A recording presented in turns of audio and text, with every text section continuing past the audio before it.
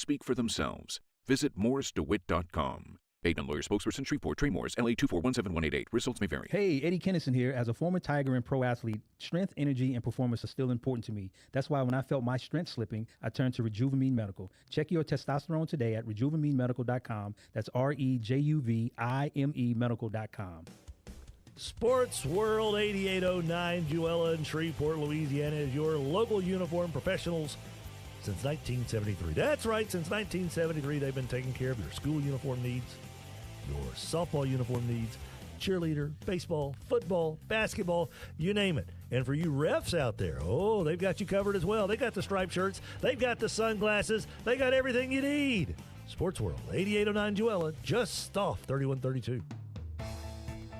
You don't need a holiday to pick up a delicious Honey Baked ham. Anytime is a great time to enjoy one of their sweet hams or turkeys. Honey Baked also offers a great selection of gift packages made to fit any occasion. Their menu and good service are just two reasons to stop by and order. Looking for lunch? They have a great deli offering deli-style sandwiches along with all the fixings, a cookie, and a drink. That's Honey Baked Hams, located at 5739 Uri Drive in Shreveport. To learn more, go to myhoneybakedstore.com. Keeping you up to date on everything associated with LSU, River Cities Lighting. The LSU updates at the bottom of the hour, every hour of the Tim Fletcher Show, brought to you by River Cities Lighting, 3908 Shed Road, rivercitieslighting.com, bringing bright ideas to people every day. The easiest way to reach us on the show is through the Live Oak Waste text line, 318-GUY-PILE, 318-489-7453, brought to you by Live Oak Waste, liveoak-environmental.com. If your dumpster hasn't got the Live Oak logo, that's just trash. Tiger weather now. Hope you enjoyed your holiday weekend. Temperatures in the low 70s overnight tonight. We've got some cloud cover out there tonight. Just a stray storm Tuesday, 91.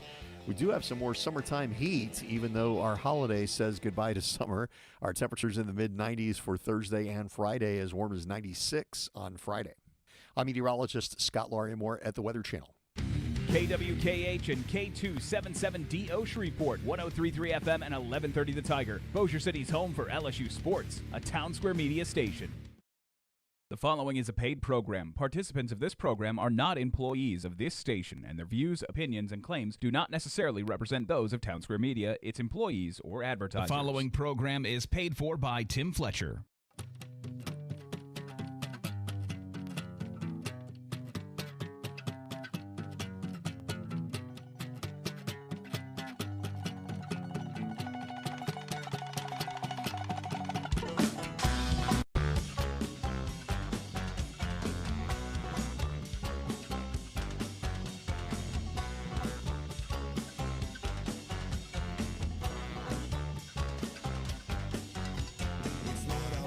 Good morning, everybody. How you doing? This is Tuesday, September 2nd, 2025, and we are live on this lovely day.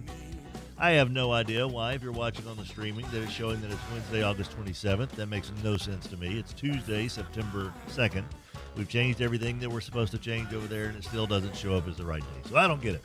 But anyway, today is Tuesday, September 2nd, 2025, and we are glad to be back with you after a little holiday weekend. My name is Tim Fletcher. Happy to be here with you. Our show presented to you every single day by Alsco.com. Alsco, 318-636-0404. Uniforms, linens, facility care, and so much more. My good friends, you can call us on the Mudbugs Hockey Hotline, 318-725-5945, 318-725-5945. That's 318-RALLY-45. Hello. Hey, Coach. Hello. How you doing, buddy? Hope you're going to be coming. at the Mudbugs have preseason We're coming. games this weekend. And we ain't backing down. MudbugsHockey.com, bringing you our Mudbugs Hockey Hotline. Get in touch with the Bugs at 318-636-7094, 318-636-7094, mudbugshockey.com. You can text us on the Live Oak Environmental text line, 318-GUY-PILE, 318-489-7453. All coming at you courtesy of Live Oak Environmental. The good people, nice folks who want to save you money and give you outstanding service with your dumpster service and your trash pickup, residential pickup in Bossier, sure. Commercial and business pickup all around northern Louisiana, you gotta believe it. Get in touch with Roy Walters' team, 318-230-7125, or go to the website, liveoakenv.com, Live Oak Environmental, bringing you our text line. The Early Riser portion of our show is brought to you by Sports World, 8809 Joella, just off 3132, your local uniform professional since 1973. Sports World, getting the job done with your school uniforms, your football gear, your stuff to be ready for game night, whether it's blankets in the fall or T-shirts in the spring and whatever it is that we call this part of the year. It's not fall yet. Still summer. Feels like it. But you're going to games Thursday and Friday. You want to have that jersey or that T-shirt that shows that that's my boy out there. They've got that at Sports World. My friends, we're all over social media. We're on the X at Fletcher Worldwide, at Fletcher Show, at Hey Boy Rogers, at AHaster32, and Tim Fletcher Show on TikTok, Instagram, Threads, and where else? Oh, our Tim Fletcher Show Facebook page. Oh, by the way, we are streaming the show live every single day, despite it shows the wrong day.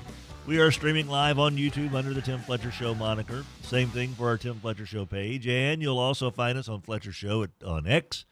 Is that it? I think that's it. And after the show, we upload each and every hour of live radio so that you can download later from Spotify, Amazon, Google Play, Apple, and iHeart. That's where you'll find all of our radio live stuff. Boom, boom, boom. Will be uploaded after the show is over so you can download later. And that's just all I got to say about that. It's time now for your SEC update. Your SEC updates are brought to you by Bo Harris Wealth Management. Bo Harris, super duper good dude. All he wants to do is have a cup of coffee and help discuss your investment game plan. The former Shreve Gator, LSU Tiger, Cincinnati Bengal legend. Get in touch with Bo, 318-670-3101, 318-670-3101. SEC over the weekend. If you missed all the scores, well, it started, of course, with Mizzou's win over Central Arkansas Thursday, 61-6. Auburn handled Baylor 38-24. Looked pretty good doing it, too, didn't they? On Saturday, everything got off on a fine start for the Mississippi State Bulldogs and former Evangel Eagle Blake Shapen. Blake played really well for Mississippi State in the 34-17 takedown of Southern Miss in Hattiesburg. Shapen ended up 26 out of 34 for 270 yards with one touchdown and one pick. Good job by you, by Blake Shapen, in a win. Not such a great start for the Texas Longhorns. Arch Manning looked completely lost. Texas could get no offense going. Ohio State, the defending national champions, knocked them off 14-7. Tennessee says, we don't need Yamalavia. We got Big Throw Joey Aguilar. Toasted Syracuse in a big way. Big night for Josh Heupel's Tennessee Volunteers as they destroyed Syracuse. 45-26, Aguilar, 16 out of 28, 3 touchdowns, 247 yards passing. Kentucky squeaked past Toledo, 24-16. I don't know if you guys heard, but Alabama lost to Florida State. Rogers, did you know that? Yeah, they lost 31-17. No problem. I am too. Georgia humbled Marshall 45-7. Arkansas had no difficulty with Alabama A&M 52-7. Oklahoma also didn't really get pushed around any by Illinois State in a 35-3 win. Same thing, Vandy over Charleston Southern 45-3. Florida beat somebody named Long Island University 55-0. A&M got a good effort in a 42-24 win over a pretty good UTSA squad.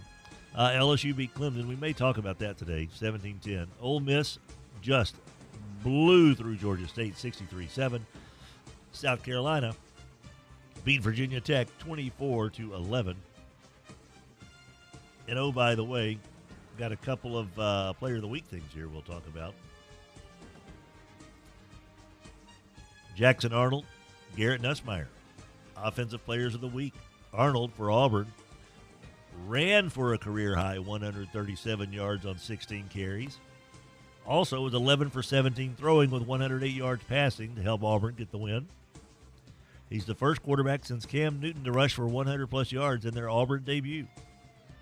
And he was one of only 4 quarterbacks in the country and the only one from the SEC to rush and pass for 100-plus yards in Week 1. We'll have more on Nussmeier a little bit later on. Defensive Players of the Week, Colton Hood of Tennessee, a defensive back, finished with 4 tackles, a fumble recovery touchdown, and 3 PBUs to help the Vols get past Syracuse in the Aflac kickoff game. South Carolina linebacker Fred Johnson had 10 tackles, 1 pick, and 1 PBU as the Gamecocks beat Virginia Tech in Atlanta. Your Special Teams Players of the Week, Rayshawn Pleasant, defensive back, kick returner at Auburn. He returned his only kickoff, 98 yards for a touchdown. It was the 3rd of his career, all coming in the last 2 seasons, and the 4th touchdown of his career. He has 1 pick six. And Bakari Swain, defensive back punt returner for South Carolina, had an 80-yard punt return for a touchdown to help the Gamecocks move up 2 scores. His punt return of a touchdown was the first for South Carolina since 2013. And like we said, we'll have more on LSU and the other honorees as the day wears on. That's your SEC update, brought to you by Bo Harris Wealth Management. The following is a paid advertisement for Bo Harris Wealth Management. Bo is a certified financial planner. Securities offered through Wells Fargo Advisors Financial Network, LLC, WFAFN. Member SIPC. Bo Harris Wealth Management of Conservant Financial is a separate entity from WFAFN. Have a cup of coffee with Bo and talk about your investment strategy for down the road. The person today that you are is the person that's going to best take care of you down the road. Bo Harris, WM.com, 318-670-3101, located at 223 Fannin, downtown Shreveport. Time now to say good morning to our old pal Rogers Hambone Hampton. Hey, Rog, how you doing? Hey, boy, happy 2 for Tuesday there, Timothy Fletcher. Happy 2 for Tuesday. I know we got a long, big show ahead of us. So let's get after it, but I hope you had a good Labor Day weekend. It was long. A lot of football watching, I assume? Yes.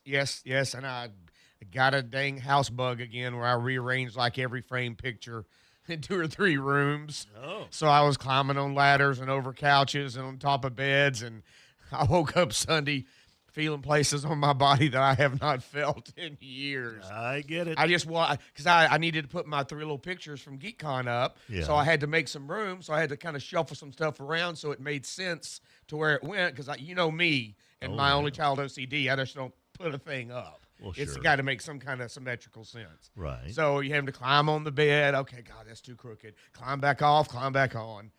And then my cat knocked off.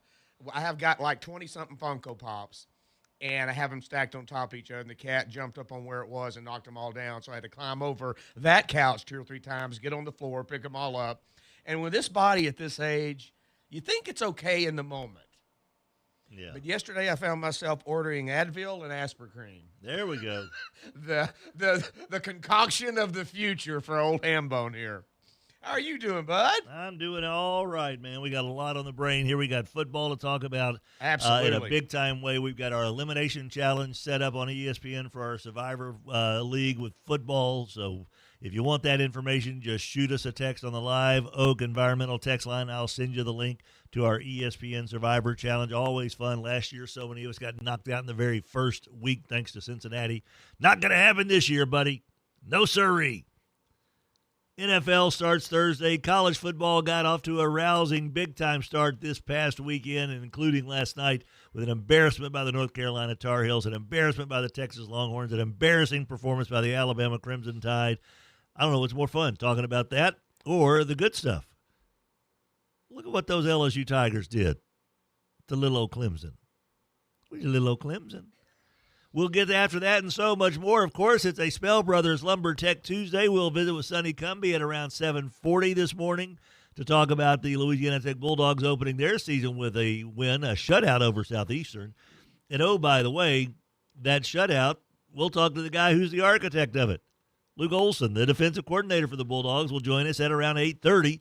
And, of course, we've got your Skent-N-Dent Coaches Conversations. That's coming up here right after the break with Double D, Dennis Dunn. It's time to start the regular season for high school football this week as well. So, buddy, we are locked and loaded. Friday Football Frenzy, powered by Chevyland, coming your way Friday night on 101.7 FM. It's time. It's time. Friday Football Frenzy. 101.7 FM, 710 Keel, Friday night, 7 o'clock. Friday Football Frenzy, powered by Chevyland for the 13th year. Holy moly. I can't believe it's here, Raj. But it is. And we got Double D, Dennis Dunn. Rogers is bedecked in his purple and gold, doggone it. The Purple Haze defense got it done against Clemson.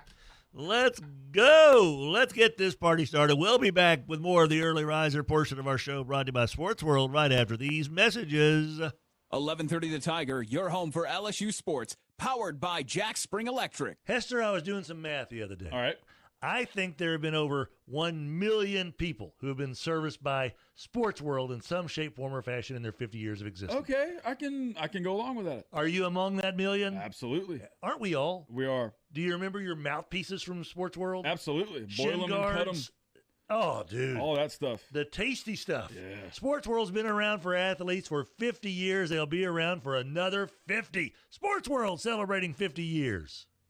Game on. Week 1 starts now, and every touchdown brings you closer to a payout with DraftKings Sportsbook, an official sports betting partner of the NFL. This isn't just football. It's first touchdown fireworks, anytime TD rushes, and live bets that ride every momentum shift. At DraftKings, every play is your next shot to win, including this Sunday where the Saints are underdogs at home against Arizona. New customers, this one's for you. Bet just $5 to get $300 in bonus bets instantly, plus grab over $200 off NFL Sunday Ticket from YouTube and YouTube TV. Your season starts now. Download the DraftKings Sportsbook app and use code TIGER. That's code TIGER to get $300 in bonus bets instantly when you place your first bet of $5 or more, plus over $200 off NFL Sunday Ticket from YouTube and YouTube TV in partnership with DraftKings. The crown is yours. Gambling problem? Call 1-800-GAMBLER. 21 plus. Physically present in Louisiana. Select parishes only. Eligibility restrictions apply. Licensee partner Golden Nugget Lake Charles. Bonus bets expire 7 days after issuance. See sportsbook.draftkings.com/promos. NFL Sunday Ticket offer for new subscribers only and auto renews until canceled. Digital games and commercial use excluded. Restrictions apply. Additional NFL Sunday Ticket terms at youtube.com/go/NFL Sunday Ticket/terms. Limited time offer. Long been a fan of Cormier Family Dentistry.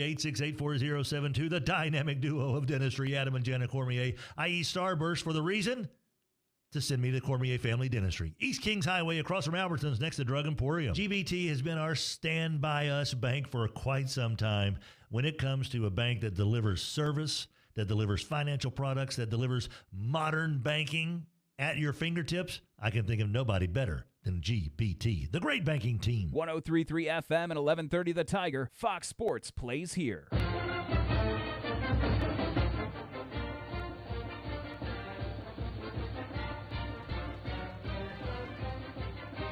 Welcome back, guys. Hope all is well with you and yours. This is the Tim Fletcher Show.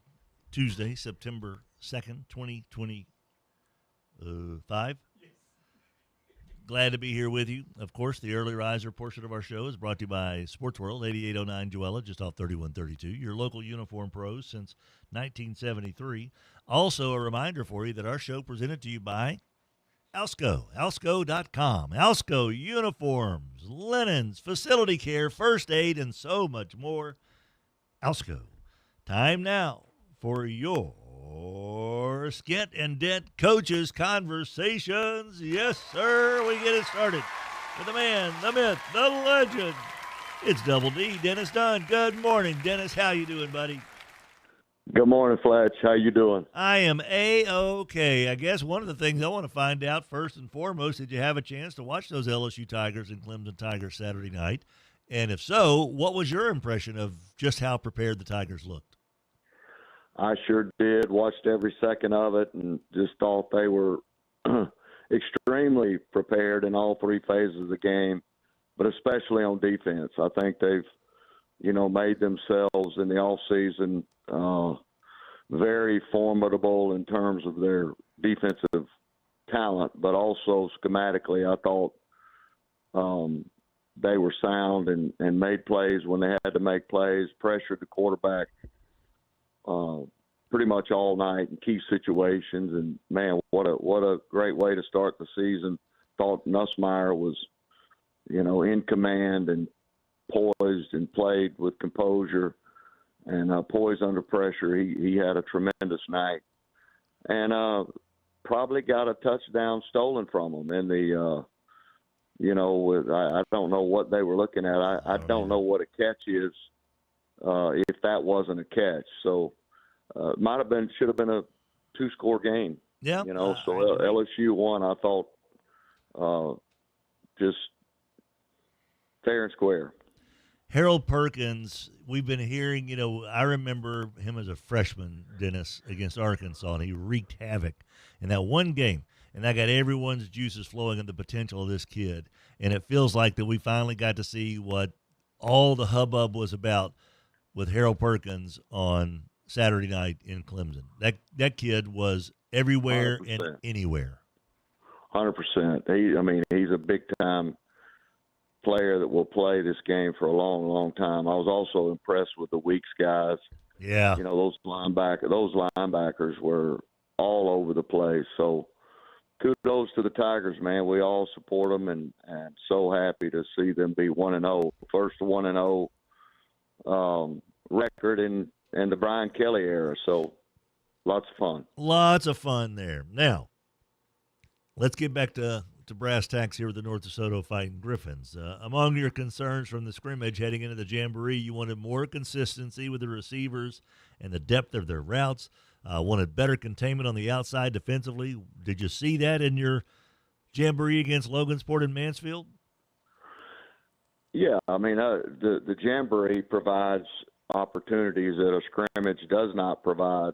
For instance, sudden change situations and then personnel that goes along with those sudden changes. For instance, we intercept a pass, run it back for a touchdown. Well, for a lot of kids, that's not an offensive touchdown, so the extra point team's got to get on the field. So a lot of transition, sudden changes in a game that take place that you don't really work on in a scrimmage. You try to simulate them in practice, but the Jamboree provides those opportunities without a game being on the line. So we had a few of those.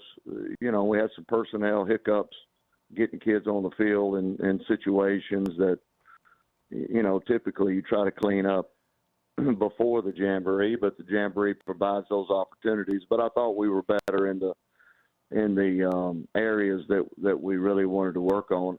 I didn't think we necessarily played with great pad level on either side of the ball, O and D line. So we got to play with better pad level. In other words, our pads have got to be lower, and without the lower pad level, you don't play with the power that transcends into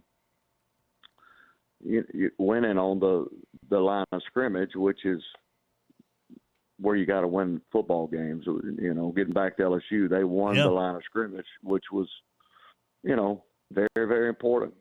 Well, last night, Dennis, watching the North Carolina TCU game, North Carolina had a 375-pound offensive tackle, it looked like, on the right side, and it's exactly what you're talking about. That kid, if he got his hands on you and could get you out of position, he could move you around a little bit, but so often you saw the defensive tackle, defensive ends, linebackers getting the best of him because they got lower and they were quicker, and they could just get under his pad level and start moving him around because, once again, we're talking about kids that can, squat 550 pounds, so they don't mind moving 370 pounds out of the way because the kid just couldn't get low enough. He looked like he was about 6'6", 6'7", and lower pad level won a lot of those matchups last night in that North Carolina TCU game. Absolutely, and especially this time of year when it's still hot and you're tired, you have a tendency to play higher, and that's a point of emphasis for us this week is playing with better pad level on both sides of the ball and in the line of scrimmage, O and D line. So we gotta shore that up. But overall, I thought it was a good night, and I thought we executed when we had opportunities to execute and made some mistakes that, obviously you work on to clean up, and hopefully you clean them up and you're in position at all counts this Friday night. So it does. You got it all cleaned up at this point. And here we go. We're going over to see old Spatafora in Union Parish to kick things off on Friday. What's the your initial thumbnail sketch of what the Fighting Griffins are in for on Friday? Well, you're always, when you play a Spat coach team, they're going to be physical, they're going to be tough, they're going to be good in the trenches, which we talked about. They're going to play really, really aggressive defensively. They're going to fly around to the football. Offensively up front, they're going to have pad level, and they're going to be prepared to run the football. So that's why the point of emphasis this week has got to be pad level to win the line of scrimmage, because that's where Union is strong. That's their strength. So it's just going to be a typical Spat coach team that's playing at their place. There's always that factor, and we haven't played on grass in some time since Luke's freshman year. So three seasons we have not played on grass. So it's just a different surface. So all those things will be an adjustment going in, and you've got to overcome all of those factors: being away, playing on grass, playing the type of team that you don't typically play, that's not spread. They're going to be foot to foot, and so smash mouth kind of football. So fun game, well coached team, a game that prepares you for, Spat doesn't mind lining up and playing anybody in the state. He plays 4A, 5A, whoever will play, and this is the kind of game that prepares you for late in the season, and it's why we scheduled them. When you're talking about the grass situation, of course, I'm just kind of thinking, I wonder how often that's going to get cut this week. I mean, are you expecting the old 5-inch high grass out there, or does that kind of go against what they need as well? Because I know you've got Kenny, who had a really nice night in the Jamboree, but I'm just kind of curious. Spat's probably aware you guys aren't used to playing on grass, and so I wonder if the lawnmower might have trouble starting this week. Well, it's funny you say that, because the last time I was in Farmerville was probably in the 90s, mid-90s, when we played them. I can't remember if it was a playoff or we played Farmerville back when they were still the Farmerville Fighting Farmers. The Fighting Farmers. And it had rained a little bit early in the week, but not enough to drink. But we got there on Friday night, and it was standing water 6 inches. So I think they accidentally left the sprinklers on, maybe. I don't know, but surely that wasn't on purpose. But it was the grass was a lot wetter than it should have been. But you trust those guys to do the right thing. So we're expecting maybe a little higher grass and maybe a little moisture, because I looked at the forecast, and, buddy, it's going to be 97 on Friday. So this little break we had in the summer heat is going to give way on Friday. So conditioning is going to play a role in this. Yeah. I know they'll have the conditioning timeouts, but how do you feel about where your team is in regard to just how in shape they should be and need to be? Well, game shape is different than being in summer conditioning shape, and it's a different kind of deal, and that's one of the reasons we play with a tempo, because this time of year you hope you can get into a rhythm and in the fourth quarter, be at a point where you maybe are in a little bit better game shape than the opponent. So hopefully we can move into the fourth quarter and still be playing with tempo, and it can have an impact on the game. Speaking of, Spats thought about those kinds of situations. They put us in a gym, to get to dress pregame. And he said, I'm going to be sure to leave out some basketball so y'all can get some pregame basketball in before you play Friday. So Anyway, yeah. I said, please don't do that. Well, that's just so nice of him. You just want your kids to be entertained while you don't want them to get bored before the game or anything like that. He's just looking out for you, Dennis. That's what Spat does, man. He's just always looking out for the other guys. As the season kicks off, North DeSoto taking on Union Parish, which should be a fun little matchup and a good test for everybody. You know, you want to find out how tough your kids are, take them over to Farmerville. You know, you'll find out pretty quick if they're ready to rock and roll. And speaking of, one more thing on the college note, Dennis, you've had interactions with Nick Saban over the years. You know how intense the man is. You've had kids that have played for him over the years, and they've probably relayed stories to you how intense he is. After watching what Alabama put on film on Saturday and a lackluster, pitiful effort at Florida State, just your thoughts on where that program is, and how can they kind of get back to where they were, or will they ever get back to where they were with Saban? That may be asking too much. Yeah. Well, number one, I mean, I don't understand, unless it was strictly for the money, how a guy would want that job following Nick Saban. I guess for 7 million reasons a guy would take that job, but other than that, I mean, how do you follow him? Whatever you do, it's not going to be right. So he's from the beginning, he's been under a microscope, and everything is being evaluated, from his preparation to, what the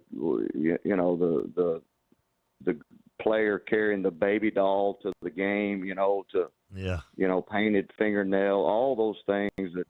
And then, you're seeing clips of Saban making sure in practice that their shirt tails are in. So, just two different styles. But the guy looked already defeated, DeBoer, in his post game. I mean, you're one game in, and he already looks just like the air sucked out of him. And it's gonna be a great feat if he can pull a rabbit out of the hat and make something of this season to get it turned around, or he's not going to last very long. And that's unfortunate, because I'm sure he's a great guy and had some success, or he wouldn't have this job. It's just, but they're certainly not on the level of a Nick Saban coach team. But, that goes back to one of the things I wanted to mention in this, early in the season, is Nick Saban was surrounded by incredible assistant coaches all of his career. I mean, that's the proof of that is those guys who have gone on to be head coaches, very successful in their own right. Jimbo and Kirby Smart, and I mean the list goes on and on. Yeah. I mean these guys were very good, and that's, for me. I've always been surrounded by really, really good assistant coaches, and this year is no different. I talk. The run we had at Evangel, we had very little turnover all those years. The staff stayed consistent. And what I can say about what we've seen out here over the last several years is you got guys who humble themselves, who aren't worried about the credit, and have just stayed and built and seen the fruit of their labor. So, man, you talk to me every Tuesday, but you could be talking to 6 or 7 other guys who are head coach material in their own right.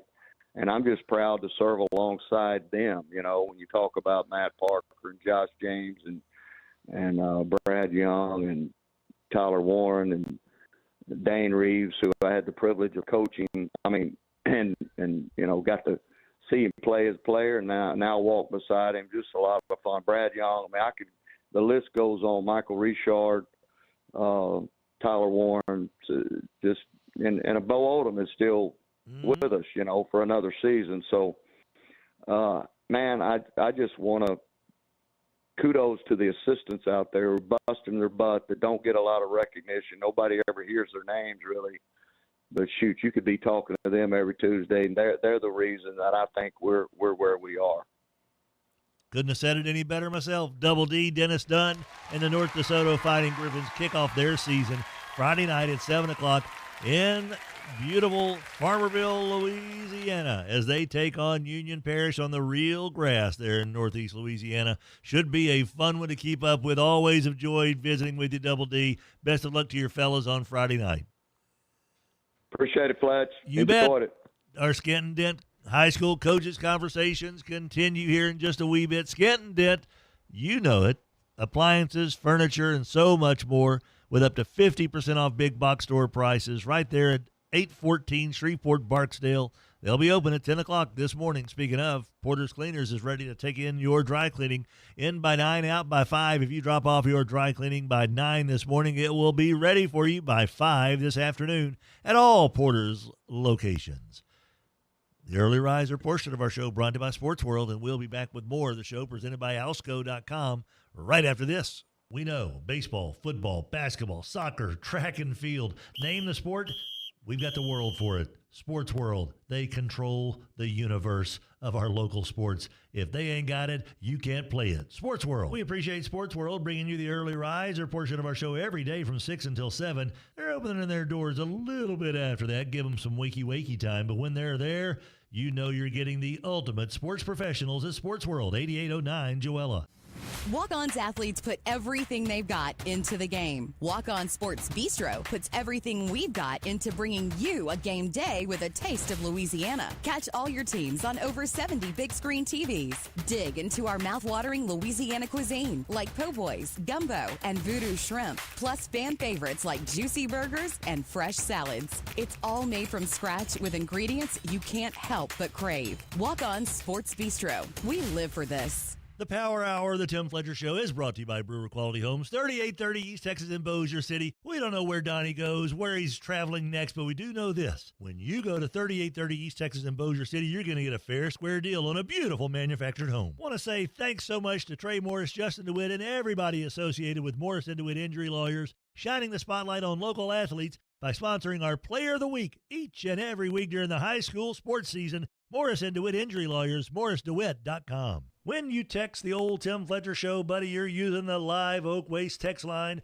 Roy Walters' crew is ready to make sure you don't ever have to worry again about your trash. Whether it's at a business, a restaurant, retail center, apartment complex, you shouldn't worry about your trash. Leave that to Live Oak, man. 230-7125, liveoak-environmental.com, liveoak-environmental.com, 230-7125. Don't worry about your trash. Leave that to Live Oak. 103.3 FM and 1130 The Tiger, Shreveport's home for sports. Welcome back, kids. 6:35 the time. Tim Fletcher Show with Rogers Hambone Hampton. Our show presented by Alsco, alsco.com, for uniform, linens, facility care, first aid, and so much more. You can trust Alsco. 318-636-0404, alsco.com. The early riser portion of our show is brought to you by Sports World, 8809 Joella, just off 3132. Your local uniform professionals. When it comes to school unis and football gear, there's nobody that combines the two and does more for folks in the area than Sports World, 8809 Joella, just off 3132. It's time for an LSU update. Brought to you by River Cities Lighting and Rug Gallery. RiverCitiesLighting.com, 3908 Shed Road in Bossier City. Go see Kevin and Lori and Heather and Courtney. They'd be loving to have your company today. Light fixtures for inside the house, outside the house, and all around the house. River Cities Lighting and Rug Gallery, plus rugs, wallpaper, and more. We mentioned that Garrett Nussmeier was named the co-offensive player of the week by the SEC. Nussmeier, of course, had a whale of a game. 28 out of 38, 232 yards, 1 touchdown. Should have had 2 touchdowns. And how many yards was that pass? That was negated. 20? 25? So, you know, we will look back on this and say he should have had about 255 yards and 2 touchdowns in a 24-10 win. But we'll take 17-10. By the way, when it came down to crunch time, and if this is what you're looking for in a quarterback, maybe that's probably a good thing to look for. In a tight game, Garrett Nussmeier in the fourth quarter was 9 for 9 for 39 yards and a touchdown. And should have had 10 for 10 and 2 touchdowns and 60 yards. It was the 4th time in his career he had led the Tigers to a fourth-quarter comeback. Tight end Trey'Dez Green's 8-yard touchdown reception with 12:18 left in the game gave LSU its first lead of the game, 17-10. Completed his final 11 passes and leading LSU to the program's 5th true road win over an AP top 5 ranked team, and his first since beating number 2 Alabama in 2019. And how about offensive lineman Braylon Moore was named the SEC Offensive Lineman of the Week. In his first start, the Virginia Tech transfer played all 70 offensive snaps and was the catalyst to an offensive line that limited Clemson to only 1 sack. LSU started an entirely new offensive line for the regular season finale in 2024 as the Tigers rushed for 108 yards, totaled 354, 25 first downs, held the ball for 37 minutes, and overcame a 10-3 halftime deficit to win on the road, 17-10. And that's your LSU update, brought to you by River Cities Lighting and Rug Gallery, 3908 Shed Road in Bossier City, Louisiana. RiverCitiesLighting.com. River Cities Lighting and Rug Gallery, 3908 Shed Road in Bossier City, 318-742-9918. Bringing bright ideas to people every day. Yes, Chica. How about them Cowboys? How about those Cowboys? There you go. All right. Hey, I really do need some advice. First off, all right, I never thought this moment would come. I know. It was. I'm so grateful. Yes. Second, I'm going to my first LSU game ever. Oh, that's right, this weekend. Okay, I don't know what my checklist needs to be. I'm like serious. I want this to be the most epic experience ever. And I realized I chose La Tech, right? But yeah, still, it's a good game. It'll be fun. I still want to do all the what makes an LSU fan an LSU fan? I'm a Longhorn fan. But I got my LSU gear. I'm not going to show up like, I want the most out of my experience. If I do that much tailgating, your girl's going to be plastered and not make it to the game. That's an LSU fan. Eat just as much as you drink. Yeah. I can do that. I can eat just as much as I drink. Check one. And I tell you what, if you are drinking beer there, what's the equivalent? Beer before liquor, never been sicker. You want to keep your alcohol level at about 2%, which means if you drink like a 4% beer, then drink a water. Okay? Well, there's a reason why you're doing that. It's not just to kind of so you won't be foggy the next day or whatever, but it also kind of helps keep your liver and your brain kind of clear. And As stuff. hot girls would say, stay hydrated, bestie. Right. So if you drink a more stout beer, then drink a little bit more water, okay? But if you drink liquor, you're on your own. Okay, guys, hold on. I asked y'all about LSU football game watching help, and you guys are giving me liquor, alcohol help. You wanted to go. You wanted to know what it was best. Know about LSU how to be tailgating. An LSU fan, right? You're probably not going to see a fan base that drinks more than that. Right. Okay, so you guys are basically saying tailgating is at the top tier. Oh, absolutely. Yeah, there'll be more. Then once you get in Tiger Stadium, that's a different experience because you got all the new. Where are your seats? Do you know? I'm at the end zone. That's okay. Like they're they're really they're fun I like seats. end zone They're not. Seats. Yeah, you get to see the game. And you may be facing the big scoreboard, so you never know. They got such video. It's unbelievable how big they are. Find you some obviously purple and gold sign. But I mean, I got purple and gold. Before the game, go see Mike the Tiger in his habitat. Okay. Go see the Billy Cannon statue. Go see all the statues. Am I wearing stadium. comfortable shoes or can I wear cute boots? I never wear comfortable. I wear comfortable. It's a lot of walking and a lot of concrete. Yeah. Okay. It's a lot of concrete, and it's going to be super hot down at Red Stick. And what are you trying How to do? hot you think it's going to be? Oh, it's going to be about 95 degrees. Yeah. Don't say that. And are that's you for real right no, now? that's going to be really and that's hot. But baby, and that's a different humidity down there in Baton Rouge than it is up here. Guys. It's hot up here, but that bayou and that mugginess down in Red Stick. Oh. I walked in seeking encouragement. Now I think I'm scared. We're preparing you because if you get down there and get caught off guard, that place will suck you up and spit you out. I'm going to do a liquid IV. I'm going to do any of that you can do. Yes. Okay. Yes. I'm going to be like the water boy and stay hydrated. Stay hydrated. Thank you, guys. Get some food in your system. Don't drink like the night before you go. Don't drink like the 2 nights before you go. Don't, I mean, don't overdo it. But when you get there, get rolling. Yeah, because the day of is long and full and tiring and because you don't want to be playing catch up with your partner. Absolutely. Absolutely. All right, guys. Just I'm on this. Stay alert and you won't get hurt. Stay alert. You won't get hurt. Guys, I never stay alert, but okay. Yeah. Hydrolyze and you'll stay alive. I lied about bringing you my Whataburger shirt. It still fits me. Yeah. I'll bring it back when I'm skinnier. There we go. That's Chica, who works somewhere in the building. And we're not sure. Tim Fletcher Show, Rogers, Hambone, Hampton. Yes, LSU and Louisiana Tech get together, and we might be talking to Sonny Cumbie about that. Might be talking to Luke Olson about that. They've got Southeastern in the rear view. Now they've got LSU in the windshield, and they want to try to do everything they can to spoil all this good favor and flavor that LSU has right now, and that's exactly what you want for Louisiana Tech. You want them to feel that way. You know, do you think Coach Vincent over UL Monroe is sitting there patting the boys on the back for a win over St. Francis, knowing that they got a chance to put another nail in the coffin of Caleb DeBoer in Alabama? Rogers, how funny would it be if ULM beats Alabama? Oh, my gosh. Oh, my gosh. Oh, my gosh. Oh, my gosh. He would be fired right after. I think they would fire him, Rogers. I do, too. I'm not kidding. No. They're already, what's his name? The big columnist at AL.com is already calling for his head. Oh, Coach Dunn just said it just looked like the wind was already out of him. Yeah, he does. He looks like he's all over with. During the game, it looked that way. Yes, Rogers. Yes, brother. We tried to tell you. It's different. The guy's a good coach. And now, sure all of a sudden, Alabama's just another program. They're not that program. And we're finding out that the NIL era has changed the game. Has made a lot of teams a whole lot better, and has brought us some other teams back down to earth. And what a good feeling all the Louisiana colleges won right off the bat to get that great taste in your mouth and your fan base energized instead of just maybe game 8 we might win. So that was the happiest. The whole state of Louisiana. Everybody picked up wins. Yep. The only ones that we needed to figure out, something happened with the Raging Cajuns down there in that 14-12 loss to Rice, and they'll figure it out. I know Walker Howard went down, but apparently he was walking around afterward, but he's a really good quarterback. If he's healthy, UL is going to get back on track. 6:44 the time. When we come back, we've got more Skent-N-Dent High School Coaches Conversations. Tyler Hassel of Manny will join us. Our show also brought to you by the wonderful folks over at Landers Dodge, Chrysler, Jeep, Ram, Go, Landers.com. A reminder for you, remember Landers has a ticket giveaway going on.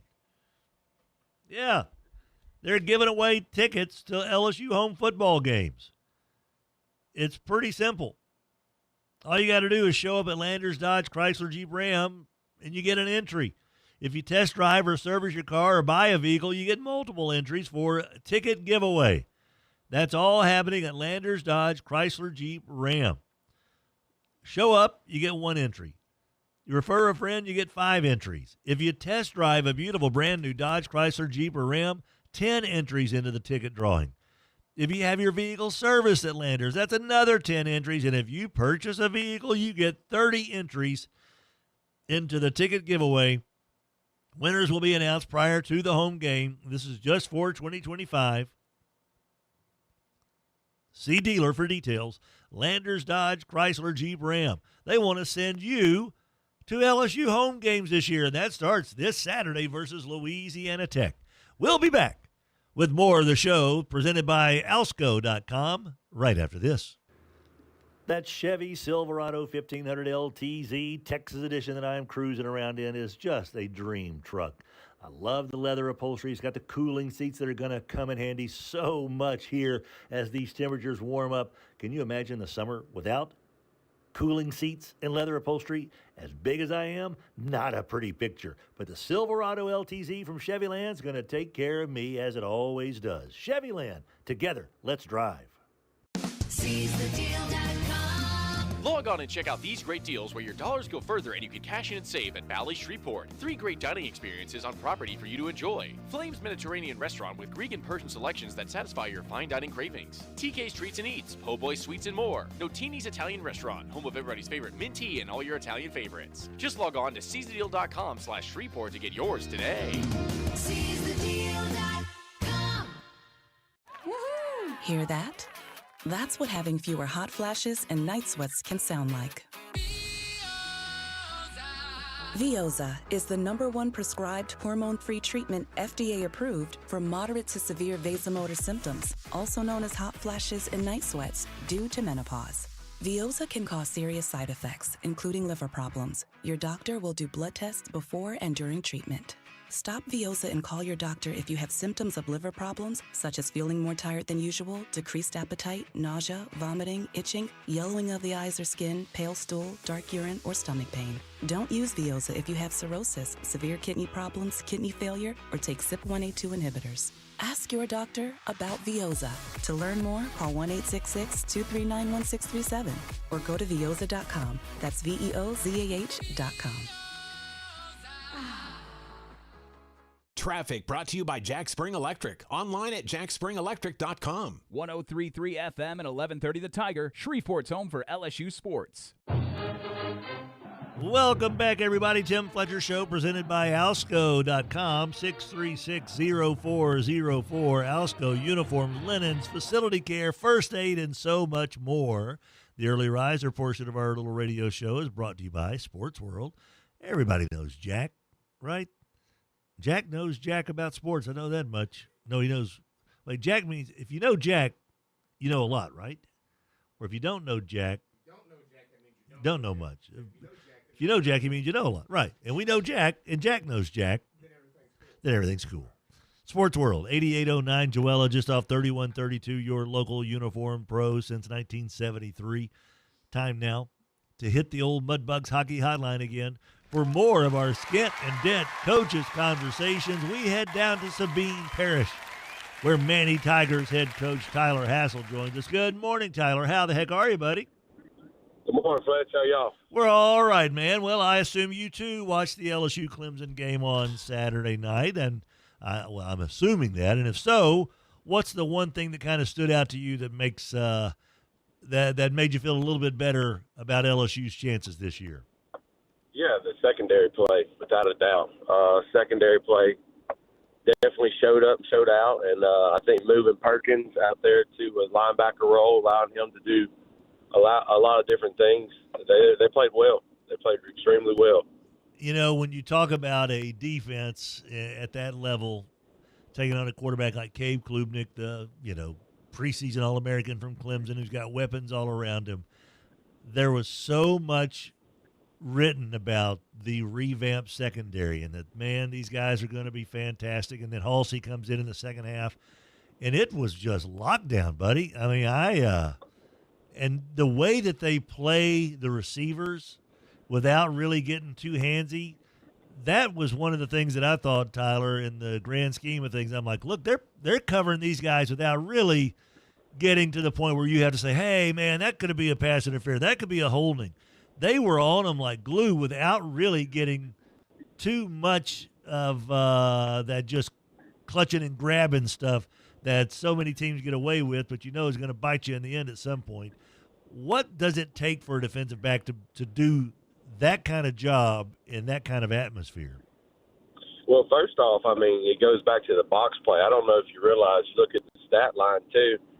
Clemson couldn't run the football. I mean, It's almost like they baited them into throwing.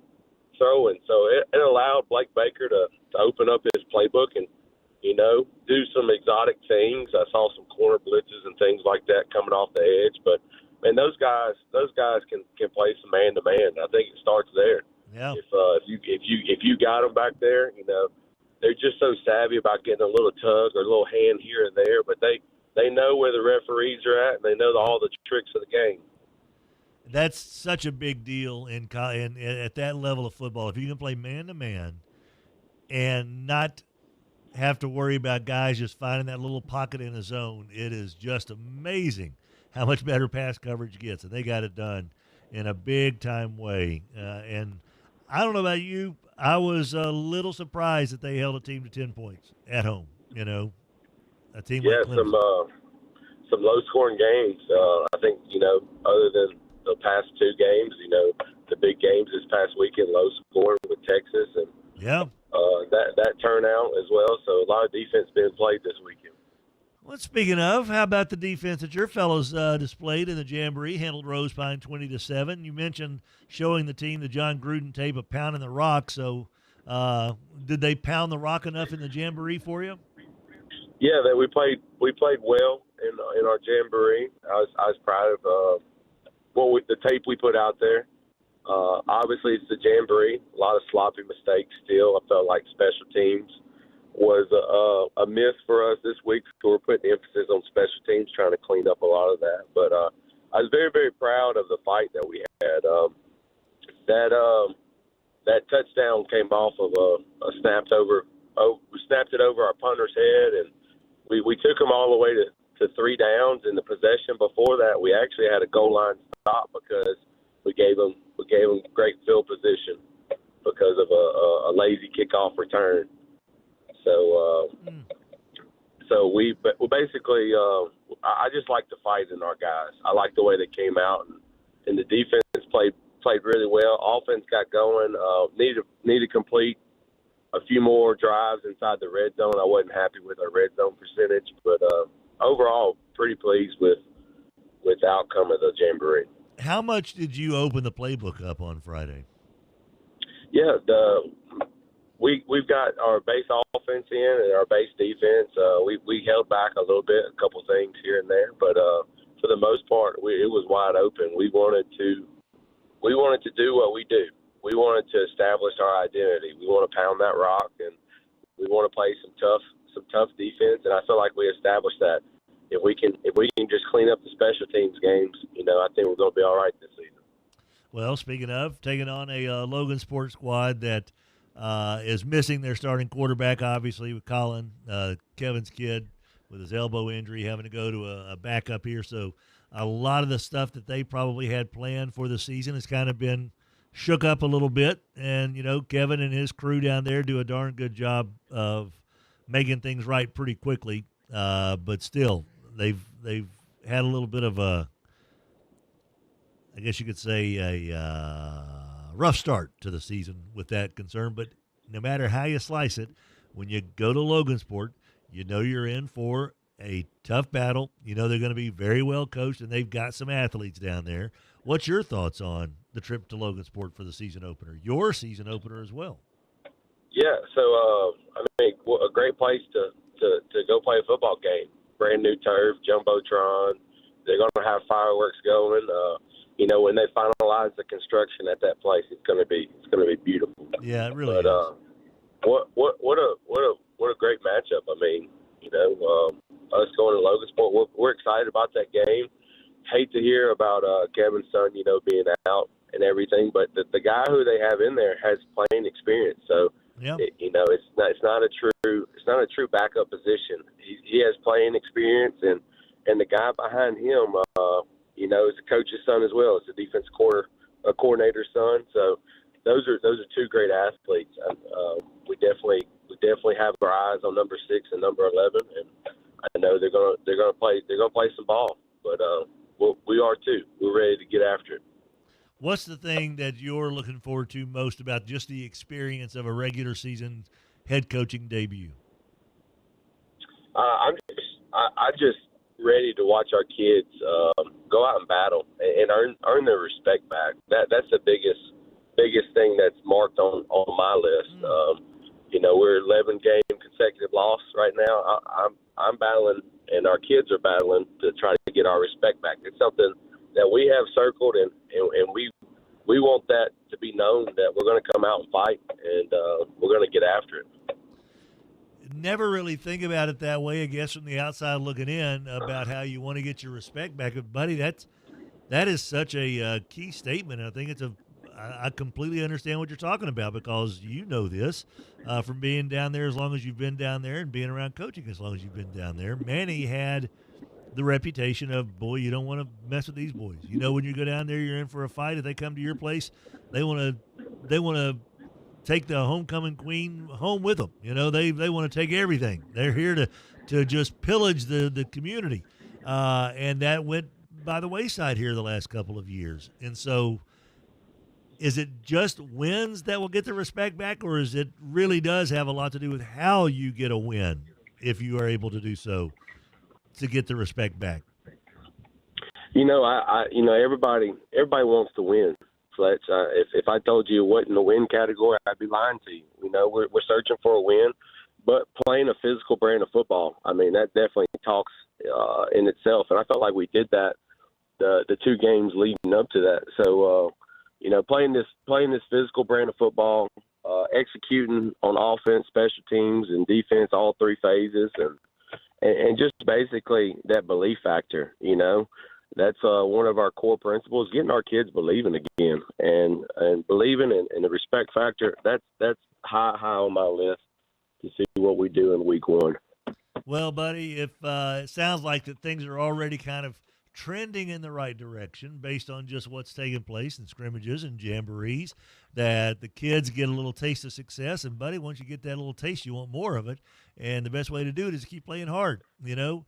And I'm just kind of curious. The last thing I have for you, Tyler, is that, boy, I feel bad for these couple of these Alabama boys because I know the national shows have already made examples of a couple of them on a touchdown run that Florida State had, that you saw a couple of Alabama defenders jogging and taking slow routes toward the ball carrier.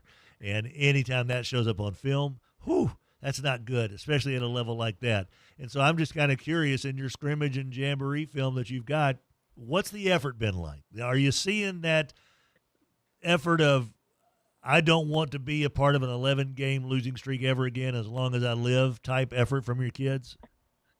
Yeah, I think they're playing with the chip on their shoulder right now. The kids are playing extremely hard. Pads are popping. We hadn't had the coach up effort. That's something that's been a standard from day one. We have three things that'll get you fired, and disrespect, attendance and accountability, and lack of effort. And the kids knew that from day one. So we haven't had the coach up effort. It's really just been about the execution of everything. And so if we can clean that up, I think we're going to be in a good spot. So what are the three things again that'll get you fired? It's going to be disrespect, attendance and accountability, and lack of effort. There you go, buddy. Let that be a lesson, because that's probably the case in anything you do. If you fail on those, you will be fired from not just a starting job at the high school football level, but more than likely as a bank manager, as an accountant, an attorney, or whatever. That's something to kind of take with life as you move on through. Tyler Hassel, head coach of the Manny Tigers, making his head coaching debut on Friday night against Kevin Magee and the Logansport Tigers in what should be a really fun, evenly matched game Friday night in Logansport, where they got the RV camp right there behind the visitor side. So if folks want to stay in Logansport for a little overnight stay, Tyler, you tell them to bring their fifth wheel. Yeah, come on down. Come on down and see a good Friday night game. You got that right, buddy. Thanks a lot, and best of luck to your boys Friday. Thanks, Fletch. Take care. Bet. You too, Tyler Hassel.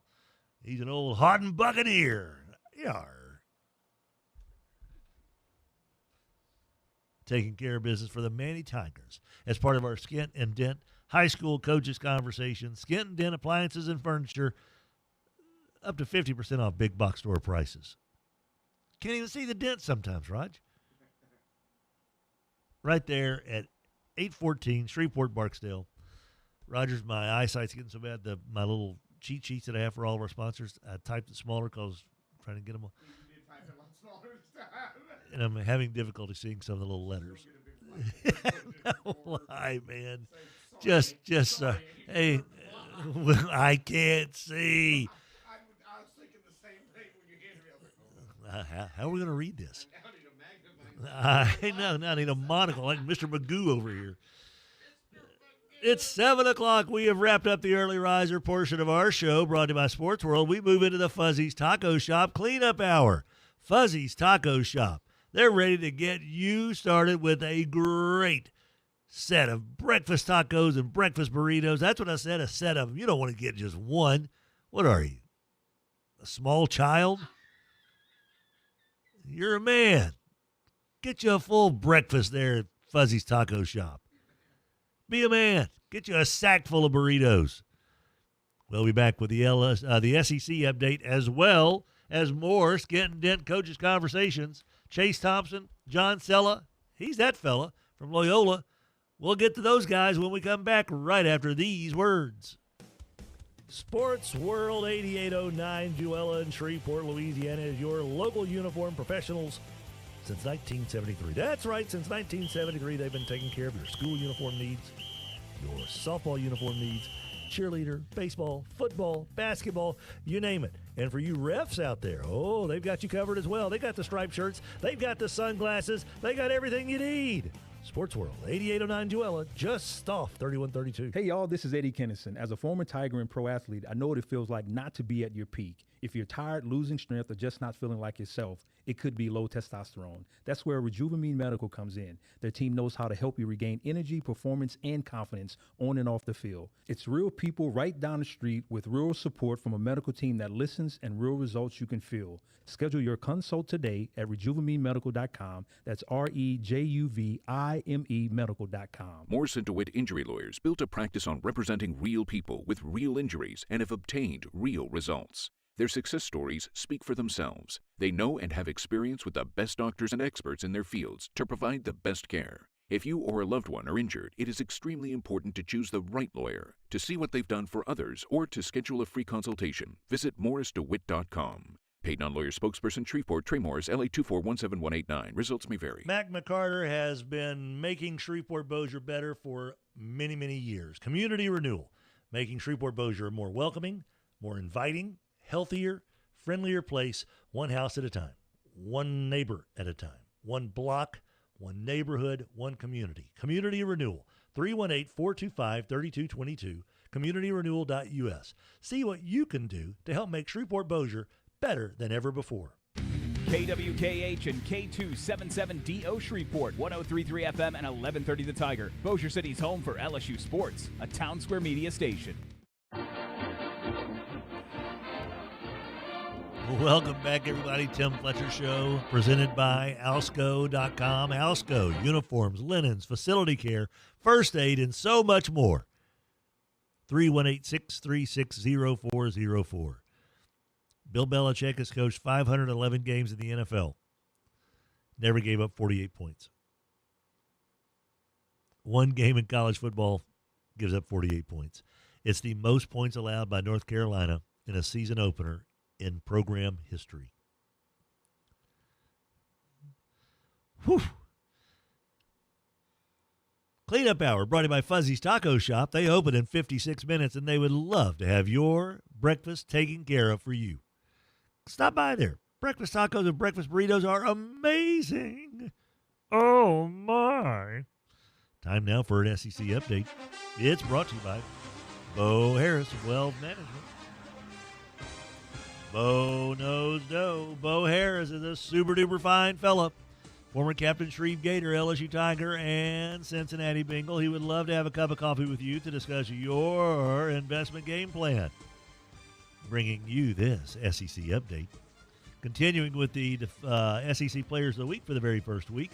Special teams, we already gave you that. Offensive line, we told you Braylon Moore. Defensive lineman of the week, Xavion Harris of Ole Miss.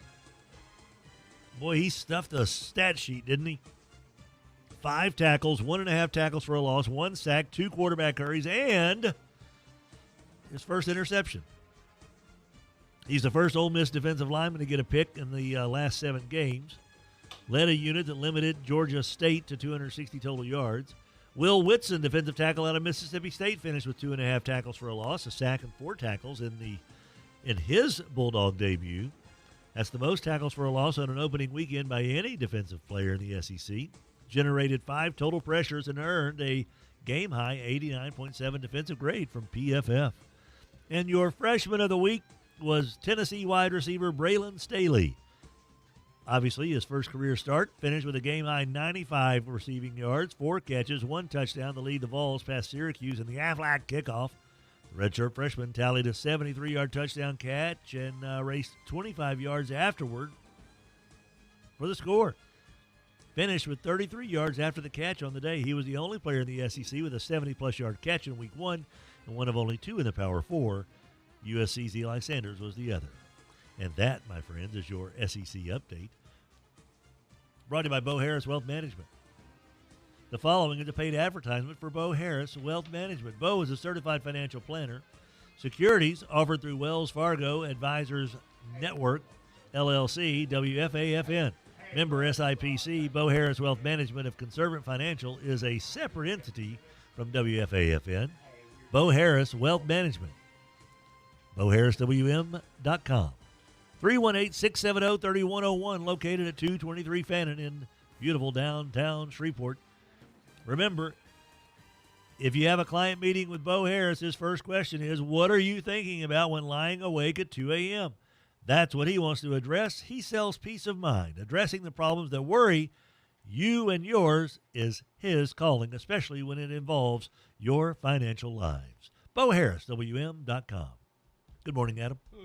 Joining us now on the Mudbugs Hockey Hotline as part of our Skent-N-Dent High School Coaches Conversation, your head coach of the North Caddo Fighting Titans, it's Chase Thompson. Good morning, Chase. How you doing, buddy? I'm doing well. How you doing this morning, Tim? I'm all right, man. As a guy who takes pride in DBU and was a defensive back yourself and kind of has that in your background, we were just talking with Tyler Hassel. One of the things that stood out about LSU and their win over Clemson was that improved secondary play. As a guy who is a DB aficionado, what was your take on the LSU Tigers secondary Saturday night? Yeah. You know, I'm a big Blake Baker guy, so I thought they were absolutely improved. He does a great job with the secondary and tying that in with all the pressures and exotic stuff that they do. And so, man, I really think that they are looking strong. As far as just what your expectations of LSU in that situation, with so many unknown factors, with so many transfers coming in, did LSU just blow out your expectations, or did you kind of see this coming? I think that they're going to be a very good football team, and there's still a lot of question marks surrounding, you know, how consistent can they be? You know, can they keep this up? You know, do they have a lull game? And so it remains to be seen, but I do think that they're going to be a very strong contender this year. Just look like a completely different organization to me on defense. Everybody looked like they knew where they were going. The Weeks boys played their tails off, and you know, I'm sure you've been a part of a high school team coaching or when you're at Tech where you've got that one guy that you think there's no way that anybody can block this guy. What do we do with him? Yeah. And that's what LSU has with Harold Perkins. And how fun was it watching that guy do his thing? Yeah, it's really good. You haven't really seen him be truly dominant since he was a freshman out there pass rushing, so it was awesome to see him be electric again. Now let's talk about those North Caddo Fighting Titans. What did you get out of the Jamboree this past Friday night that you are glad that it happened on Friday and not this coming Friday? Yeah. So we had 4 guys go down with injury relatively early in our first quarter of the scrimmage. And so a lot of kids who hadn't been playing had to step up into a role. And I think they realized that their preparation isn't quite as strong as what they had thought that it would be. And so we made some silly errors, like guys not going in motion or going motion the wrong way to run the play. And so I feel like it opened some of our kids' eyes. Like, man, I'm one play away from being the guy the rest of the game. So hopefully our guys learn the lesson of you have to prepare like you're the starter every week because – you know, the second and third string guys are going to be stepping up pretty quick here with our limited numbers. So I'm glad that it happened early. We had to shuffle guys around, and BTW took the top off of us a couple times while we were shuffling some guys around. And so I'm glad that we learned the lesson now, and so we can focus on that to make sure those guys are ready to go. Well, I get that. And, you know, it's so wonderful to get those teaching moments in a situation that doesn't count.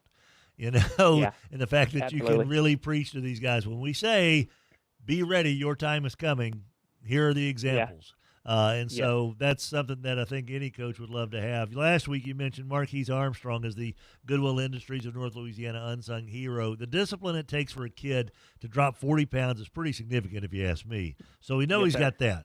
What are the other best characteristics that he brings to the table on the field? Yeah, he's explosive. So his get off the ball is really, really good for against an overweight lineman. I mean, he's a really tough matchup because he can run right by you.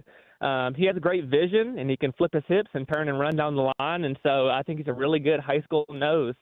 You know, if he was 6'6", you know, we'd be talking about something serious here. But he's about 5'7", so he's a really good high school nose. We love having him. I love the 5'7" fire plugs that get after it, man. That's what high school football's all about. Well, buddy, you're opening up the season at Bossier and Gary Smith's squad. That it feels like these are kind of similar teams in a way. What is it that you're kind of expecting and have seen on tape of Bossier? Yeah, man, they are very athletic. They've taken several shots downfield and completed them. I think their quarterback is more of a thrower this year. I think they had kind of more of a running style quarterback last year. I see athletes on the field, and the quarterback's getting the ball to them. So we're certainly going to have to tighten up in the secondary, no pun intended, and, man, we have to be physical. Well, that's what you like, right? You want to get your DBs to be that DBHS at North Caddo, so might as well get it started right out of the chute, right? Yes, sir. Now you talked about the 4 injuries. How significant, and will they be available to play on Friday? None of them too significant. One concussion, I don't expect him to play. He's still having headaches. The rest of the guys, more or less bumps and bruises that swelled up on him on the game. We had a hip. I think he'll be fine. We had a knee. He's been practicing. He's fine. He'll play. We had a shoulder and a knee all in one play, and he's out for a week. So we got 2 guys probably out for the week and 2 guys probably definitely back. All right. So, okay. Do you feel like your guys are ready for this? If the game were tonight, would they be ready? Not yet. We need a couple more days. All right. Well, the good news is, I think every coach will tell you. You do. You have 2 more days. You got today, tomorrow, and a little bit of Thursday. So look at that. You got what you wanted, man. That's awesome. Yeah. And as a married guy, that's probably not going to happen very often for you. Chase Thompson, head coach of the North Caddo Fighting Titans. They get their season started at Bozier's beautiful Memorial Stadium on Friday night, right there against the Red River, basically, man. It is one of the most picturesque settings you'll find. Chase, I hope your boys get after it and go play well for you, and I hope they come out of this thing as healthy as possible. Thank you, Tim. I really appreciate you, man. You bet. Chase Thompson, head coach of North Caddo, 7:13 the time. Our Skent-N-Dent High School Coaches Conversations continue. I like that. You're right, Raj. No, we're not ready. We need all the time we can get. Yeah. Yeah. 7:13 the time. We're not ready. Nowhere near it. We will continue with those Skent-N-Dent Coaches Conversations here in just a wee bit. Also want to give a shout-out to our buddies over at Chevyland.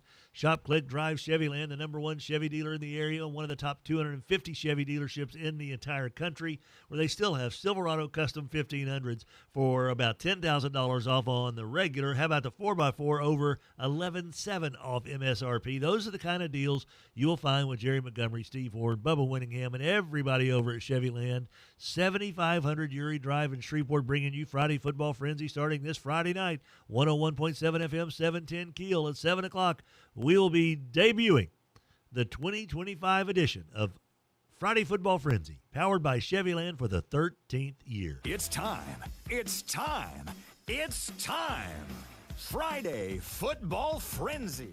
And we'll be back with more of the Tim Fletcher Show presented by Alsco in the Fuzzy's Taco Shop Cleanup Hour right after this. 11:30 The Tiger, your home for LSU sports, powered by Jack Spring Electric. The Cleanup Hour is brought to you by Fuzzy's Taco Shop. Fuzzy's breakfast tacos and breakfast burritos are ready for you at 8 o'clock every single morning. And don't forget their daily specials. Happy hour, 2 to 6, Fuzzy's Taco Shop, 4600 East Texas in Bossier City. Hey, Eddie Kennison here. As a former Tiger and pro athlete, strength, energy, and performance are still important to me. That's why when I felt my strength slipping, I turned to Rejuvamine Medical. Check your testosterone today at RejuvaMeMedical.com. That's REJUVIME Medical.com.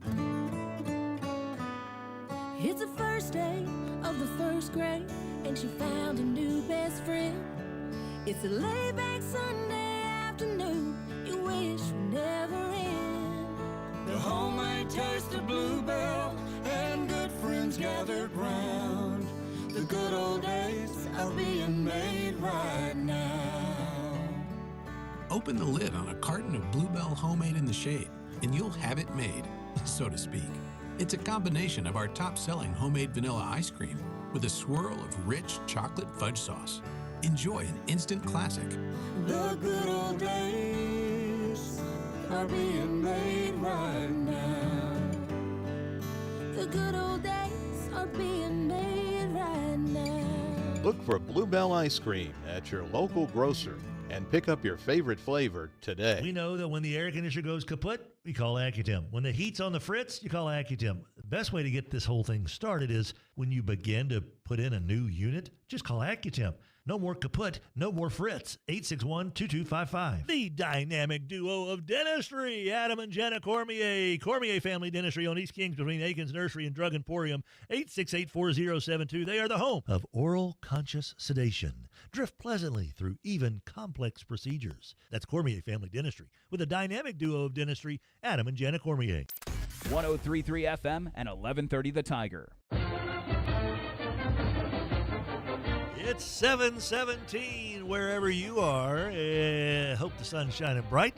This is the Tim Fletcher Show presented by Alsco.com, 318-636-0404. Uniforms, linens, and facility care, so much more as well. Good people over at Alsco. They take care of you not only in North Louisiana, but Acadiana as well, buddy. They've got you squared away down there. The cleanup hour is brought to you by Fuzzy's Taco Shop, 4600 East Texas in Bossier City, and they will have breakfast ready for you in 43 minutes. Doors open at 8 o'clock at Fuzzy's Taco Shop. 8 o'clock, Fuzzy's Taco Shop. TikTok, be there. Time now to hit that Mudbugs Hockey Hotline for more of our Skent-N-Dent Coaches Conversations with your head coach of the Loyola Flyers.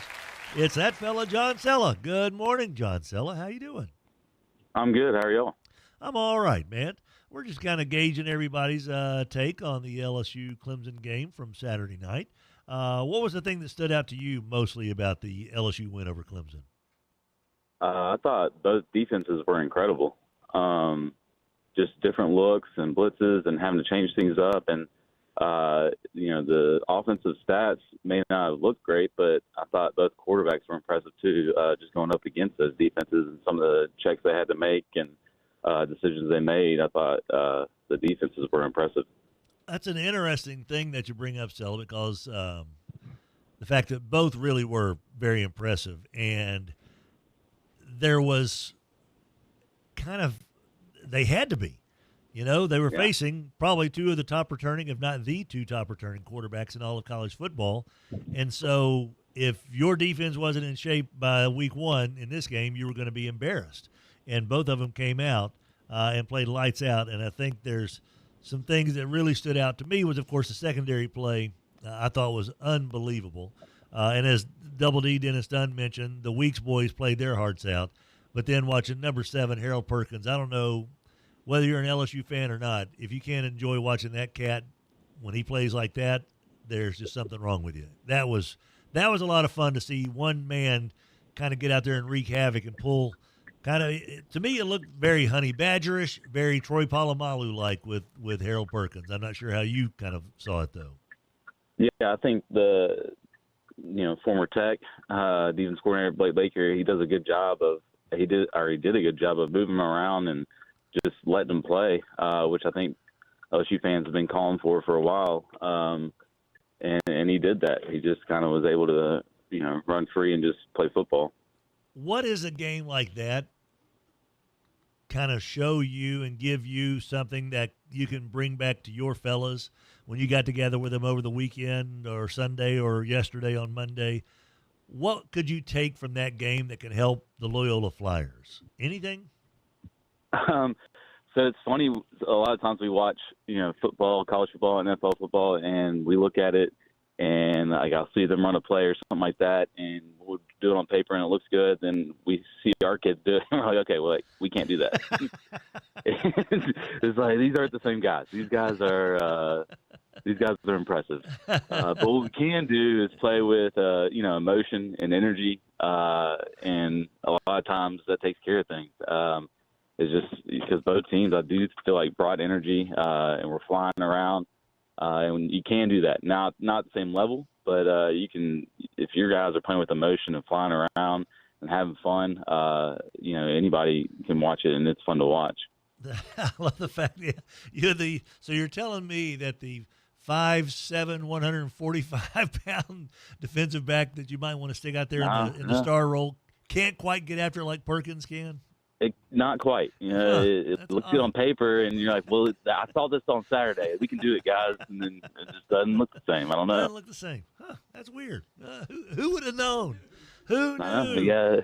Buddy, it seemed like that you guys had a pretty good little jamboree out there, and again, without your starting quarterback logging any action, holding Bryce out there against Glenbrook and Montgomery, but feels like that maybe some good things happen in the jamboree, at least from the outside looking in. You're the guy on the inside, though, looking out. How did it look to you?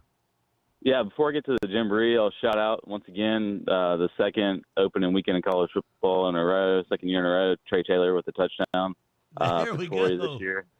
I think it's funny. Everybody thinks you have to look a certain way or go to a certain school or have a certain personal trainer and all this. And then there's little, 5'7" Trey Taylor from Loyola out there actually doing it in college football. That's awesome. But as far as the jamboree goes, we got what we needed. I thought the first time I talked to y'all, I talked about, in the summer and off season, we talked about wanting to build depth. And so we got to actually see it Friday. And we played, backup quarterback, and we had a bunch of defensive starters that we sat. Mason Drake didn't play, the running back, and so Tyler Moore, backup running back, he ran hard, he ran well. Blake Restovich had a couple good runs, and so we played, a lot of guys on the defensive line. So we got to see our depth, and I thought we got what we needed, and we played well. So the next Restovich got in and played well, huh? Yeah, there's like 15 of them. There's quite a few. There's a slew. And they're all really, Blake is a really good athlete too. He just doesn't play quarterback. He's on a lot of our special teams, and he played some running back, and we're just trying to find a good spot for him as an athlete. And so he ran it some, and he did good. Well, there you go. And here's a little factoid for you. Tyler Moore, that was my radio name when I was a country DJ in Little Rock on Foxy 92. I did not. Yes. Creative. That's yeah, good. Yeah. So I was Tyler Moore. So I now have a new favorite high school football player in my Foxy 92 namesake, and Tyler Moore getting some backup running back action time. Yeah, Nothing wrong with he that, looked buddy. Slightly different, but he ran well. That's good. That's good. Well, it's fun to open up with an interesting game, I think. And there's the college football classics and this, that, and the other. Well, you guys get to open up with the Bishop's Cup, and I think that's fantastic. It's an age-old rivalry, Jesuit versus St. Fred, and then, of course, Loyola versus St. Fred has been going on for I don't know how many years, Sella, but it's a fun one. So you get to open up with St. Fred at home at Mesmer in the battle for the Bishop's Cup.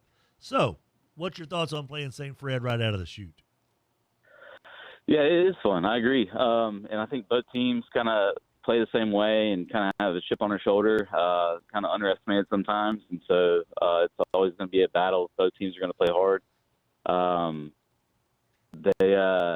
They look a little different this year in that I believe it's the West Monroe former assistant, and so they look a lot like West Monroe in that they're on the eye, and the veer, and same defense, and they play hard. We got their film against OCS, and they play hard and they play fast, and so it's going to be a tough one. You mentioned the younger Restovich, the older Restovich, your junior quarterback Bryce Restovich. He's been out since the scrimmage after he got banged up a little bit. Is he going to play in the season opener? If it were fantasy football, you'd be checking it every week, and he'd have that cue next to him. Okay. And so it's just kind of, if he's not 100%, do you play him? Do you want it to linger? If it gets hit again, it's going to keep going and get worse. Or do you think you can protect him, or do you want to just throw him out there if he hadn't practiced really all that much during the week? So it's I don't know. It's only Tuesday, so yeah. we're still not sure. How much, as far as the deciding factor, how much of it is doctor, how much of it is Bryce, how much of it is parents, how much of it is coaching staff decision? It's mostly coaching staff. It's mostly us. Okay. And that, like I said, I think he could, but it's how much do we want it to get worse or linger if it gets hit just right, his shoulder. And it's just, do we want it to last all the way through week 6, or what Right. if we hold him out for a couple weeks and then it's 100% and we're good to go? Right. So we're just kind of communicating with him and him him being honest with us with how it feels, and we're just not sure yet. Okay. I assume he's chomping at the bit to play. Yeah, he wants to play bad, and is saying that he's fine. And then you hear a, bang, dang, ow, whenever he throws it or whatever. And so, right. you're like, this, maybe he's not quite ready yet, that type of thing. Or, and it's just sometimes it doesn't have, we let him throw a little bit yesterday. It didn't have the same zip on some throws. And so, because, he says he's 100%, but it's not always the truth with teenagers. Right. And, but you got to respect the kid like that, right? I mean, that's what you want the kid to say that. And I know that might sound horrible to some people out there who, might not be familiar with that. But, dude, that's what you want. You want your kids who want to play, even if they're – You only get so many games. That's right. And who was it that – I forget how they put it. I think it was Kevin Magee talking about his boy that, suffered his elbow injury, his son. He goes, he only gets – 3 10-packs guaranteed. If you're starting off as a sophomore quarterback, you got 3 10-packs of games that are guaranteed. And if 10 of those are taken away because of an injury, it hurts and it sucks.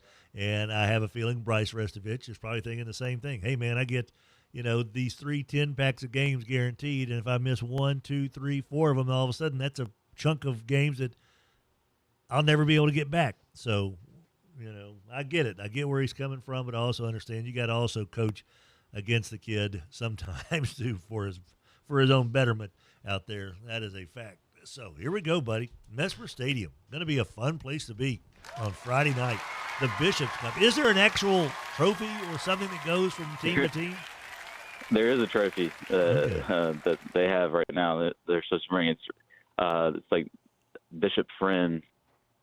It has something on it that sounds funny when Bishop Friend was the bishop, and it's like it's funny too because the football player on top of the cup is like a defensive guy, like with his hands out. It looks really funny.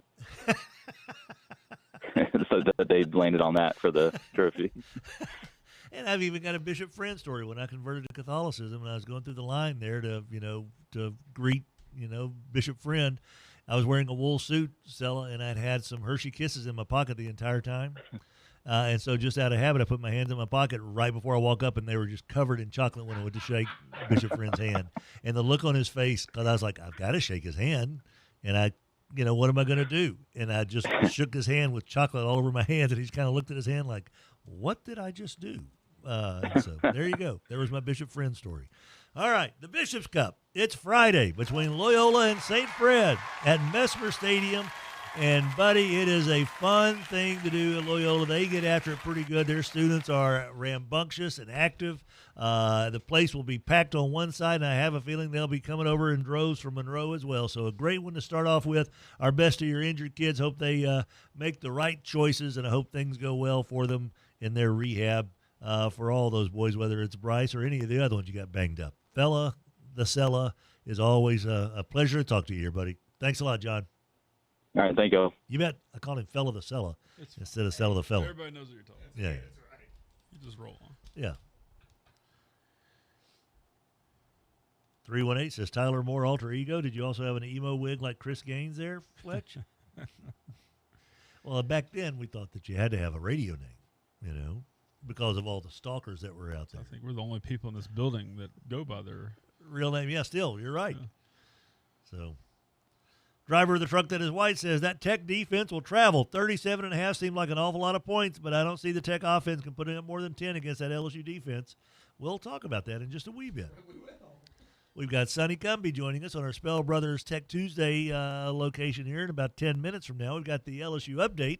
Of course, more Skent-N-Dent Coaches Conversations here in the 9 o'clock hour. What a big day this is, Rod. We've got Adam Hester here, for Pete's sake. Mm-hmm. We're broadcasting live during the Fuzzy's Taco Shop cleanup hour. Fuzzy's, we're splitting the hour right down the middle where the good Lord split you. Huh? No. What? That doesn't make sense. Does it? No. 30 minutes away from the doors opening at Fuzzy's Taco Shop. Breakfast tacos, breakfast burritos, all waiting for you. They would even make Bill Belichick happy this morning with a Fuzzy's Taco. Oh, no?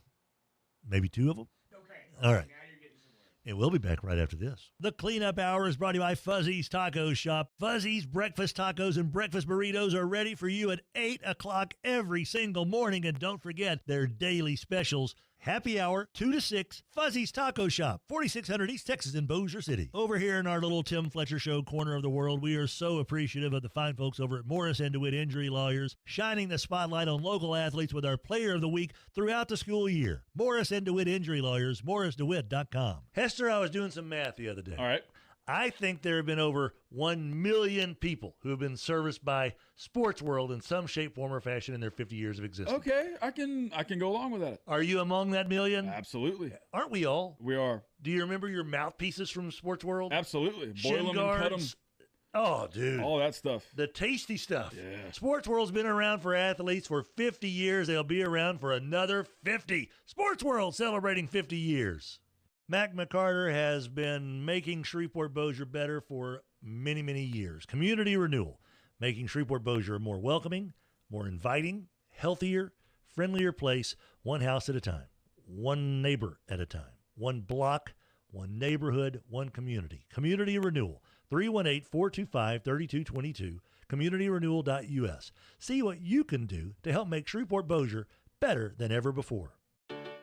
Live Oak Waste is here to take care of your trash every single day. Why are you worried about that? That is the last thing that should be on your mind. You've got a business to run, a school to take care of, a restaurant to take care of, a retail center. Why are you worried about your trash? Stop fretting. Just call Live Oak, 230-7125, 230-7125. Hit the website, liveoak-environmental.com. Live Oak Waste, bringing you the text line on the Tim Fletcher Show. 103.3 FM and 1130 The Tiger, Shreveport's home for LSU sports.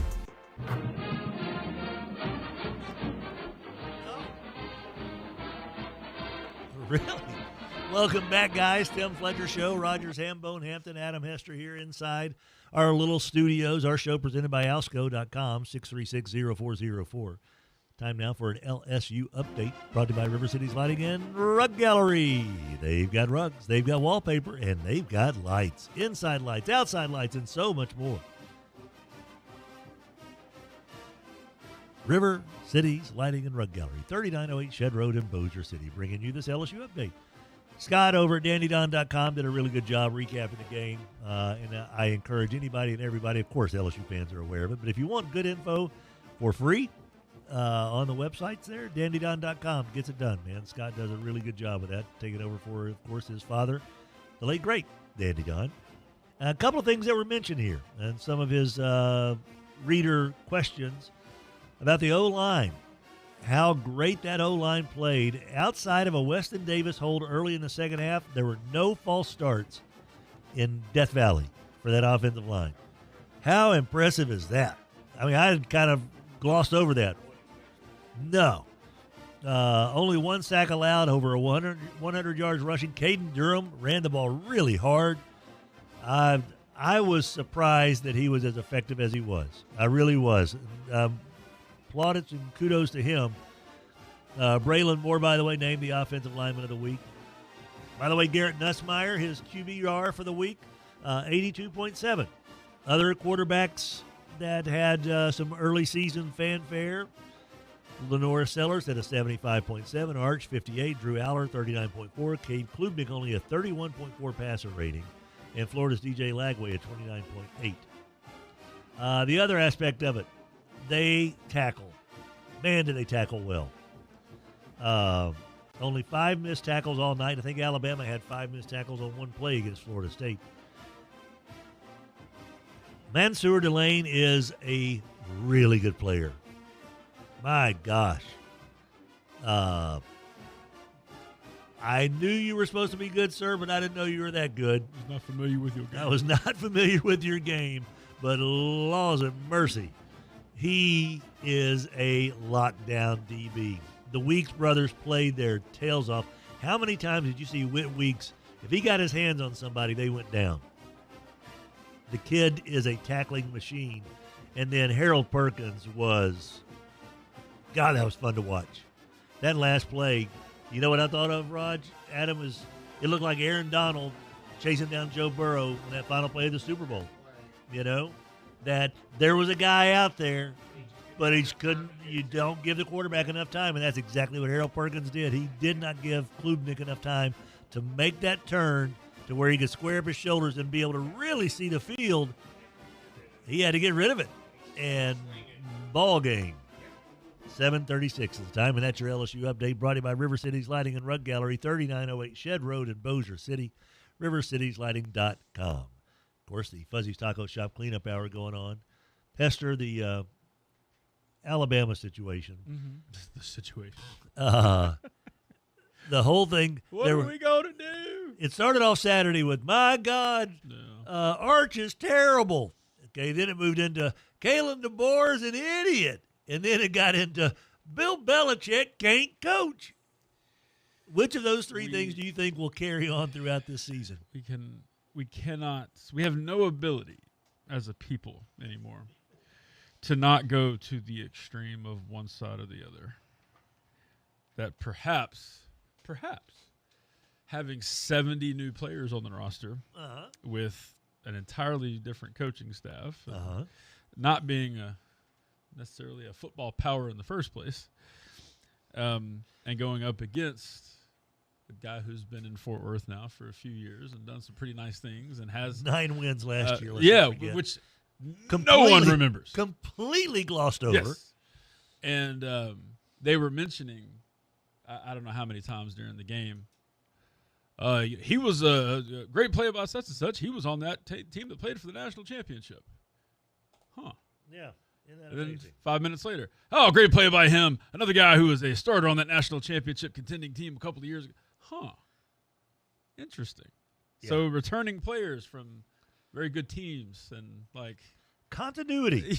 Yes. And they've got transfers as well. You have to, but now you don't want this to become a trend if you're North Carolina, obviously. Right? You start you get questions. And there are already questions as it was, how bad does he really want to do this? Is this just to set up his kid? That kind of stuff. But he can coach football, guys. I think they may need to make a quarterback switch. That is a definite. I think that kid was way overwhelmed. That out route that he tried to throw. Yes. You don't throw on the inside on an out route because you know who's there? The DB. And then Max came in. Yeah, give it up for that kid. He looked really good, and Holy he's overcome moly. some stuff. It's like almost Alex Smith-like what he's overcome. By the way, Sonny Dykes said after the game, former Louisiana Tech head coach, now the coach at TCU, as Hester said, has been there now quite a while. Did a good job at SMU and has done a really good job at TCU. He said, we wanted this game to be about us, and it was. I think we all felt a little disrespected. There was a lot of conversation about this game, and none of it was about us. He's right. And that's not TCU's fault. That's these idiots. That's all they wanted to talk about. Yeah. Was that how Belichick was going to. They have no ability to actually talk about a game. No. They had no idea who the Hoover kid was, the quarterback for TCU. I guarantee you they had no clue. No, they don't know anybody on TCU's team. Watched the game last night. We had a fantasy draft of walk-ons, and one of the guys is a TCU alum. His kids go to TCU. And he was like, people don't realize we got one of the top 5 or 10 best returning quarterbacks in the country, and no one's saying a word about that. Yeah. And the kid went out there and showed that, he is. He's lights out. Sure. And you would think people who, on a much higher scale than us, right, paid-wise and all that, maybe they might be into that. Might understand. Maybe they would pick up a pick six preview or a Phil Still. Yeah, I think this was $15.95, and it's got every bit of information you want on all 64 P14. You don't even have to work. You just got to flip pages. 7:40 the time. The cleanup hour brought to you by Fuzzy's Taco Shop. Fuzzy's open in 20 minutes at 4600 East Texas in Bossier City, and you'll be glad they are because they've got breakfast tacos and breakfast burritos just steaming hot ready for you. We've got your Spell Brothers Tech Tuesday kickoff with Sonny Cumbie, 1-0 Sonny Cumbie, when we return on the show presented by Alsco.com, 636-0404. Back after this. There are so many reasons to shop at Chevyland. They are the #1 Chevy dealer in the area, for Pete's sake. But I'm just telling you right now, if you're in the market for a Silverado, that's the place to be. The Silverado LTZ that I'm driving around has everything that I'm looking for. Look, I'm getting older. Maybe I don't drive as well as I used to, which is why I love the front and rear parking sensors, the surround view camera system, all right there in that Silverado LTZ from Chevyland. 7500 Uri Drive in Shreveport. Together, let's drive. Introducing the new Dell AI PC powered by the Intel Core Ultra processor. It helps do your busy work for you, so you can fast forward through editing images, designing presentations, generating code, debugging code, summarizing meeting notes, finding files, managing a schedule, and responding to Jim's long emails. Leaving all the time in the world for the things you actually want to do. No offense, Jim. Get a new Dell AI PC at dell.com/AI-PC. How those ahead stay ahead. Log on and check out these great deals where your dollars go further and you can cash in and save at El Mariachi. Authentic Tex-Mex flavor that makes your mouth water. Sharks of Bossier for the best fried fish or chicken in town. Tropical Smoothie Cafe to dive into refreshing smoothies and scrumptious meals for lunch or dinner. Silbo Cafe, your bed and coffee spot with made-from-scratch sweets and sandwiches too. Just log on to seizethedeal.com/Shreveport to get yours today. SeizeTheDeal.com. I'm Sheila, and I've been on Nutrafol for 1 year. I ignored my hair thinning because I was a full-time working mother. But then I came across Nutrafol. It was a hair growth supplement that was so easy to fit into my life. After just a few months, I was amazed by how much thicker and stronger my hair was. I finally feel like myself again. Get growing at Nutrafol.com. That's Nutrafol.com. These statements have not been evaluated by the Food and Drug Administration. This product is not intended to diagnose, treat, cure, or prevent any disease. Real customers were compensated to share their stories. 103.3 FM and 1130 The Tiger. Welcome back, boys and girls. We're in the cleanup hour brought to you by Fuzzy's Taco Shop. In 18 minutes, their doors open at 4600 East Texas, and they've got hot, piping hot, spicy, chorizo, egg, potato, and tacos. How about bacon, egg, and cheese burritos? Fuzzy's Taco Shop. They're ready in 17 minutes for you. Our show presented by Alsco.com. It's 318-636-0404. Facility care, linens, uniforms, and so much more. But right now, it's time for our Spell Brothers Lumber Tech Tuesday. Spell Brothers Lumber, located at 1321 Martin Lane, northeast of Bossier High. Hot shot delivery service. And speaking of hot shot delivery, Sonny Cumbie and the Louisiana Tech Bulldogs delivered a hot shot win in the season opener. The lid lifter over Southeastern with a blanking of the Lions, 24-0. Ooh, did I just say that, Rogers? A 24-0 blanking of the Southeastern Louisiana Lions. And we say good morning to Sonny Cumbie, the head coach of the 1-0 Bulldogs. Good morning, sir. How you doing? Hey, I'm doing great, Tim. I appreciate you guys having us on. And it was a successful lid lifter, as you like to say. I think that's exactly what it was, as far as seeing what was under the hood, at least initially for this football team. When you go to the locker room after 60 minutes of football and there is a goose egg on the other side of the scoreboard, I don't care if you're playing Sacred Heart High School. I don't care if you're playing the Nashville Scrappers or the Detroit Lions. You shut out somebody in 60 minutes of football, that's something. What was the key to this defense being able to lock down Southeastern Saturday night? Yeah, I think it was I don't know how much defensively as a coordinator, Luke's in the moment calling it, but for me, it's a little bit like a no-hitter in baseball. Once you get to about the middle of the fourth quarter, then you really start thinking about it, and you see how our guys have played on defense, and there are other thoughts. Man, our guys deserve this shutout. I mean, they've played really well, and I hope that we can continue to do it. And I think the key was, obviously, was red zone takeaways. We were able to. The first drive of the game, Jakari Foster had just an incredible interception on a play action shot that gave us the ball. The defensively, we gave up some drives in the second half, but we were able to rise up again, and we had a scoop and score for a touchdown. So not only did we have a shutout, we scored a touchdown on defense, and then everybody loves a big man interception. Our big D tackle, Zion Nason, right off of a tackle for loss in the third quarter, the first play of the fourth quarter, he gets an interception and runs it back, rumbling and stumbling for 25 yards on their sideline. So I think the kids played really fast. I think we played physical on defense. I thought that Coach Olson did a nice job with his pressure packages in terms of coming after, Southeastern and their quarterbacks. And so I think that was the key, is the red zone takeaways. I think we got to get off the field better on third down, but just really proud of them. We talked about it a lot the last 8 quarters of football that we played defensively in our home stadium. It's been 8 quarters of shutout defense. So that's something that we'd like to continue, when we play here at home. We aren't the only ones who thought you played well. Obviously, Conference USA awarded Magee Mason Defensive Player of the Week, 4.5 tackles for a loss, the most tackles for a loss in a single game in program history, the most in a game since 2018. A big part of that defense. So, Coach, what is it about Magee Mason that makes him tick and that allowed him to go out there and wreak havoc with his 4.5 tackles for loss and 2 sacks in the season debut? Well, it's pretty impressive when that's the most tackles for loss in program history. When you consider all the great defensive players and defensive linemen and linebackers that played in this. Third most tackles for loss. That's my bad. Third most. Yeah, third most. Okay, yeah. Third most. Yeah. Well, that's still pretty good when you consider the guys that played in this program. And you go back to Magee. I think it starts really end of last year. He starts trending up in terms of playing more, and then I think he just had a phenomenal winter. I mean, he was one of those players that we highlighted yesterday in our team meeting. Is we're going to be a product of our preparation, and I think Magee since winter had a great winter. He had a really good spring. He continued to improve. He continued to make plays. He flew around.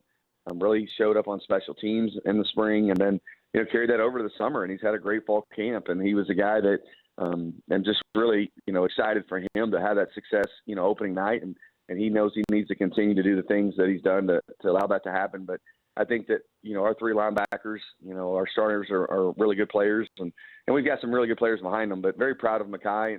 But like we said last night in our team meeting, moving forward, really today, no one cares, and now we just got to get better. Last thing I do want to mention about last week, though, especially, you also had another player honored by Conference USA as the Special Teams Player of the Week, and he's got local ties out of Captain Shreve. How about the old Johnny Chance punting the ball for your fellas there? And, man, you talk about kind of shining through in his first opportunity. John Chance did that for you, buddy. No, he did, and you're right. From Captain Shreve, and we felt really good about John. As terms of being the next punter, and then also our next kickoff guy. And I mean, he nailed 4 kickoffs really out of the end zone, minus the first one that I think he was just John gets so jacked up, and I think he wanted to kick the first one over the building, but we ended up getting a touchback on all 4 of them, and did a great job with his punts. We got to get a little better hang time. And I think that's something that we'll work on this week. Just, obviously the returners this week are very dangerous, but we got to get a little more hang time with it. But I think one of the things I was really proud of him is we had 3 punts inside 3 of 3 inside the 20. And we practiced that. And it's such an important play in football. And it's something that flips the field in terms of the rugby punt he had. He flipped the field, nearly a 60-yard punt, but then he also pinned in, Southeastern and gave us great field position defensively 3 times. I think a lot of it has probably to do with his mustache, to be honest. I think that's he's got a great mustache. It's one of the bigger He's got a very, very good – his mustache game is strong. It's really strong. It's on point. Coach, so you get the 24-0 win, 24-hour celebration, and now it's on to the next, and the next is a pretty big doozy. Saturday night, Tiger Stadium. You're taking on a team that I assume is probably going to move up a little bit in the rankings, maybe to number 2, 3, something along those lines, who may have had the most impressive win in all of college football this past weekend, going into Clemson and beating a 4th-ranked squad like they did, and the way they did it. Defensively, watching that game, because I had your game and the LSU game plus 2 others on at the same time, and I'm watching how they were tackling, and I'm sure you've looked at it as well, Sonny. They tackled with a purpose. Their linebackers got after it. Harold Perkins, number 7, was all over the field. Just kind of curious, when you look at LSU on defense, what's the first thing that pops into your mind compared to last year's LSU defense? Well, I would just say that they're as advertised in terms of watching them and watching the coach's copy of their game against Clemson, and just fast, big. They did a great job of tackling, like you said. They played a very physical style of game on defense and very aggressive in terms of how Blake calls it, and then how they execute it. You look along their defense, and there's really not any weaknesses from a personnel standpoint. I mean, they're too deep. When you watched them play the other night and you study it, I mean, they're a really good football team on defense, so it's going to be a huge challenge for us. Our kids will be excited. It'll be a great atmosphere and environment. That we'll get to play in. Saturday night, and I think our kids. There's a lot of familiarity, in terms of the roster. A lot of our players grown up playing football and park ball with a lot of these guys, and so they know each other, and so that part of it will be fun. But they're a great football team, and we're going to look forward to the challenge. When you look at what Joe Sloan and you mentioned Blake as well, a couple of Louisiana Tech assistants are down there. They're familiar with the athletes in this state. Your coaches are familiar with the athletes in the state. Like you said, so many of them know each other. It doesn't feel like there's going to be a lot of surprises in this matchup on Saturday. So what is the position group? I'm just curious that you feel like has the most pressure on for Louisiana Tech against LSU, and what position group do you feel like that you may have an advantage of in facing an LSU squad? Well, I think the line of scrimmage is always where you face the most pressure. I think when you're playing somebody like this, with the O line and D line, I think we've got to hold up well on the offensive line and pass pro and being able to run the football, and then from a defensive line standpoint, we've got to be able to slow their run game down, to force them into some third and long situations. And games like this, you get your margin for error is very small.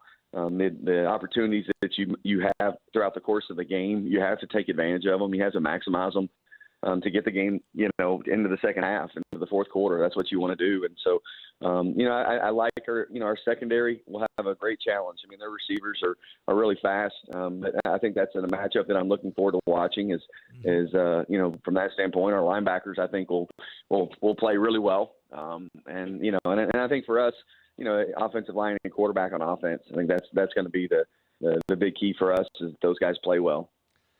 As far as your quarterback, Trey played a pretty clean game on Saturday. 3 sacks. I don't know how much goes into coverage, how much goes into protection, and how much of that goes on to Trey. But I've also got to think that the time that he's had to throw the ball against Southeastern is going to be minimized facing an LSU pass rush. Is just logic tells you they're going to be probably a little bit closer to getting to him than Southeastern was. So what's the message to Trey this week as far as his timing? What's the message to the receivers as far as their timing with Trey? Yeah, you don't have much. Yeah. You don't have much time. So you better get the ball out. You better get the ball out. And we got to move them around and do some things that way. And I thought he did play a clean game. I thought he was efficient. I thought he made good decisions with the football. The protecting the football, he did a nice job of, and made some good throws there in the 2 minute at the end of the first half, and then also there in the second half. And I think he was able to, using his legs, that's going to be the key for him is being able to run and get first downs that way.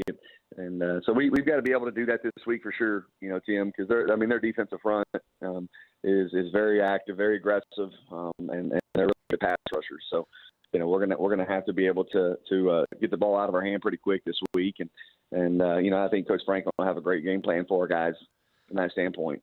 It was only 21 years ago that some dude over at Texas Tech was out there completing about 66% of his passes, throwing for over 4,700 yards. What does that guy who was Sonny Cumbie at Texas Tech have for advice for Trey going into a game like this? Well, you've got to get the ball out of your hand quick. You got to be efficient with the football, and don't give them anything in terms of turning the football over. I think that's the thing is your decisions have got to be quick, and you got to know pre-snap, have a great idea pre-snap of where you're going to go with the football, and then trust your training. I mean, trust your training, and I think the other thing too is not to play hesitant. I mean, just go out and know where you're going with the football before the ball snap. And then if the picture changes, you got to go to your next read. And I think be decisive and play really, really fast mentally as much as anything physically. Sonny Cumbie joining us, head coach for the Louisiana Tech Bulldogs. Saturday night, they head down to Baton Rouge to take on LSU. As far as what your expectations of this team, what do you tell your fellas? Because obviously the expectation is to go down there and win. The expectation is to play well. How do you get that message across so that the kids understand that Coach is right? We do have every right and every bit of ability to go down here and be 2-0 when all things are settled Saturday night if we play up to our capability and do some things really special. Yeah, that's the thing that we talked about last night is the number one goal for us is to get better today. There's a plan that you're putting together for Saturday, but we have to improve today and compete today in our practice, with each other. And then also once we go against the Scouts, I think I said it a little earlier, is that the margin of error is very small, and your opportunities, you have to maximize them. And the way you do that is you have a great week of prep. You hone in mentally in terms of what you have to do, and then you go out and you execute and you be your best. And I think that's what we've challenged our guys with is to be your best and to be our best, and you'll feel good about what happens on Saturday night. We're going to visit with your DC, Luke, here in about a half an hour or so, but also just kind of curious, as a guy like yourself who was quite accomplished as a college quarterback, when you see Garrett Nussmeier, I thought he played a really, really sharp game on Saturday night. And as you've seen the coaches' tape, what is the thing that kind of stands out about Nussmeier that makes him hard to game plan against? Well, he's a coach on the field. I mean, I think he has just such a great understanding of football in general, and then also of what they're doing on offense. And so from a defensive standpoint, he's able to check things to the line of scrimmage. He's able to stay ahead of you just because he has the Sharpie the Sharpie last, from the standpoint of seeing the picture and changing it. He's really unflappable. He's accurate throwing the football. He moves. He has a great feel for the pocket, and I think that you can tell he's an experienced, really, really talented quarterback that's in total control of what they're doing on offense. And it's fun to watch. Like you said, from a quarterback standpoint, it's fun to watch it. It won't be fun to watch Saturday night. We'll be trying to confuse him and create hesitation with him on Saturday. But he's a great player, and it is, from a quarterback standpoint and a quarterback play, it is fun to watch. And last thing here, Coach, as a longtime watcher of Project Runway, I'm a fashionista here, as you can tell, as I look like I'm dressed for softball practice every day I come to work. The outfits that you boys wore on Saturday, sharp as can be. Love the Tech Script logo on the helmet. Buddy, I assume the reviews were pretty smashing for the outfits that the Louisiana Tech Bulldogs were dressed in Saturday night. Well, I hope they were. I love that look. I love the Tech strip. I love the white helmet with the Tech strip. I mean, I love it. I think there's maybe another uniform combo that we could wear that with, that it would look good. And so we'll see if we can get that in. Really the I guess about the 108 people that I'm looking to please, in our players, they were really excited about it. That's awesome. I bet so. They're fired up about it. So. They look good, man. I was like, holy moly, those look great. And Tech's got great uniforms in every sport. I mean, literally, it's just crazy. But that might have been one of my top 3 favorite Tech unis of all time. Just a really cool look. So hopefully on Saturday night, people won't be talking about how great the uniforms look. They'll be talking about how well the team played as well when they take on the soon-to-be top 5 ranked LSU squad. Should be a lot of fun. This is why you get into the business, right, Sonny, for these kind of games. That's exactly right, Tim. Man, I'm hoping things go well for you. You play the game. Yep. Hope they go well. Hope the kids play their hearts out into their full potential and all kind of fun stuff. Looking forward to it on Saturday night. Thanks a lot, Sonny. Thanks, Tim. We'll talk to y'all next week. All right, man. Sonny Cumbie, head coach for the Louisiana Tech Bulldogs. That's part of our Spell Brothers Lumber Tech Tuesday. Remember, they have hot shot delivery service, lumber, hardware, doors, cabinets, and more. Buddy, these folks will deliver it to your job site, unload it for you, and then if there's any unused, undamaged materials left over, they will come back and pick it up and give you a store credit. That's what Hot Shot Delivery Service is. Delivered quickly and efficiently. Spell Brothers Lumber, locally owned and operated by a Louisiana Tech alum, John Salmons, good old JP. Get in touch with them, 318-747-1194, 318-747-1194. Spell Brothers Lumber, 1321 Martin Lane, northeast of Bossier High, between I-20 and East Texas. SpellBrosLumber.com. Fuzzy's Taco Shop is now open. It's 8 o'clock. Tick-tock. Breakfast tacos and burritos are being served up piping hot right now at 4600 East Texas. Go get you some. Be somebody. When we come back, we begin our Power Hour with Brewer Quality Homes and our SEC update. Plus, Hambone, Hester, and I talk a little about the college football weekend that just was. There's a reason why Kalen DeBoer is probably not feeling too good today. And it's not just because of the results on the field. There's something else happening in Tuscaloosa that may be stacking the deck against Kalen DeBoer. We'll tell you about that next, right here on 1130 The Tiger. Hour is brought to you by Fuzzy's Taco Shop. Fuzzy's breakfast tacos and breakfast burritos are ready for you at 8 o'clock every single morning. And don't forget their daily specials. Happy hour, 2 to 6, Fuzzy's Taco Shop, 4600 East Texas in Bossier City. Morse & DeWitt Injury Lawyers built to practice on representing real people with real injuries and have obtained real results. Their success stories speak for themselves. They know and have experience with the best doctors and experts in their fields to provide the best care. If you or a loved one are injured, it is extremely important to choose the right lawyer. To see what they've done for others or to schedule a free consultation, visit morrisdewitt.com. Paid non-lawyer spokesperson, Shreveport, Trey Morris, LA 2417189. Results may vary. Rogers, your pops was Mr. Shreveport, right? Yes, he was. First ever. Big muscle-bound guy. Yes, he was. You like muscles? I do. I like my cars with muscle. Oh, absolutely. Are you kidding me? Landers, Dodge, Chrysler, Jeep, Ram. They basically are the Mr. Shreveport Bossier of muscle cars. Ooh, I like that. Yeah, because they flex the Challenger and Chargers all the time. When you pull up next to one of those, it's almost like, is that Rogers Hampton Sr., like, embodied in a Challenger? Especially the ones that were red, because he had red hair.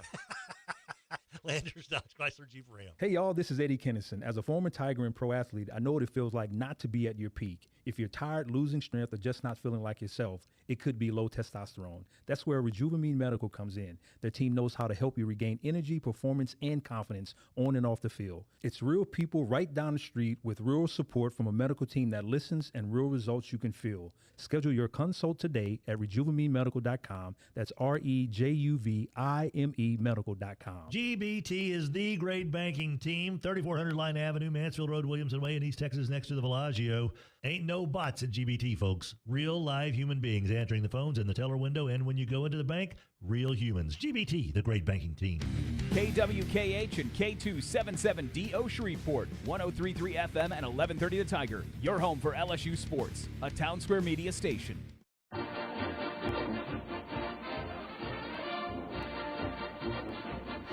Welcome back. Yes. Welcome back, kids. Tim Fletcher Show presented by Alsco.com. Alsco, 318-636-0404. Buddy, if you need floor mats, wet mops, if you need bathroom stuff, if you need washroom stuff, if you need first aid supplies, they've got it. They take care of all that and then some. We're in the Power Hour brought to you by Brewer Quality Homes, 3830 East Texas in Bossier City, where they've got beautiful brand new homes for $70, $80, $90 a square foot, 3830 East Texas in Bossier City. Strike up the band, Rogers! It's time for your SEC update. Brought to you by Bo Harris Wealth Management. Hey, any trip without a plan is left to chance. That's okay for a vacation now and then, but it's not okay for your financial destiny. You're not going to see Louisiana Tech or LSU going to this game Saturday without a game plan. Right? Why would anyone go through life without a game plan, specifically without a financial game plan? There are a lot of reasons why people don't but have a financial game plan. However, the best way for someone to effectively construct and execute a financial game plan is seek out a financial advisor that's got your best interest at heart. And that's what you get with Bo Harris Wealth Management. He will be there to walk you through the investment game plan stages to achieve the end result that you desire. A long-term relationship with someone that knows how to guide you through the various stages of life until you execute the plan during retirement. Bo Harris, WM.com, bringing you this SEC update. Well, there's also football results from the weekend, Rogers. Soccer. And we've got our soccer players of the week. Your offensive player of the week is Kaylee Noble of A&M. Junior out of Lakewood needed just 46 minutes to finish the match with 7 points on 3 goals and 1 assist. It was Texas A&M's first overall hat trick since 2023. SEC Defensive Player of the Week, South Carolina defender Taylor Bloom. She played the full 90 minutes against in-state rival Clemson, helping South Carolina remain undefeated and earn its 4th shutout of the season. That's not easy. Freshman of the Week, Florida forward Addie Hess out of South Riding, Virginia, scored twice in the second half to lead Florida to a 3-1 road rout. And if you've ever had road route, Rogers, they don't make a bomb good enough. You know? Because, buddy, whoo, everywhere you go, no matter how you sit, raise your left leg, sit on a cushion, that road route will get you. It's damp. Your results, by the way, this weekend: Florida loses to Maryland 3-1. Kentucky loses to Mississippi. Loses to Illinois 2-1. 17th ranked Mississippi State beat Oklahoma State 1-0. Texas picks up a 3-1 win over College of Charleston. Missouri beats Missouri State 2-0. Georgia ranked 13th, tied Washington State. South Carolina blanked Georgia State. Tennessee ranked second in the land, beat Western Carolina 3-0. Number 20 Oklahoma beats North Texas 1-0. LSU earns a 3-2 win over Cal Davis, and A&M blasted Lafayette 7-1. And that's your SEC update. The following is a paid advertisement for Bo Harris Wealth Management. Bo Harris is a certified financial planner. Securities offered through Wells Fargo Advisors Financial Network, LLC, WFAFN. Member SIPC. Bo Harris Wealth Management of Conservant Financial is a separate entity from WFAFN. Bo Harris, WM.com, 318-670-3101, located at 223 Fannin in downtown Shreveport.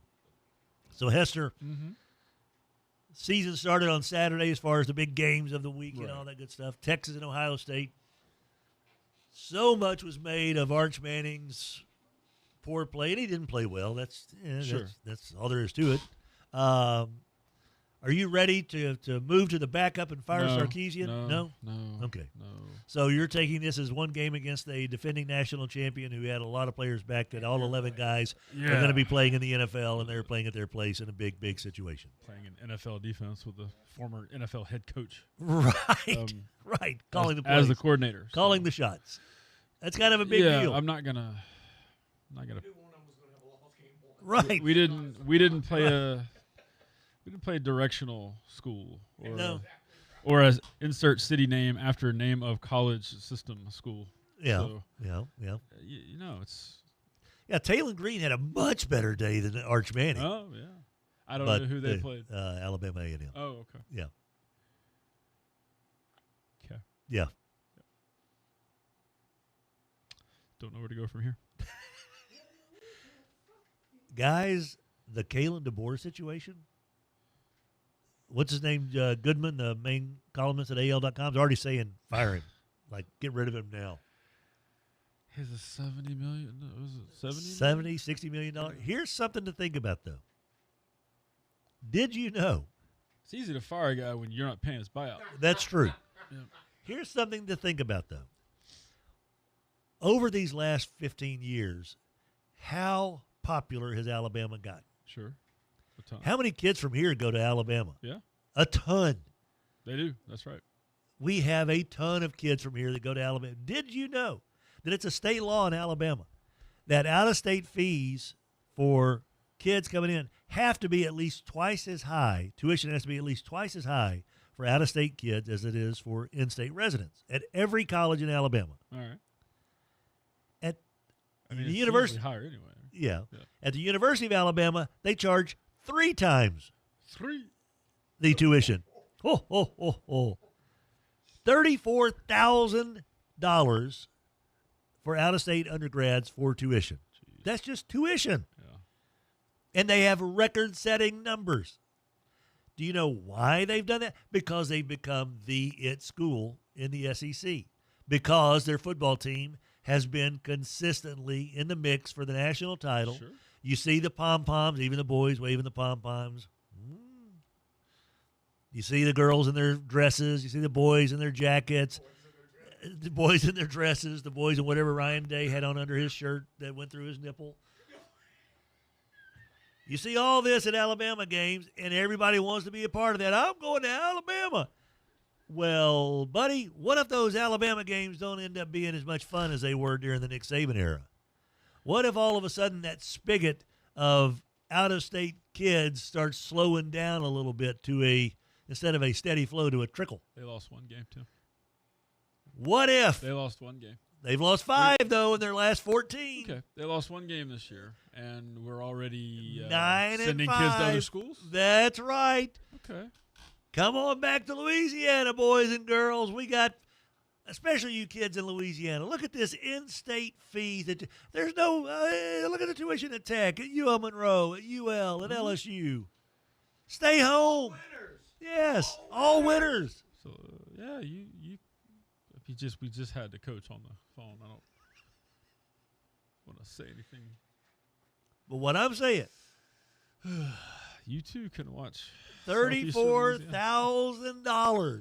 No, that's. I don't know what they pay to go to TCU, but we got a few over there. Cam Newton. Don't know what they pay to go to Ole Miss. We got a lot over there.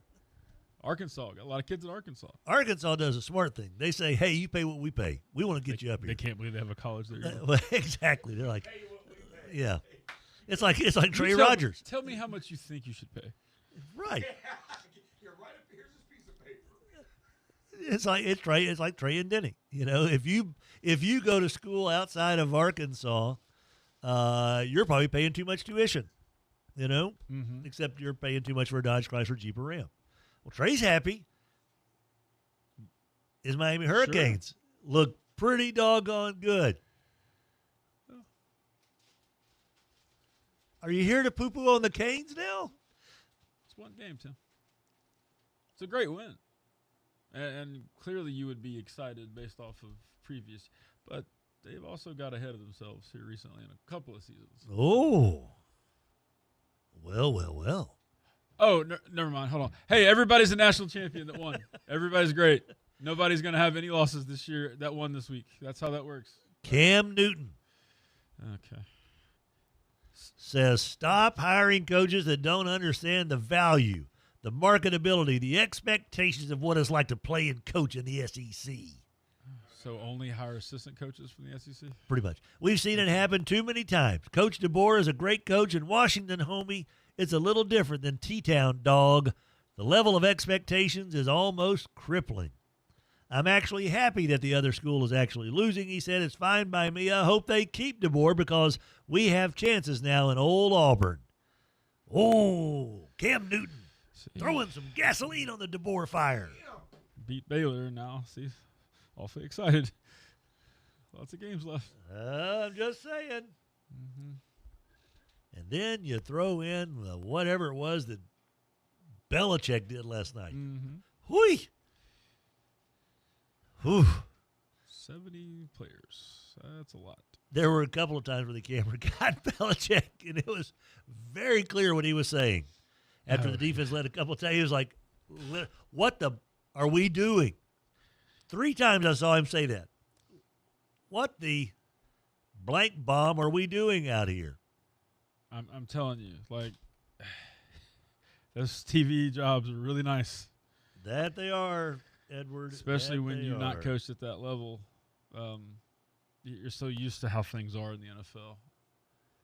It's so different. Yeah. Even with the new, ways you can build rosters, it's still just so different.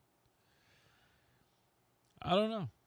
I don't know if they get out of this or not. They have, were they saying last night they have, my computer is being moronic all morning. Did they say they avoid like several of the better ACC teams except for, they do have to play Clemson, but like. Who's that? North Carolina. North Carolina? I felt like they said that last night. Like they avoided like Miami and some of the other ones. They've got they do have Clemson. Yeah. They get after that they have a bye week after Central Florida, bye week, Clemson, bye week, at Cal, Virginia at home, at Syracuse, Stanford at home, at Wake, Duke, and NC State. Yeah, so they avoid Florida State, Miami, and Louisville. And Georgia Tech. And Georgia Tech. They made that point for all 4 of those teams last night. Yeah. Yeah. So, all right. Yeah. Yeah, now you got to win some of them other games. That's, you can't go. That was their problem. They don't get SMU either, right? No. No, that's right. Wow. But that was their problem in previous years, was losing games to teams that they were supposed to beat. Having those great running backs like they had and the quarterback draft picks and all that. But they would win an occasional big game, but they would, they drop one to Wake or they drop one to, they lose to NC State or something like that. So that's plagued them for a couple of years, really. 8:15 from the Live Oak Environmental text line. This is pretty funny. From 903. I got to give you a nickname, 903, because this is too good. Playing the NFL theme music, giving an SEC update, and it's soccer. This is why I listen. Absolutely. You never know what you're going to get here. That's right. No one wins a national championship. Week 1 is going to be a long season for some, but Bama is burning. Sure. Chaz Hands, when I watched first-year starting quarterback Ewers for Texas play Bama several years ago, the playbook was wide open and aggressive. Watching Arch, it looked like the coaches were trying to hide his limitations. Why? I think they were playing Ohio State. They have no guys back that caught a ball, right? Like, they have very few returning receiving yards. Like, all those guys are gone. Their offensive line played decent on Saturday. The offensive line played well. That's also a bunch of new guys too. Yeah. And you get Wisner's back, which is great. CJ Baxter's back, but he missed all of last season with an ACL. They'll be able to run the ball better too. These next 3 games are layups before they get to I think Florida on after a bye week. So they'll blow through San Jose, UTEP, and Sam Houston. Yeah, and we'll kind of get back to the okay. Yeah, so here we go. They'll get reps and iron some things out. He's the sidearm stuff is a little concerning, but I think that's probably just because of who they were playing and being just a little nervous. Yeah, I think there's something to be said for that. Sure. I don't know if any of you guys have played against somebody that you know is better than you or can be better than you if they play to their best. And it's not always easy to just relax and let your game take over because sometimes you try to force things. I know for a fact. OU Care says Alabama is married to the board with that buyout. These schools aren't going to be able to pay $100 million buyouts and fund NIL. No, they can't. That's why they've got to figure out there's got to be something that changes here. Yeah. You can't continue this path, like the unsustainable comment. You can't get the high buyouts plus having to spend money on a roster that I've never had to do before and go and tap the same sources for that money. You can't. It is not possible. No. And there are those who are going to figure this out somehow or another by keeping the right coaches. Yep. Couple more texts and we'll take a break. Good morning. Don't we need to pump the brakes on this team? Is great and this team is bad. LSU defense looked good, but was it a good LSU defense or bad Clemson offense? I watched Clemson last year. Offense looked bland just like the other night. Texas will be okay. I feel confident saying they'll bounce back. Maybe Florida State's really good. It's way too early. We don't know. There should be no rankings until October 1st. Change my mind. Well, it's been that way. I mean, people have thought that forever. No, I agree with it. Ernie wasn't Arch, only 37% accurate on open receivers. Yeah, we get into the little brass tacks of this stuff. If we want to start doing that to every other quarterback that had a bad day from 2000 on, I think we'd probably be shocked to see that some great quarterbacks had days like this. Stop with this analytics. He was in Arkansas painting a field when these 2 kids showed up on their bicycles like they'd been through a briar field. They started drinking out of the water hose I was washing my machine with. Never seen that. We raise them tough in Arkansas. And War Eagle, isn't the DeBozo situation great? Bammer, get rid of DeBozo and hire Freddie Kitchens. Laughing emojis. We'll be back with your LSU update and more here in the Brewer Quality Homes Power Hour. The Brew Crew, 3830 East Texas in Bossier City. Our show also coming at you courtesy of Chop Shop. They've got your stuff ready for you, your whole animal butchery, 724 Azalea Drive, locally farm-raised beef, chicken, pork, eggs, and so much more. They've got meals to go. They've got stir-fry to go, salads to go. Grab them and get gone. It's 724 Azalea Drive, right next to Piermont Mall. Back in the Alsco Tim Fletcher Show right after this. 11:30 The Tiger, your home for LSU sports, powered by Jack Spring Electric. Brewer Quality Homes, 3830 East Texas in Bossier City, supporting the Tim Fletcher Show. You know, he loves naming his homes after movies, characters, and all that good stuff, Hester. What's the next one you think Donnie Brewer should be investing in? The roles of John Candy. So, John Candy movies. Little Uncle Buck. Yes. What else you got? How about Summer Rental? Ooh, perfect for the deer camp, though. Whatever camp it is you have, get the summer rental at Brewer Quality Homes. The Home Alone. Oh. Gus Polinski. Polka, polka, polka. Do the polka all the way down to 3830 East Texas in Bossier City. Get on a plane, a train, or an automobile and get your Brewer Quality home right now. Just don't name one after barf. You know, Roger, some people say I'm a ham. Oh, a big old ham. Oh, thank you, sir. When it comes to big old hams, you and I know there's really only one place to go. Big old honey baked ham. You got that right. Honey baked ham, whether it's July 4th, whether it's Labor Day, whether it's Thursday. I'll take a ham from Honey Baked Ham. Honey, please get me a honey baked ham. Southfield Shopping Center in Shreveport. Game on. Week 1 starts now, and every touchdown brings you closer to a payout with DraftKings Sportsbook, an official sports betting partner of the NFL. This isn't just football. It's first touchdown fireworks, anytime TD rushes, and live bets that ride every momentum shift. At DraftKings, every play is your next shot to win, including this Sunday where the Saints are underdogs at home against Arizona. New customers, this one's for you. Bet just $5 to get $300 in bonus bets instantly, plus grab over $200 off NFL Sunday Ticket from YouTube and YouTube TV. Your season starts now. Download the DraftKings Sportsbook app and use code TIGER. That's code TIGER to get $300 in bonus bets instantly when you place your first bet of $5 or more, plus over $200 off NFL Sunday Ticket from YouTube and YouTube TV in partnership with DraftKings. The crown is yours. Gambling problem? Call 1-800-GAMBLER. 21 plus. Physically present in Louisiana. Select parishes only. Eligibility restrictions apply. Licensee partner Golden Nugget Lake Charles. Bonus bets expire 7 days after issuance. See sportsbook.draftkings.com/promos. NFL Sunday Ticket offer for new subscribers only and auto renews until canceled. Digital games and commercial use excluded. Restrictions apply. Additional NFL Sunday Ticket terms at youtube.com/go/NFL Sunday Ticket/terms. Limited time offer. 103.3 FM and 1130 The Tiger, Shreveport's home for LSU sports. Hello. Welcome back, guys. Tim Fletcher Show, Rogers Hampton, Adam Hester. Our show presented by Alsco.com, 318-636-0404. Thanks to Donnie Brewer and Brewer Quality Homes for the Power Hour. Everything Donnie touches turns to soul, 3830 East Texas in Bossier City. Also, how about that Chasing Aces? Where were we there? Were you there Friday night? That's right. For our fantasy football draft? In the home run dugout? That was a lot of fun. That was a lot of fun. Except for I didn't know the ball was going to pop out of the floor. So I go first, Rogers, and the whole bunch, you get the backdrop, right? We were playing at the Great American Ballpark in Cincinnati. We were in Cincinnati right there. And so I'm thinking, all right, virtual pitcher is going to be on the screen and throw virtual balls toward me, and I'm going to swing my bat. What I did not know was the ball comes out of the floor, and you hit the actual ball, and it makes contact with the screen and lets you know how far you hit it and all that. So I'm like, all right, here we go. Okay. All right. Well, now I know how it works. All right. Nobody said a word. I thought I told him. But I did not. Idea. So the ball actually pops out of the floor.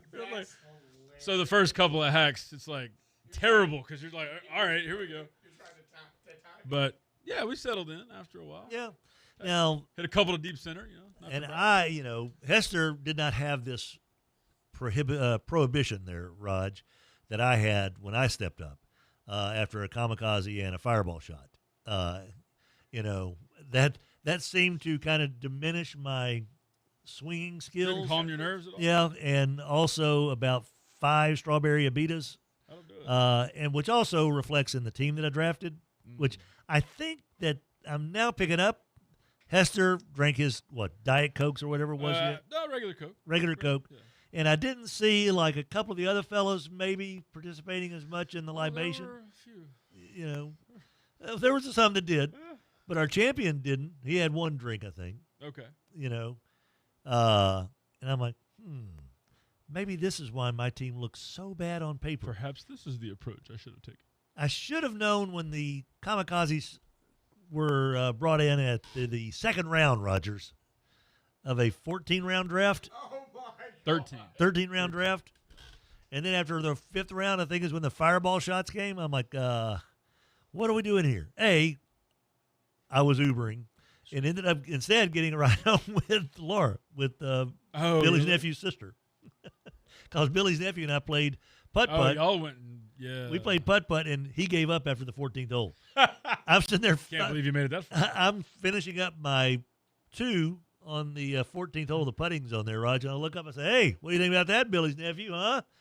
Where'd he go? And I see him walking in there to the bar, carrying his putter and ball with him. Yeah, that's enough for me. He's done. I'm all right.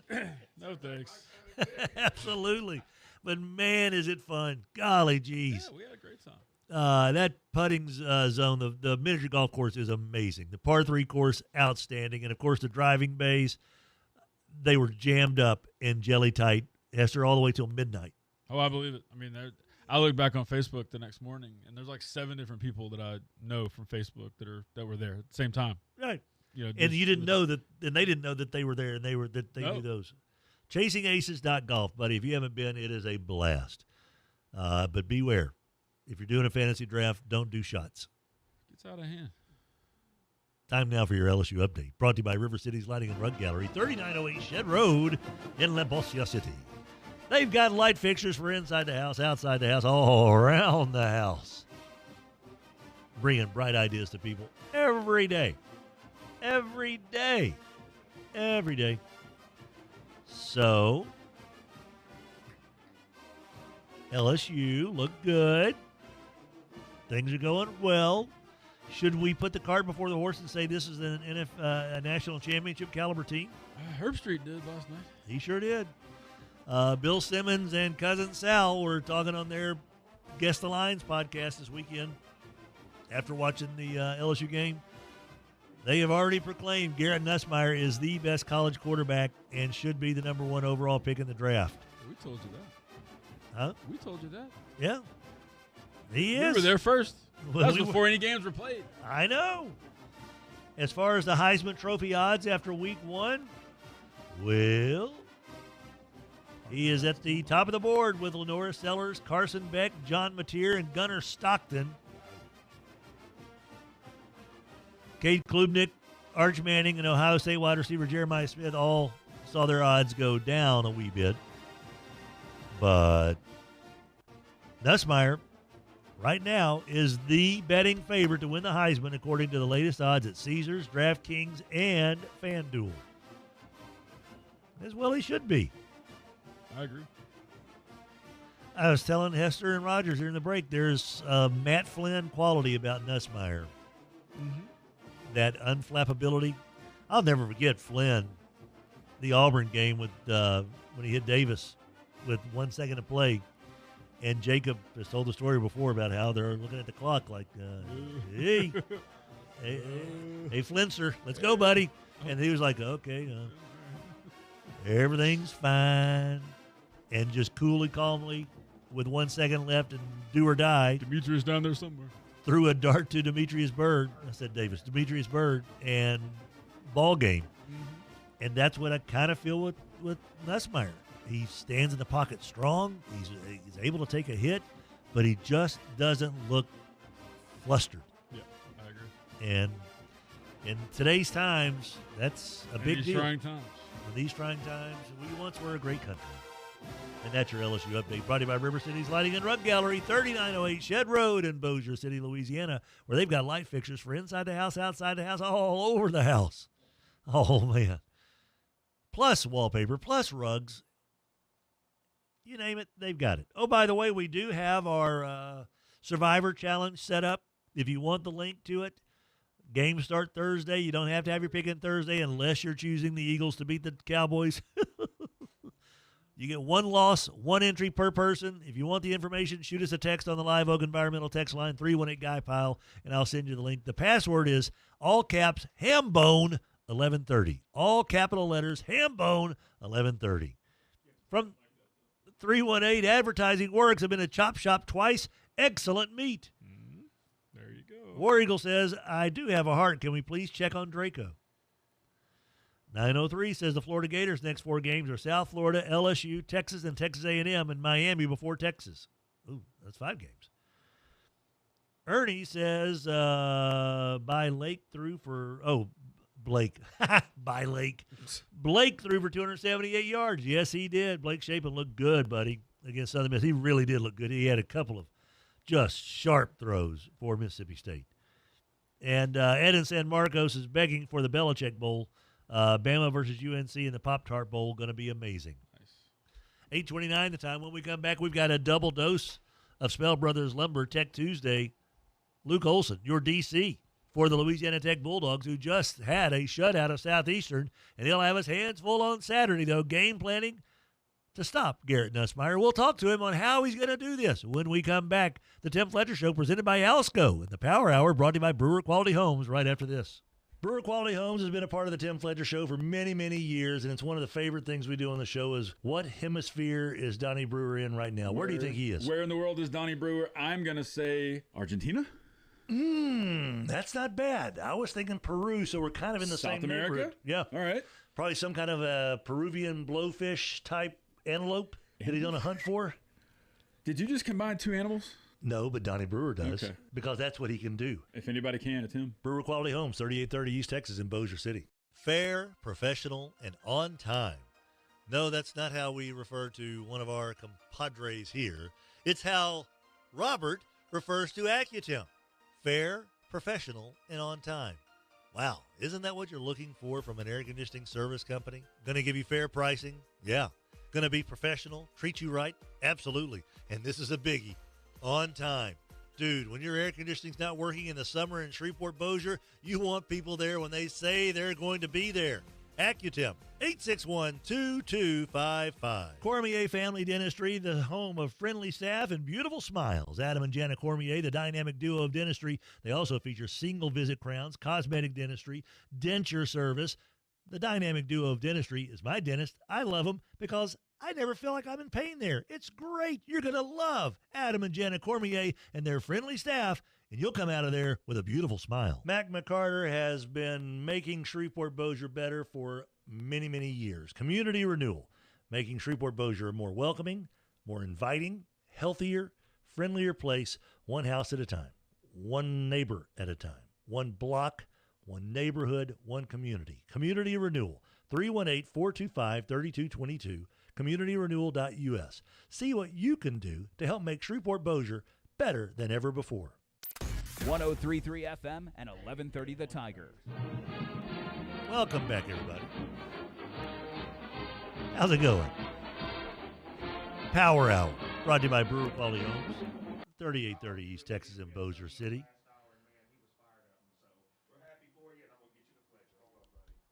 Brewer Quality Homes. Everything Donnie Brewer touches turns to sold. We're broadcasting here, courtesy of our friends over at Alsco.com, 318-636-0404. We're double dipping, Raj? We are. Our Spell Brothers Lumber Tech Tuesday double dip guesting. Oh, my. SpellBrosLumber.com, owned and operated by Louisiana Tech alum John Salmons. Spell Brothers Lumber, your home for hotshot delivery service. SpellBrosLumber.com, bringing you Tech Tuesday. Joining us now, the Mudbucks Hockey Hotline, as part of that Spell Brothers Lumber Tech Tuesday, is your defensive coordinator for the Louisiana Tech Bulldogs. Luke Olson joins us. Good morning, Coach. How in the world are you, sir? I'm doing great. How are you guys doing? We are doing A-okay. We were visiting with Sonny earlier, and he said it's kind of like a no-hitter. You don't want to say too much to anybody that's out there in charge of this thing, but at what point did you kind of look up at the scoreboard and go, hey, guys, we're tossing a shutout here. Let's keep this thing going. Was that a focal point in the second half? Well, I thought we were playing extremely well in the first half. We were flying to the football and, with bad intentions, which is something that we challenged them with going, through fall camp and summer OTAs. And so I just knew if we just kept with that mentality and kept playing that way, we'd be right where we wanted to be. And never once in my mind did I say anything about a shutout or tell them, we got to do this to get a shutout. It's just line up and play it one play at a time, one series at a time. Well, it worked. Whatever it is, it worked. And when you talk about a defense flying around out there, Sonny mentioned the linebacker play.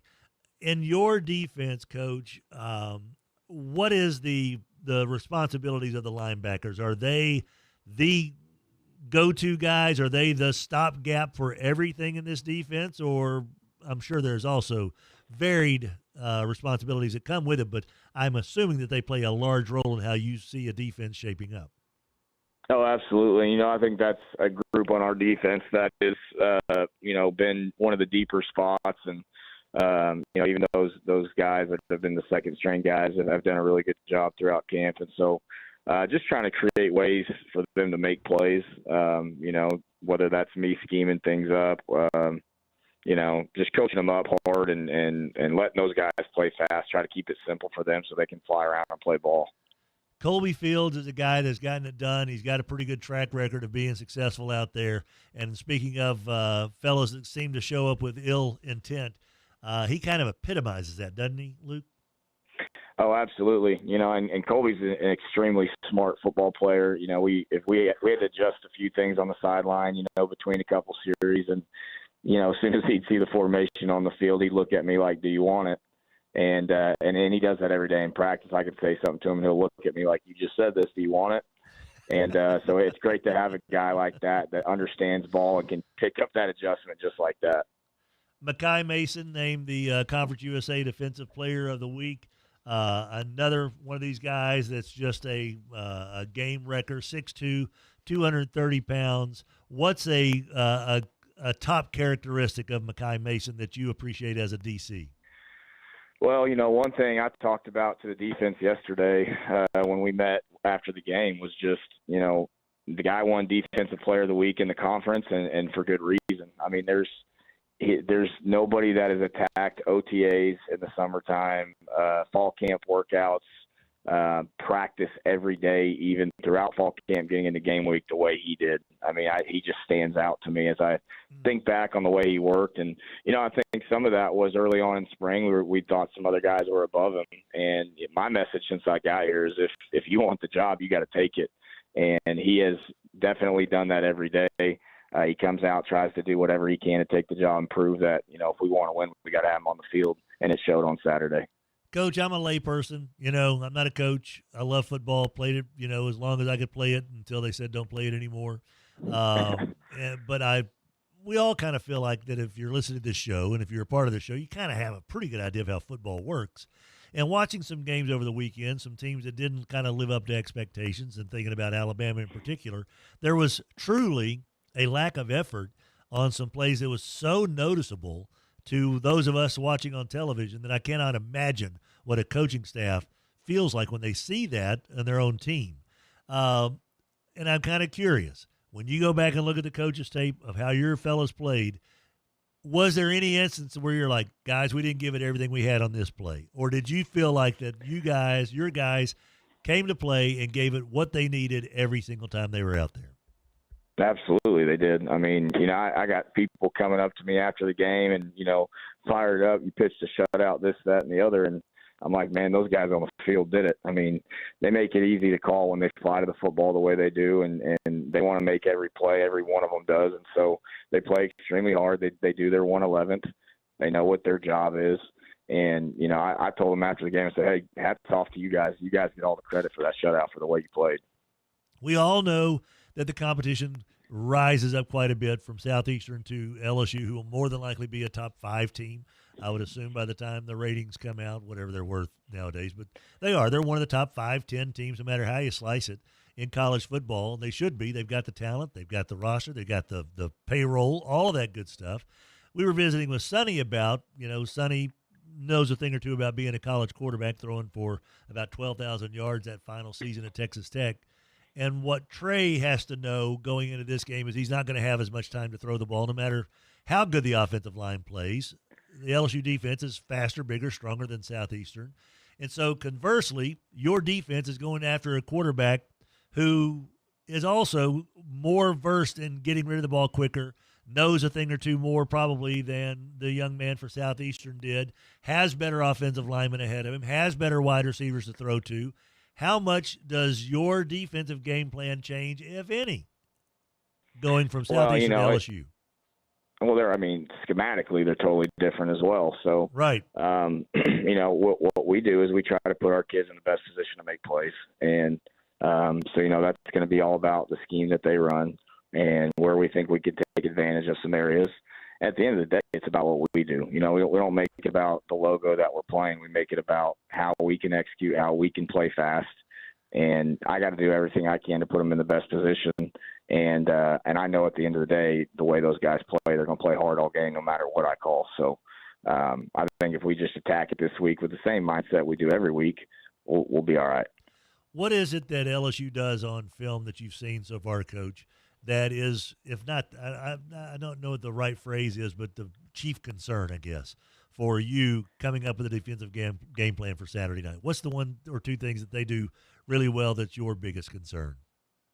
Well, it's early on in the week right now, so we got to take it piece by piece. And, whatever our focus of the day is, those are the things we're going to focus on. This is what they like to do in this situation. And so we've got to anticipate that. We got to be ready to stop it.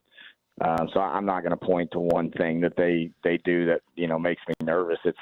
it's just about making sure our guys understand every situation that we could get into throughout the course of the game and what we're going to expect them to do and how we execute. This is one of those games that I'm assuming there's not really a need for fiery speeches, motivational. I don't imagine that you guys are going to be showing 300 in the locker room every day to fire the fellas up. I mean, this is what you come to play college football for, right? Yeah, I mean, I think these guys are obviously fired up for the opportunity, and I knew they would be. And my message to them yesterday was, this is a new week. It's a blank slate. There's nobody out there talking about what you guys did on Saturday night. So if that happens one night, and it's right after the game. So if you want to have the success that you had this last Saturday night, then you got to put in the work all week, because nobody cares what you did last week. We live in a what have you done for me lately kind of world. Mm-hmm. It's a new week, and it starts all over. So the goal this week is to make sure we prepare the best we can, get better, and find a way to go 1-0 on Saturday night. It's a 1-week season. Luke Olson joining us, the defensive coordinator for Louisiana Tech, as part of our Spell Brothers Lumber Tech Tuesday. And, Coach, TCU last night dismantled North Carolina.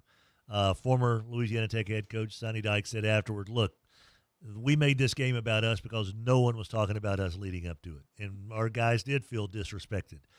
Coach Vincent over at UL Monroe, I guarantee you there is nobody under the sun that is paying attention to UL Monroe who they're playing this week, which is Alabama. There's going to be very little talk about UL Monroe. It's going to be about Alabama's got to get better. There's going to be very little talk nationally about what Louisiana Tech poses for LSU. There's going to be more talk about how Nussmeier's a Heisman Trophy favorite now. LSU is now going to be a top 5 team. Their betting odds have gotten dramatically lower to be a national champion. How much do you use that for motivation? How much does that kind of come into play? Or is that overrated by those of us outside the building?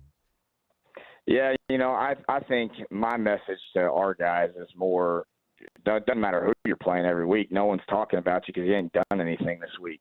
And so you've got to prepare every week like you got to go win. And then you got to prove who you are week in and week out. And we know we're not the, number 5 school, top 5 school in the country that everybody's talking about every week. And I don't care what anybody else thinks. But we've got to just come out and execute, and it's a 1-week deal at a time. So if you want to be talked about, then you got to play well that night. Coach, also just the fellas that just lit it up, Kobe Fields, Stephen Leota, Makai Mason combined had 35 tackles and a combined 9 tackles for a loss, a combined 4 sacks just between those 3. A lot of attention there, a lot of headline grabbing, but I also know that there's some other guys that are getting the job done that allows those fellas to have the kind of games that they had. And just kind of curious, who is one of the players or 2 players that you've looked at the film and said, hey, you know what, he may not have had the number of tackles, but if not for his play, I don't know if we throw the shutout. I don't know if Fields and Leota and Mason have those type of games. Who is somebody that should be recognized for their contributions from Saturday that maybe didn't get quite as much attention as they should have? Well, I thought the D-line stepped up to the challenge. That was a big question mark for everybody outside of our building is, what are they going to be able to do? And, I thought they did their job for the most part, which allowed those linebackers to play fast. When it came to pressure stuff, the DBs did a good job in coverage for the most part. There were some plays here and there that we didn't execute on. But my challenge to them this week was we got to win more third downs. We had quite a few 3-and-outs, which was really good, but then there were some longer drives that we gave up some third down conversions we shouldn't have. And so I think we just continue to fix those things and make sure the guys understand where the ball's going, where they need to be, and we'll be all right. But I thought the D-line did well, and I thought the DBs did a good job for the most part, allowing those linebackers to play fast and make plays. Well, it was impressive. It really was. And I think a lot of folks, Louisiana Tech fans, alumni, and just friends of the program are very excited to see that defense play the way that they did and are anxious to see the next test, which is Saturday night down in Baton Rouge against a top 6-7 team. We don't know quite yet, but I'm assuming somewhere along there. And by gollies, it's a test, and you get to take it. That's the great thing about college football. You get to have the pencil and paper and get after it, buddy. So happy for you. Happy for the shutout for you guys. And, man, it sure is kind of fun if things keep going well over in Ruston, buddy. So best of luck next or this coming Saturday, Coach. Well, I appreciate you guys. You bet. Once again, Tech Tuesday, brought to you by Spell Brothers Lumber and Tech alum, good old JP, John Salmons, who also, Spell Brothers Lumber, bringing you the Lay in the Lumber Award for our high school folks as well. Spell Brothers Lumber with hot shot delivery service. Lumber, windows, doors, hardware, and more delivered quickly and efficiently to the job site. And remember, if there is any unused, undamaged material left over, they will come pick it up and give you a store credit. Who else does that, right? Shop local, 1321 Martin Lane, Spell Brothers Lumber in La Bossiere City. Yes, indeed. And I like it too. 8:46 the time. Ed in San Marcos sends us the meme of Tom Brady in a North Carolina uniform. Only one man can save Bill Belichick now. And we will return with more of the Tim Fletcher Show presented by Alsco in the Brewer Quality Homes Power Hour right after this. How much do I love my Silverado LTZ 1500 Texas Edition? Well, almost too much to squeeze inside just 30 seconds. Could it be because of the wireless device charging? That's absolutely a big deal because my iPhone is kind of busted up where the charger goes, so I just stick it where the wireless device charger goes, and boom, my phone gets charged so quickly. There's so many cool things. Even the little things make it great. Silverado from Chevyland. Together, let's drive. Labor Day savings are happening right now at the Home Depot. So what are you working on? Prep for fall with our wide selection of cordless power tools that make it easy to clear your lawn starting at $79. And once the leaves are clear, keep your yard looking fresh with colorful moms that bloom all season long. Shop Labor Day savings now through September 3rd only at the Home Depot. See select stores for details. Whether it's day or night, hot flashes due to menopause can be unpredictable. That's why there's Veoza, a prescription treatment proven to reduce the number and severity of hot flashes day and night that can start working in as early as 1 week. Based on clinical studies measuring efficacy at 4 and 12 weeks, individual results may vary. Talk to your healthcare provider about what this may mean for you. For moderate to severe vasomotor symptoms or hot flashes and night sweats due to menopause, Veoza can cause serious side effects, including liver problems. Your doctor will do blood tests before and during treatment. Stop Veoza and call your doctor if you have symptoms of liver problems, such as feeling more tired than usual, decreased appetite, nausea, vomiting, itching, yellowing of the eyes or skin, pale stool, dark urine, or stomach pain. Don't use Veoza if you have cirrhosis, severe kidney problems, kidney failure, or take CYP1A2 inhibitors. Ask your doctor about Veoza. To learn more, call 1-866-239-1637 or go to Veoza.com. That's VEOZAH.com. 103.3 FM and 1130 The Tiger, Shreveport's home for sports. Welcome back, guys. Tim Fletcher Show presented by Alsco.com. Alsco, uniforms, linens, facility care, first aid, and so much more. 318-636-0404. Hester in the house. Hambone in the house. Got NFL football in 2 days. We certainly do. Lid lifter. How about them Cowboys? Yeah. Huh? Uh-huh. You excited? For the Cowboys? Yeah. No, not at all.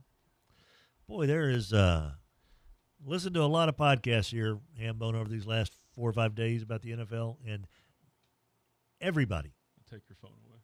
Says the Saints are the worst. People are not very optimistic. Not optimistic. You know who's optimistic, though, Hester? Who's that? That man sitting right there. Okay. That man right there. Feels it. I mean, there's just no way it can be as bad as what they're saying compared to what was on the field last year. It's not really optimistic. It's more as how bad can it get? It can't be as bad as it was last year. It's got to be better. It's got to be. They should be better coached. I think they're winning game 1. I think they will. They're at the Dome. They're wearing the gold jerseys. Yes, they're wearing the new tans. It's a new hope springs eternal. The Dome's going to be upbeat. Every coach they wanted is gone. Every player they wanted was gone. They got no excuses not to show up and yell their arses off. I just think there's going to be enough energy and want to in that building that they're going to pull off an upset because it's Arizona. Yep. It's Arizona. Yep. Which is long as a couple guys from Arizona have good fantasy days, I hope the Saints win the game. Yeah, see, which is why I don't do that crap. I got enough on my plate. Yeah, I get it. Saints announced yesterday they're going to wear the new alternative gold jerseys, which again, I think that's another thing, a brand new additive of a new season, of a new coach, of new regime. And you still got your veterans that are fired up to be there when they could have easily said, get me the hell out of here. And I don't think any Saints fan would have not understood DeMario Davis, Cam Jordan, and before Honey Badger retired, if they'd have said, hey, man, trade me to Kansas City or Baltimore or Buffalo. I think the true Saints fan would have went, dude, thank you for your stuff. Thank you what you did for the city, but go try to get you a ring. I just think there's going to be a lot of positive, and when that Superdome is filled with positive, you know it's one of the hardest places in the NFL to play. We've been there. Yeah. You can't even hardly hear yourself. No, you cannot. One thing that's about the Saints that does anyone talk about Alvin Kamara still having ability? He's ranked still, fantasy. They got. I've seen him like 5th or 6th, the highest, but other than that, he's like 10, 11, 12, and I don't get that. In fantasy football across all platforms, okay, he was ranked 14th or 15th or 16th among running backs, and he was drafted anywhere between 30th and 37th overall. That's a lot of running backs taken before Alvin Kamara. And if you don't think Kellen Moore is going to use this cat and get the best out of him like he did Saquon Barkley, it's two different runners, but when you got an offensive genius, you're going to scheme your skillies. Does that sound bad? And I think that if you're going to scheme your skillies. If I had my skillies schemed, I hope that I enjoyed it. I know I was kind of in a haze there for a little while, man. Hey, you were in the LSU defense. Purple haze, baby. I started that. That's mean. I'm more optimistic about the Saints. I think I missed that. Am I glad that I missed it, Hester? No, it was great. Oh, what was it again, Raj? I started that. It was me. The purple haze. The purple haze. I did, and I'm wearing it again today because it got soaked the last time. We could absolutely make a shirt just like that, but with Brian Kelly's face on it. Yes, with the Jimi Hendrix afro. Yes, absolutely. And Brian put Kelly's family at the bottom. 6'6" with the afro. And then family. Why don't we do that? Why aren't we making money on this stuff? You had those bad T-shirt ideas a few years ago. Now's a good one. Now's a good one. Now you get on it, man. Those were good T-shirt ideas too, sir. But seriously, I'm more optimistic about the Saints season than I think any Cowboy fan that I know of is about their season. I told you last week after that Micah trade, I said I bet you their record is close to the same or maybe better than the Cowboys now. Because their attitude over in Dallas, that locker room is so divided and crushed. And if you're a fan of the Cowboys, you had Super Bowl dreams very recently. Yeah. Like very recently. Right. The last 3 years. Even if you don't count how they felt when they still had Parsons, because all that was what the contract was going on. Yeah. 2 years ago especially. They felt like there was a window for them to go and win it. I don't feel like the Saints have felt that way probably for a few years now. Right. That's why I'm thinking that my optimism is, hey, dude, 5, 6, 7 wins, that's awesome. Cowboys, 5, 6, 7 wins, what are we doing? And why do we do it? Well, hadn't their over-under dropped, though? What is it now? When Do we Parsons know? left? Yeah, it has. So it's not good, and they have to start off, and there's no way. You think Philadelphia's going to try to, hey, guys, we know y'all have had some tough times. We're here to help you. Beat them by 4,000 points. They will try to beat them by 4,000 Yeah. points. Yes. In Philly, yeah, you're the defending champs. It's going to be a Yeah. 1 minute. Cowboys are 7-1 to win the East. It's actually not terrible. It's not as bad as Like I thought it would be. Yeah. Regular season wins. Cowboys. Where are we? Am I looking at this the right way? What? 7 or more wins. They're minus 4,000 to go to at least have 4 wins.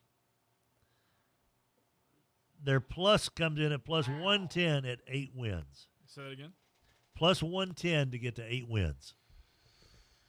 Okay, so that's 8 and 9. They go 8 and 9. You put $100 down, you win 110. So 7 is the expectation.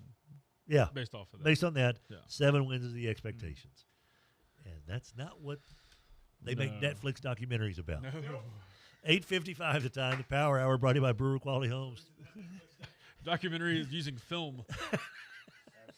Because the glory days were shot on film. There's no digital of the glory days in Dallas whatsoever. And we'll be back inside the wonderful studios here. Our show presented by Alsco. Power Hour brought to you by Brewer Quality Homes. And thanks as well to our friends over at Daiquiri Express. Happy Hour. Buy one, get one, 3 to 7. BOGO. Daiquiri Express. All locally owned and operated. Back after this. When you hear this voice, you think of yesteryear, I hope. Grandpa's voice as he unwraps that Werther's and pops it in his mouth, and all of a sudden he's got to talk like this. I'm trying to get you to think of the good times back in the day. Back then, houses were affordable. Now, not so much. Except at Brewer Quality Homes.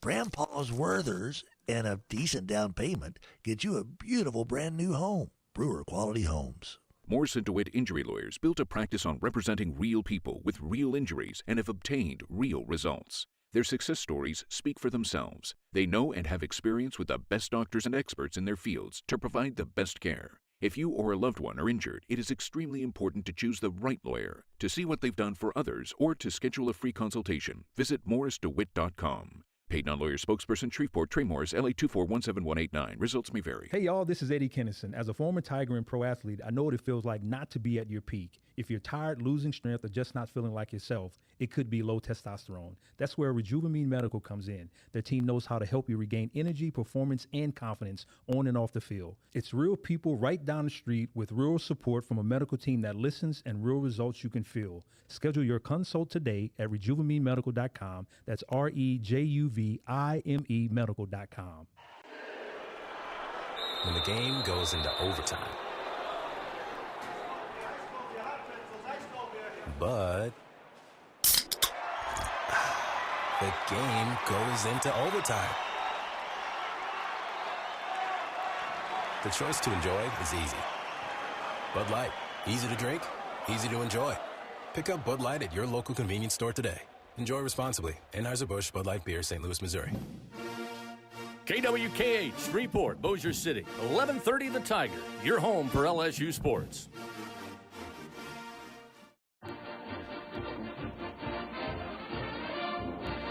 Welcome back, boys and girls, as we wrap up the Power Hour, brought to you by Brewer Quality Homes. We also say so long to our friends in Lafayette, Louisiana. Lafayette, Louisiana.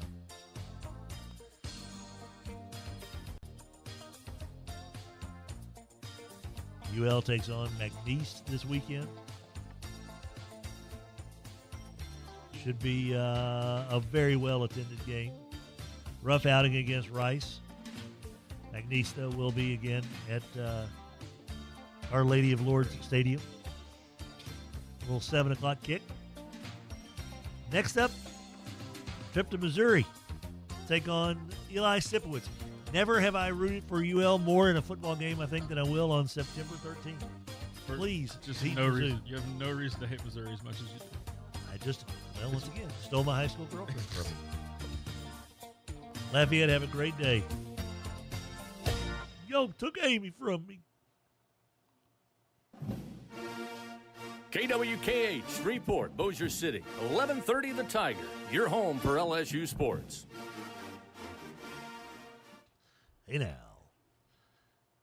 My friends, our little show brought to you by the wonderful human beings over at Morrison DeWitt Injury Lawyers. This time next week, we will be giving you the Morrison DeWitt Player of the Week. Holy moly. Hester, there's a lot of guys here. Happy hour, by the way, underway. A lot of really good high school football players in our area. Indeed. I am looking forward to just the superlative examples that we have. You know, was it last year that we couldn't figure out a way to get Ben, or Darby or somebody, one of those guys at Airline? I don't know if we ever got him a Player of the Week because there was someone who was just having ridiculous weeks every on week you'd have every a crazy week. performance. So who knows? But I have a feeling that Kenny Darby probably will win one. Probably so. And, the season starts all over, so if you've won it before last year, don't worry. You can double dip with some hardware from Morris & DeWitt Injury Lawyers. MorrisDeWitt.com. When it comes to local lawyers, Trey Morris, Justin DeWitt are as local gets. Check out their 5-star Google reviews on Google. Is where you'll find the Google reviews, mostly, I believe. MorrisDeWitt.com. That's DEWETT. Morris & DeWitt Injury Lawyers, bringing you our Player of the Week. Time now for your SEC update as we say goodbye to Adam Hester. Have a great day, Hester.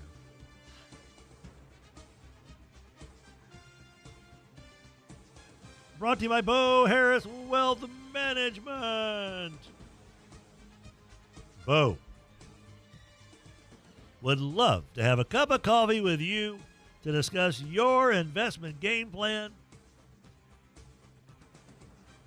What keeps you wide awake at 2 in the morning? You bolt up right out of bed and you're sweating bullets like, how are we going to survive our retirement? What if Social Security's not there? What are we going to do? What about the kids? If those kind of financial worries are giving you the night sweats, Bo Harris, WM.com, 318-670-3101, bringing you this SEC update. Save you money. Mattress Mac. So the fine folks over at Saturday Down South are doing the SEC Power Rankings every week. And, of course, after week 1, somehow or another, Kentucky's at the bottom at 1-0. They beat Toledo. Mississippi State at number 15, which I think is pretty stupid. They beat they beat Southern Miss on the road. Shouldn't that be worth something? And Blake Shapen, by the way, played a really good game. And he got his bell rung a few times and just kept getting up. Arkansas at 14. Arkansas didn't beat anybody. Vanderbilt at 13. They didn't beat anybody. Alabama at 12. Put them at the bottom. Auburn at number 11. Mizzou at number 10 for their 61-6 win over Central Arkansas. What? Oklahoma 1-0 for their 35-3 win over Illinois State. Okay. Tennessee at number 8. South Carolina at number 7 with a nice win over Virginia Tech. A&M with a nice win over UTSA at number 6. Florida handled Long Island. Why is Florida at number 5 based on their win over Long Island University? Ole Miss blowing out Georgia State means nothing, but they're at number 4. Texas is still number 3 despite losing to Ohio State. Georgia at number 2, and LSU is number 1 in the power rankings according to Saturday Down South, which you can take that in one hand and spit in the other and see which one fills up fastest. And that's your SEC update, brought to you by our friend Bo Harris and Bo Harris Wealth Management. The following is a paid advertisement for Bo Harris Wealth Management. Bo Harris is a certified financial planner. Securities offered through Wells Fargo Advisors Financial Network, LLC, WFAFN. Member SIPC. Bo Harris Wealth Management of Conservant Financial is a separate entity from WFAFN. Grab a cup of coffee and discuss your investment game plan with a man who can help come up with that game plan so that your future self has been taken care of by you in 2025. Give Bo Harris a call at 318-670-3101, BoHarrisWM.com, 223 Fannin in beautiful downtown Shreveport. Whoop, whoop. Time now for more Skent-N-Dent Coaches Conversations, Raj. And joining us on the Mudbugs Hockey Hotline from Walker Road for the Southwood Cowboys are eager, but not too eager because they don't have a game this week. It's your head coach, DeMonte Johnson. Good morning, DeMonte. How you doing, buddy? Tim, good morning. How you doing? I'm doing wonderful this morning. I'm doing wonderful. Hey, it's another beautiful day, another morning, be able to wake up and do what I love to do, baby. That's what we love to hear, my man. Last week you mentioned how much you encourage input from the coaches on staff. does this take place kind of randomly as in, hey, coach, I spotted something on that last play, or is it more like a regular, hey, guys, let's have our round table discussion. Let's go around the room. What do we have? So how does that usually work? Well, it's just more, like you said, more of a round table thing. We talk amongst each other and figure things out, and then we all come to agreements on things, just working together to make sure the boat row the same way. This past week, had your jamboree, Woodlawn and Green Oaks. Offense had some problems against the Knights and the Giants. What stood out as the biggest problem to you? Well, are you talking about as far as my team, correct? Yeah. Yes, sir. Well, just a lack of communication on the back end. I will say, the guys they weren't communicating on the back end when it came to making the right calls to get ourselves in position to be successful when it came to the passing game. Both Green Oaks and we played BTW. Woodlawn wasn't able to play. I'm sorry, that's right. Woodlawn had a step out. You're right. That's right. Both of those, both coaches and those players and that staff did a tremendous job, with their scheme and how they went about things. But us, we just had lack of communication on the back end. Wasn't too pleased with that for sure. As a guy who played in the defensive secondary as yourself, does that kind of really stick in your craw when that doesn't happen, when the fellows know that they're supposed to communicate with each other and let each other know that they didn't do that? Most certainly, and especially because, the defensive coordinator, Coach Morgan, played at Mississippi State as a defensive back. So, those are things, that's one of the first things we talk about when it comes to defensive back play is communication, and especially what we're trying to do on the back end with this defense. You have to be able to communicate. And with the lack of communication, it put us in a lot of tough spots at times to give up a lot of explosive plays, and the offense on the opposing team, they capitalized off of it. But, yes, it crawled. We stayed up here at 12:36 last night after the game. They all tell you enough of, when it came to, this back end not playing so well in Jamboree. Well, I get it. I know what y'all are trying to accomplish there too, Diamante. And so you want positive steps. You want some kind of feedback that, okay, that's a good step in the right direction. We're making progress toward our goal to be a winning program on a regular basis. So let's take away from the negative and start accentuating that positive. What was a positive step that maybe was taken by the Southwood Cowboys on Friday? We played the run really well. And I think, Tim, just as well as I do, if you can play the run well in this league and in any league, you have a really good chance.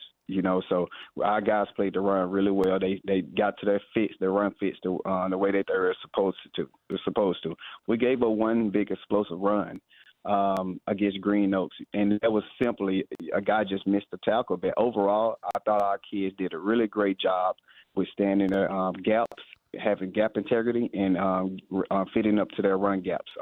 The way that they were they've been coached to do. So did a really great job with the run game for sure. And I thought our kids had great attitudes from most of the time. They were very positive about things. They were running on and off the field. At times they it seemed like they wanted to let adversity get the best of them, but they end up stopping it and talking to each other in a positive manner. So those are all great steps, when it comes to, building a program.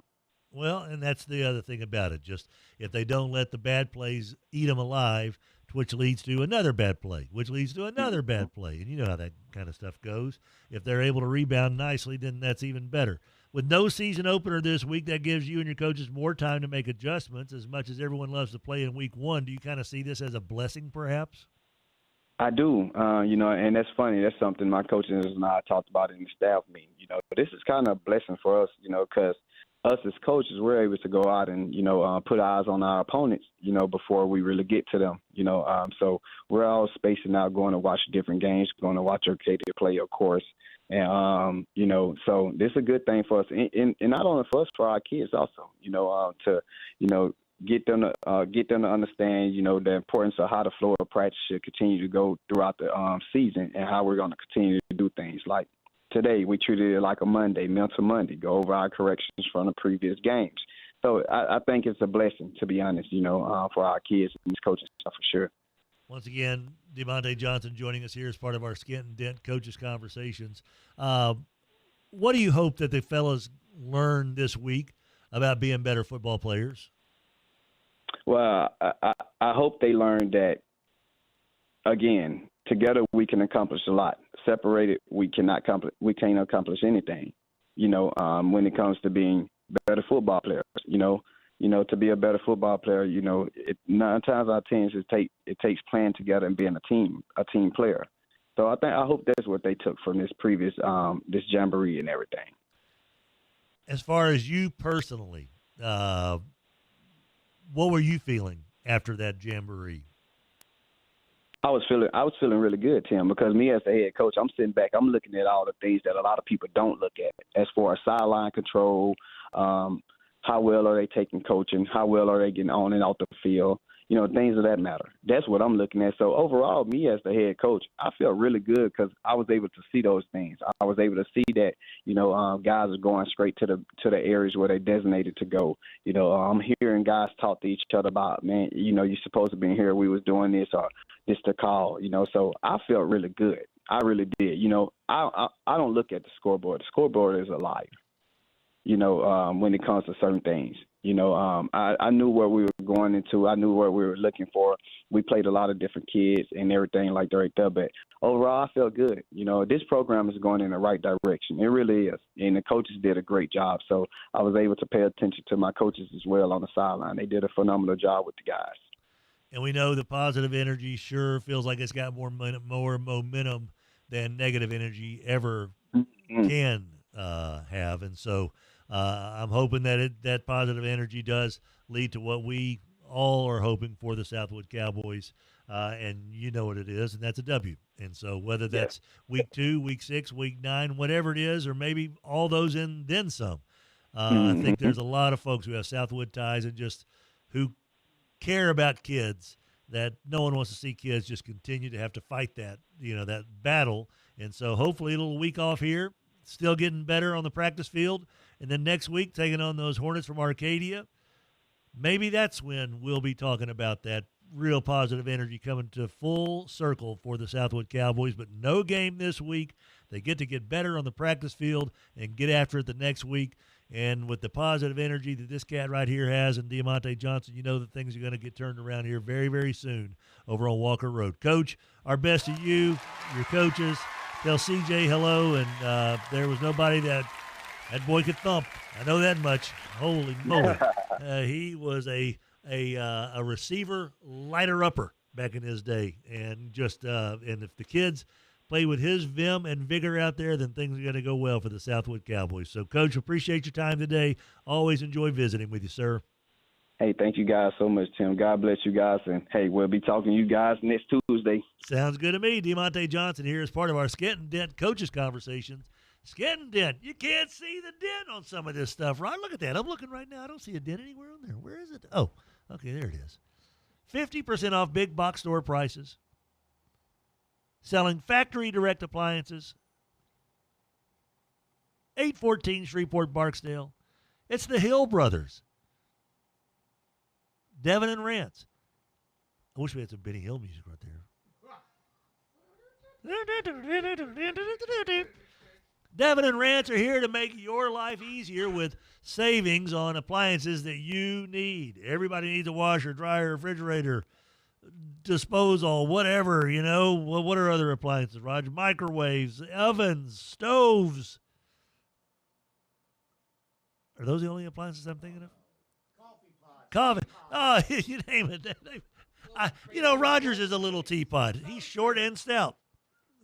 Tip him over, and he's closer to his Budweiser.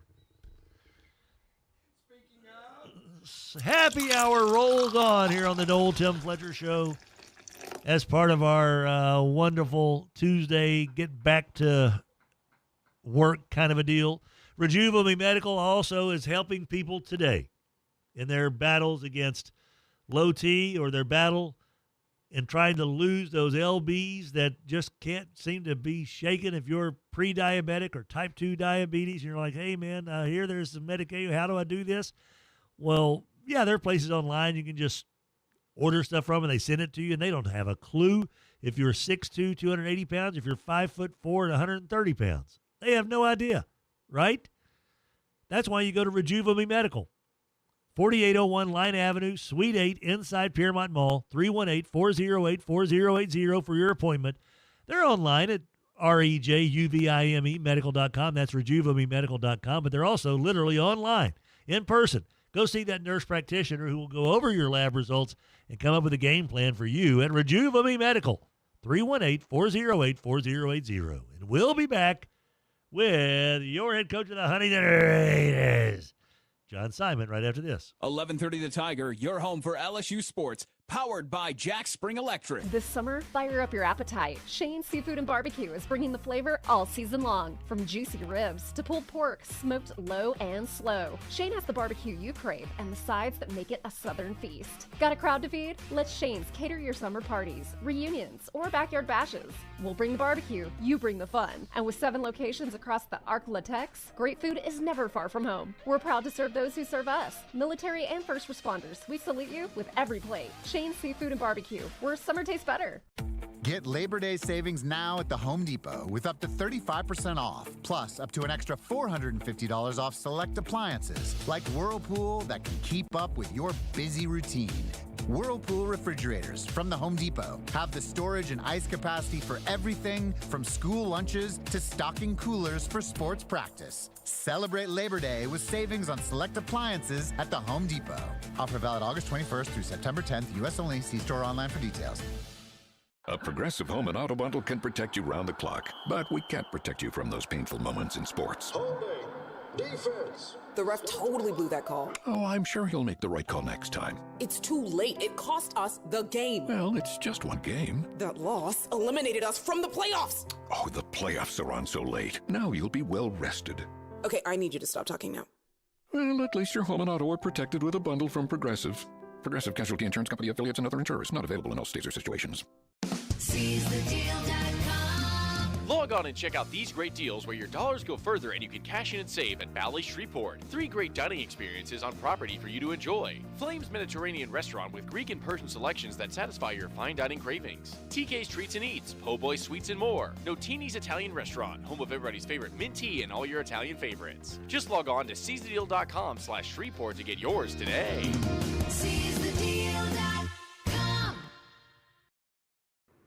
There are so many reasons to shop at Chevyland. They are the #1 Chevy dealer in the area, for Pete's sake. But I'm just telling you right now, if you're in the market for a Silverado, that's the place to be. The Silverado LTZ that I'm driving around has everything that I'm looking for. Look, I'm getting older. Maybe I don't drive as well as I used to, which is why I love the front and rear parking sensors, the surround view camera system, all right there in that Silverado LTZ from Chevyland. 7500 Uri Drive in Shreveport. Together, let's drive. Morse & DeWitt Injury Lawyers built a practice on representing real people with real injuries and have obtained real results. Their success stories speak for themselves. Visit morrisedewitt.com. Paid on lawyer spokesperson, Shreveport, Trey Morris, LA 2417188. Results may vary. Are you experiencing fatigue, low libido, muscle loss? At Rejuve Me Medical, we specialize in medically monitored hormone replacement therapy. Begin your journey to a better you at RejuveMeMedical.com. That's REJUVIME medical.com. When the game goes into overtime. But the game goes into overtime. The choice to enjoy is easy. Bud Light, easy to drink, easy to enjoy. Pick up Bud Light at your local convenience store today. Enjoy responsibly. Anheuser-Busch Bud Light Beer, St. Louis, Missouri. 103.3 FM and 1130 The Tiger. Fox Sports plays here.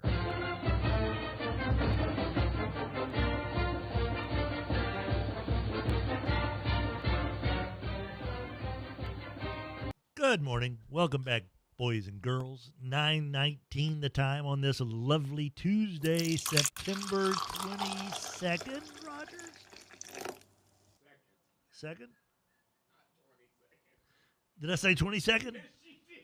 Okay. It's September 2nd. Yes. We have not. For those that have birthdays September 3rd through the 21st, don't worry. You still get your day. You're going to get your day. I just tried to steamroll it. My apologies. Yeah. It is what it is, Raj. We've called John Simon, head coach for the Huntington Raiders, left a voicemail for him. Hopefully we'll have John on here as part of our Skent-N-Dent Coaches Conversations, our little radio show coming here in the happy hour, brought to you by Chapin Toyota. Ken Chapin Toyota. I have a feeling that the Chapin family was feeling pretty good on Saturday. As well they should. Blake played well, man. Happy for him. You can tell that kid has a great football mind out there. And I know that he had one mistake, his pick that he threw, and he went over, and Jeff Lebby, the head coach, started talking to him, and you just see Blake saying, yes, yep, I know what I did, yeah. And guess what? He didn't do it again. And that's what's going to be fun about watching that kid play this year. Hopefully, knock on wood, that Blake Chapin has finally an injury-free year. It would be really kind of nice to see how that kid could really perform without injuries. And, of course, we know that the Chapins also care a little bit about their little dealership they have there, Rod, you know. I'm sure they love their boy, maybe even more than they love Toyotas. Yeah, and that's fine. But we also know they love Toyotas. And we know that they love giving you a great deal on a Toyota. The best way to find out is to hop on over to Marshall, exit 617, Chapin Toyota at 5015 East End Boulevard South, chapintoyota.com. Remember, Ken Chapin will make sure that that vehicle is delivered over here to you in Shreveport-Bossier. You don't even have to cross the state line to get it done. That's how they work. You pick it out, they work it out. That's how they do things at Chapin Toyota and chapintoyota.com. Raj, of the three teams that kind of just everyone's talking about, like, what are they going to do? Who's in the most trouble in your mind? Alabama, Texas, or North Carolina? Oh, North Carolina. They don't look like they have the talent to match up. Yeah, with that's too the many problem. teams. There's you can know how to coach football, but if you don't have football players, you're not gonna. Now they're gonna win these next couple, and if they don't, Belichick will be gone by midseason. Yeah. Because they got like Richmond, right, Raleigh, San Jose, yeah, like that. Before they got to play another semi-tough game, like you said earlier. They got Clemson after a bye week in about 4 weeks. Yes, I think that's not going to go I was well. watching a thing saying there were only 3 games they were underdogs in, but after that debacle yesterday, I saw one Nansel guy goes, "Yeah, it's probably going to be a few more now." Yeah, because even though they don't have play the big a tough boys, schedule, they don't have the big boys. None of the top 6 teams in the ACC, Raj, are on the schedule except for Clemson. Yeah, and that was already a given, kind of. Yeah. But now it would be almost a miracle if they went there and won. Oh God. Yeah. I know they're going to get better, and they can get better, but that mystique of, oh good God, Belichick's just bringing a team here to play He's us. going to be such a better coach. He's going to be able to do things for these guys that these college coaches can't do. He almost looked like DeBoers that at the end, like, oh boy, this was kind of a mistake. I don't know what I've done here. You know, when you've got that kind of look week one, it's not good. It's not. And see, good. I know Hester kind of poo-pooed this idea, but Rogers, yeah, he was in a mood today. the Kalen DeBoer situation is not good. No, and he's not helping himself. No, with his attitude and no. But like when you said you were looking at the film and their defensive backs were just kind of semi-jogging. Nick Saban would have kicked him off the team right then. That's what every broadcast said. Do you think Nick Saban puts up with this? Yeah, Joseph Goodman, who is the main columnist at AL.com, says, this is an opinion column. The inbox was flooded after Alabama's lost to Florida State. Kalen DeBoer has lost 3 of his last 4 games, 9-5 overall. It's a sign of more to come. Or will DeBoer find a way to win games at Alabama with this style of coaching? No. It's not. And as a matter of fact, Goodman had a column earlier. That's just his mailbag, and oh my gosh. Whew. What was it? Someone, crud, that said that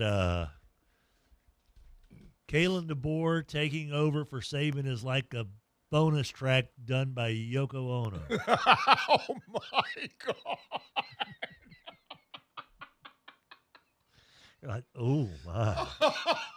Well, dude, tell us how you really didn't know feel. if I was ready to go that far, because that's one of the worst eras in rock history. Oh my! It's It was not good, buddy. And That's one of the funniest things I've heard in a while. And the fact is that they, just didn't play with excitement or intensity. Goodman says that time to restructure his contract. He makes $10.8 million per year. Kalen DeBoer does. That's about average if you're a good coach, and he is. But he was a better fit in Washington. His buyout's $63 million. Well, if they go 2-4 and their only 2 wins against the Cupcakes, it's like with Belichick. These guys are on an early hot seat. I know, our buddy Hester was saying, week one. Well, nowadays, week 1 matters. Yeah, it does in a lot of ways. Carries a lot of weight, good and bad. And one game we hadn't really talked about that I'd be interesting to listen to the 5 o'clock show today with LSU winning, Alabama losing, and Notre Dame losing. It's going to be an interesting sports talk show today. Yeah, it will. It will. See John lost to the Canes. John Canes.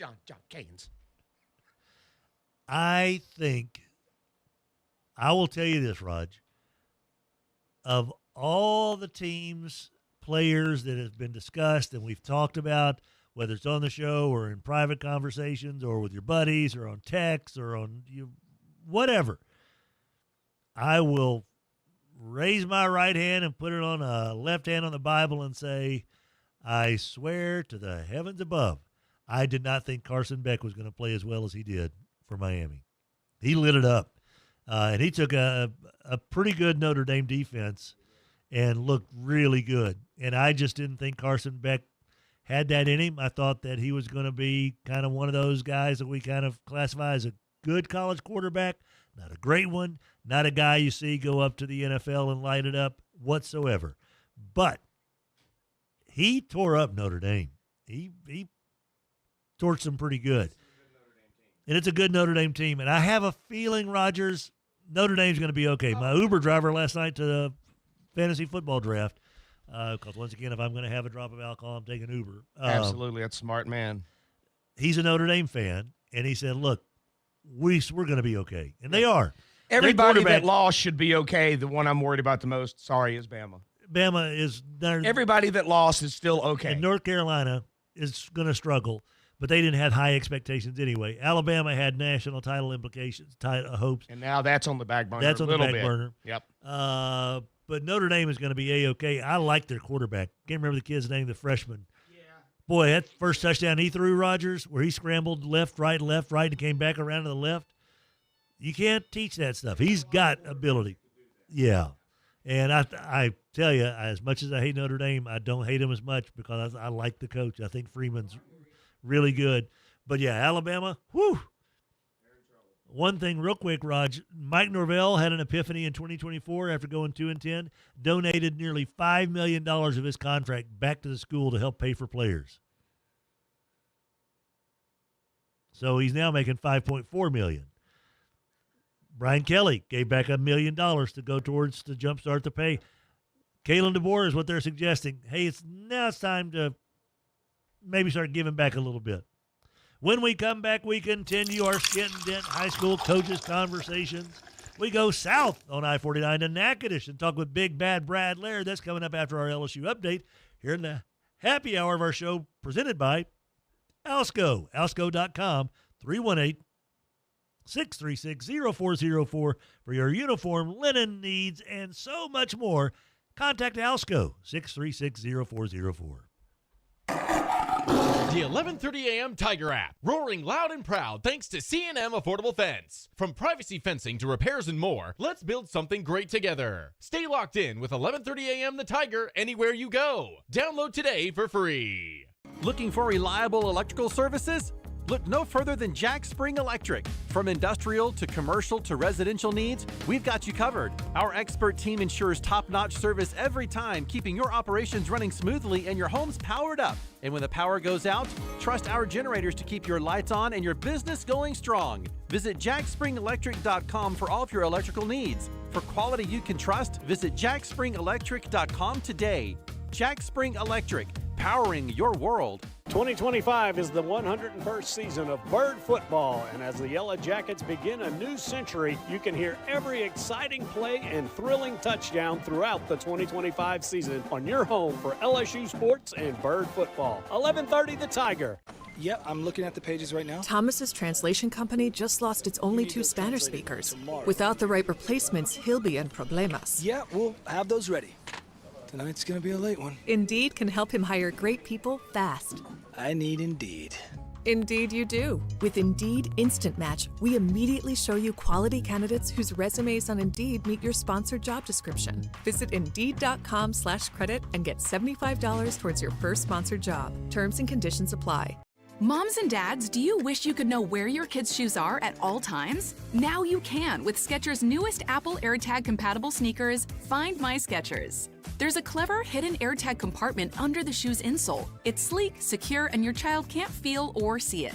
Then you can check where your kids' shoes are on the Find My app. Plus, they're available for boys and girls. Get Find My Skechers at Skechers.com, a Skechers store near you, or wherever kids' shoes are sold. Apple AirTags sold separately.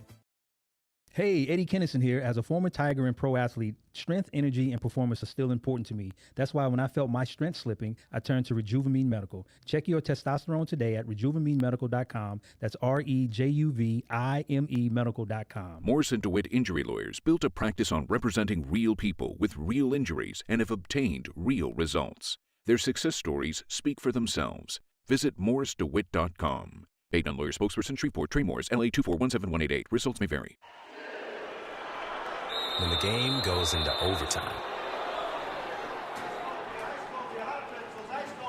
But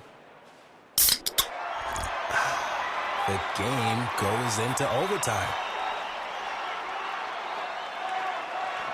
The choice to enjoy is easy.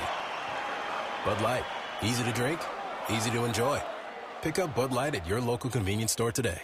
Enjoy responsibly. Anheuser-Busch Bud Light Beer, St. Louis, Missouri. Keeping you up to date on everything associated with LSU, River Cities Lighting. The LSU updates at the bottom of the hour, every hour of the Tim Fletcher Show, brought to you by River Cities Lighting, 3908 Shed Road, rivercitieslighting.com, bringing bright ideas to people every day. 103.3 FM and 1130 The Tiger, Shreveport's home for LSU sports.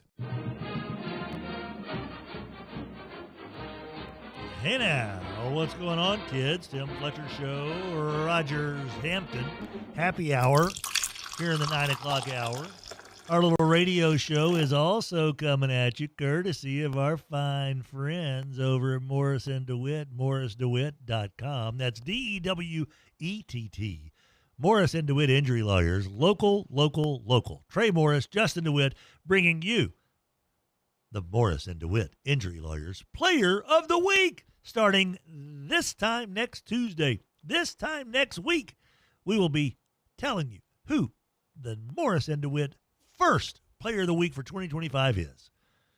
Time now for the LSU update brought to you by River Cities Lighting and Rug Gallery. RiverCitiesLighting.com, 3908 Shed Road in Bossier City, Louisiana. Bringing you this update.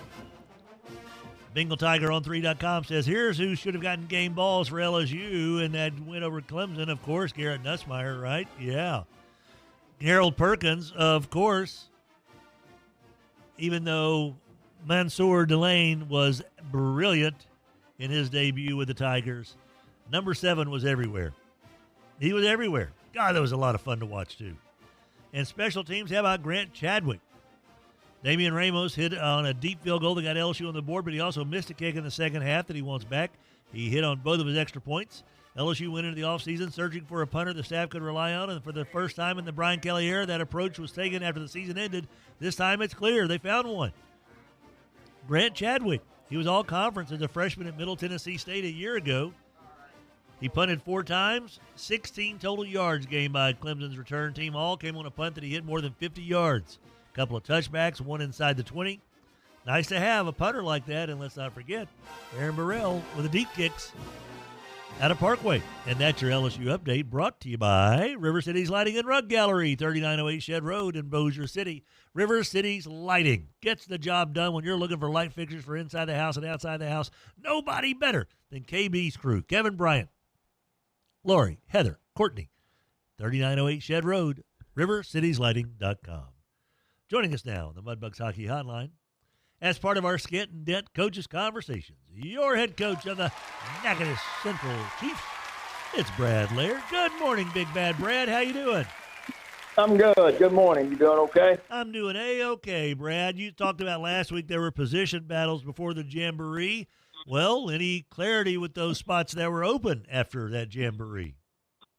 You always have some spots open. I'll tell you, we went through some little minor injuries and sickness last week, so we were able to move some guys around, playing different positions. I think will help us in the long run. And so, kind of gave us an idea, especially defensively, where guys can help. And, we were having forced to do that because of injuries and sickness. But, I think as we enter week one, Tim, we got a pretty good idea of who's where and who can help from a backup role. We're just excited to play week one. Brad, as you probably, like a lot of folks around the state, watched a little football on Saturday, hopefully, that LSU Clemson game, as a guy with your college coaching background and college playing background, what impressed you the most in that game from LSU? Well, I thought, when you look at where they had to improve from last year to this year defensively, and probably more so in the secondary, week one going against the quarterback the high caliber quarterback at Clemson, and then you had, I guess finding out a couple of days before your starting safety that you had transferring in, wasn't going to be able to play the first half. I think that's just a credit to the coaches getting those guys prepared defensively, especially in the secondary. And I thought that played a huge factor in the outcome of the game.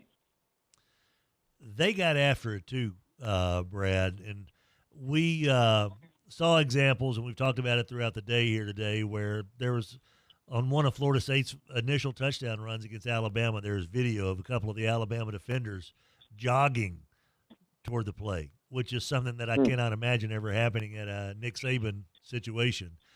And then you watch LSU, for instance, and it felt like all 11 guys on defense were flying to the ball. If they were blocked, they still were trying to do something to disrupt the play. I'm not saying that every play that all 11 guys did everything perfectly, but it just felt like that the effort was maximized at Clemson by LSU, and the effort for Alabama was far from it against Florida State. And then you look at the results of the game. How can a coach in high school use that to his advantage with his players by simply stating effort counts? Yeah, and I think, Tim, and it looked like, I didn't see the Alabama-Florida State game, but, watching LSU defensively, and really all of them played with a lot of confidence. And I think when you play with confidence, you play faster, and you just got that aura about you. And but the one thing you can't compromise, whatever level it is effort. And I did. I saw that with LSU, and I think that had a sense of the confidence that they had going into that game. Isn't it amazing that confidence and has so much to do with effort? That if you don't know what you're doing, that maybe you don't get there as fast, but if you know what you're doing, you can't wait to get out there, kind of a thing. It's like when you're taking a test. If you feel like I'm prepared for this, give me the test. I'm ready to take this thing and, get my 96 and get the heck out of here, Teach. If you don't know what you're doing, you dread it, and then the effort's not there on the test. And I think the same thing applies to football. So with that said, where's the effort from Natchitoches Central right now? Is it where it needs to be for your crew? Well, I think we're always going to be, working this particular day to get better. But Tim, where we are going into week one, speaking about Natchitoches Central, is through our scrimmage and our jamboree.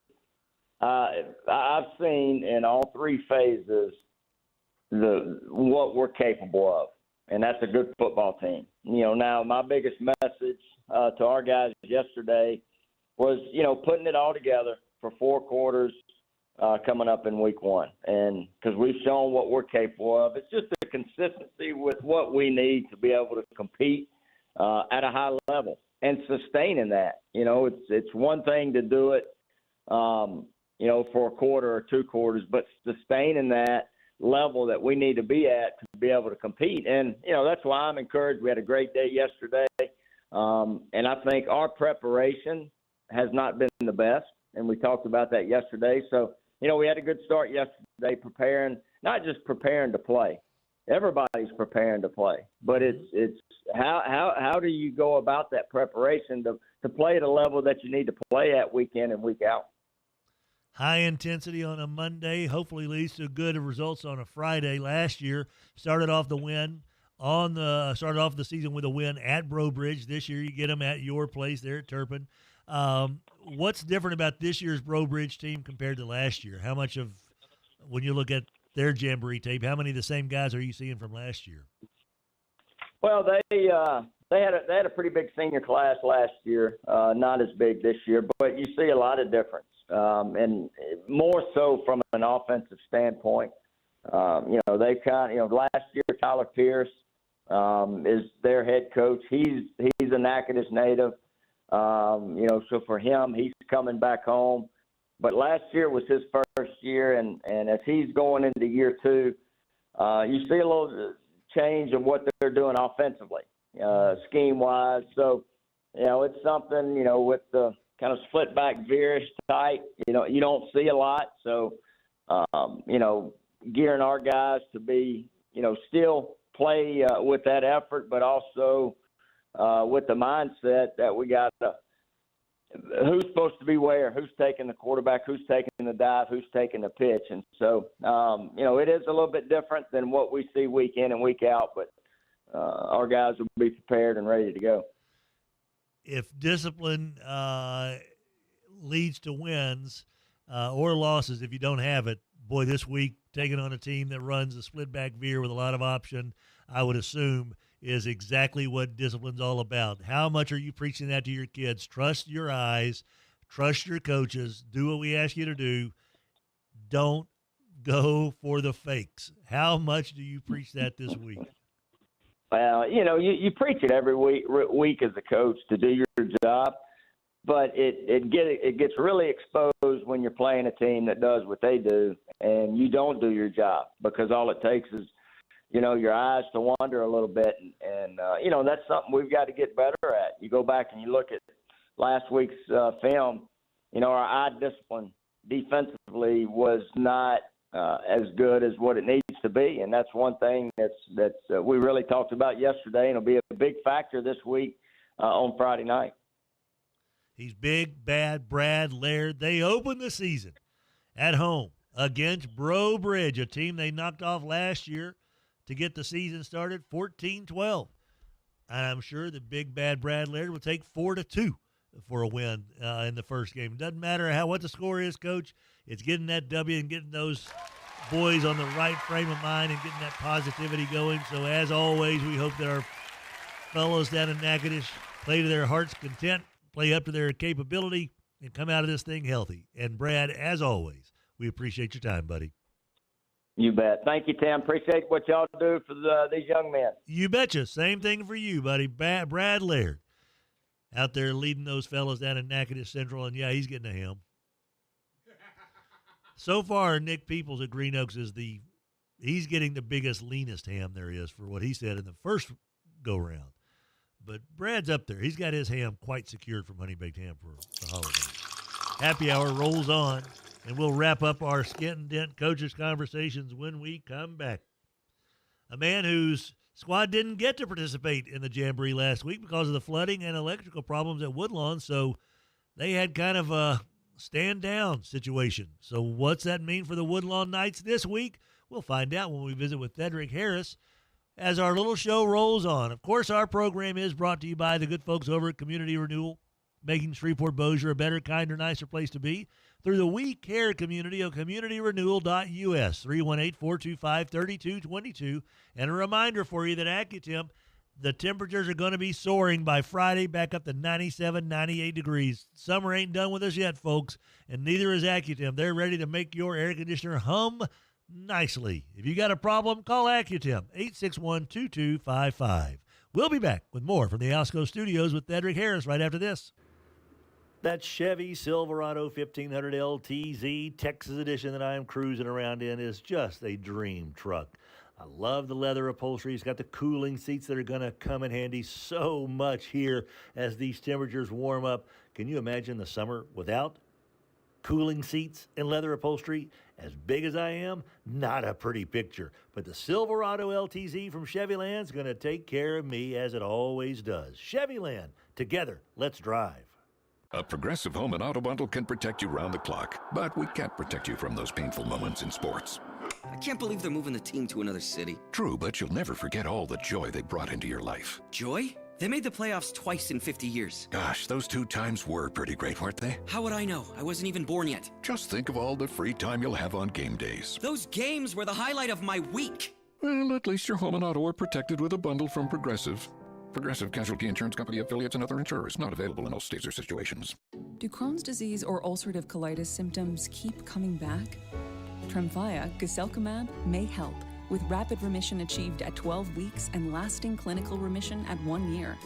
Some even saw visible improvement of their intestinal lining at 12 weeks and 1 year. Tremfya is a prescription medicine used to treat adults with moderately to severely active Crohn's disease and adults with moderately to severely active ulcerative colitis. Serious allergic reactions and increased risk of infections and liver problems may occur. Before treatment, your doctor should check you for infections and tuberculosis. Tell your doctor if you have an infection, flu-like symptoms, or if you need a vaccine. Healing is possible with Tremfya. Approximately 3 out of 10 patients were in endoscopic remission at 1 year, based on areas visualized on colonoscopy, which may not represent the deeper bowel layer or entire GI tract. Individual results may vary. Ask your doctor about Tremfya today. Call 1-800-526-7736 to learn more or visit tremfyaradio.com. Morse & DeWitt Injury Lawyers built a practice on representing real people with real injuries and have obtained real results. Their success stories speak for themselves. Visit morrisedewitt.com. Paid non-lawyer spokesperson, Shreveport, Trey Morris, LA 2417188. Results may vary. Are you experiencing fatigue, low libido, muscle loss? At Rejuva-Me Medical, we specialize in medically monitored hormone replacement therapy. Begin your journey to a better you at RejuvaMeMedical.com. That's REJUVIME medical.com. When the game goes into overtime. But the game goes into overtime. The choice to enjoy is easy. Bud Light, easy to drink, easy to enjoy. Pick up Bud Light at your local convenience store today. Enjoy responsibly. Anheuser-Busch Bud Light Beer, St. Louis, Missouri. 103.3 FM and 1130 The Tiger. Welcome back, everybody. Tim Fletcher Show, 9:48 The Time, happy hour. Our little program is presented by Alsco.com, 318-636-0404. And joining us on the Mudbugs Hockey Hotline as part of our Skent-N-Dent High School Coaches Conversations, Skent-N-Dent, 814 Shreveport, Barksdale. Factory direct appliances with up to 50% off the big box store. It's your head coach of the Woodlawn Knights. It's Thedrick Harris. Good morning, Thedrick. How you doing, sir? Good morning. I'm doing fine. How are you guys? We're all right. Well, buddy, it seems like that Mother Nature just had it in for the Woodlawn Knights on Friday. The flooding over there off Wingate and electrical problems, so your fellas didn't get to participate in the Jamboree, correct? No, we didn't. Unfortunately, it's just Mother Nature. We wound up sending the kids home early and, kind of got scattered, but then we had some flooding issues, but all that's being resolved. And, like I told those kids, that's part of life. Sometimes things happen. You can't get sour about it. Hey, go back to work and let's get ready for next week. So due to that flooding and the electrical problems, you missed out on the Jamboree. What's the next best thing that you can do to get ready for Green Oaks Friday without having that Jamboree experience? It's just practice. It's practice, and, we took advantage of it, with some film assignments and little things, anytime that you got. If the situation has changed or whatever, try to find a way that you can use it to your advantage. So that's what we did. We filmed and kind of met with them and went over things and reviewed. And so we didn't just waste that time. So we tried to turn a negative into a positive.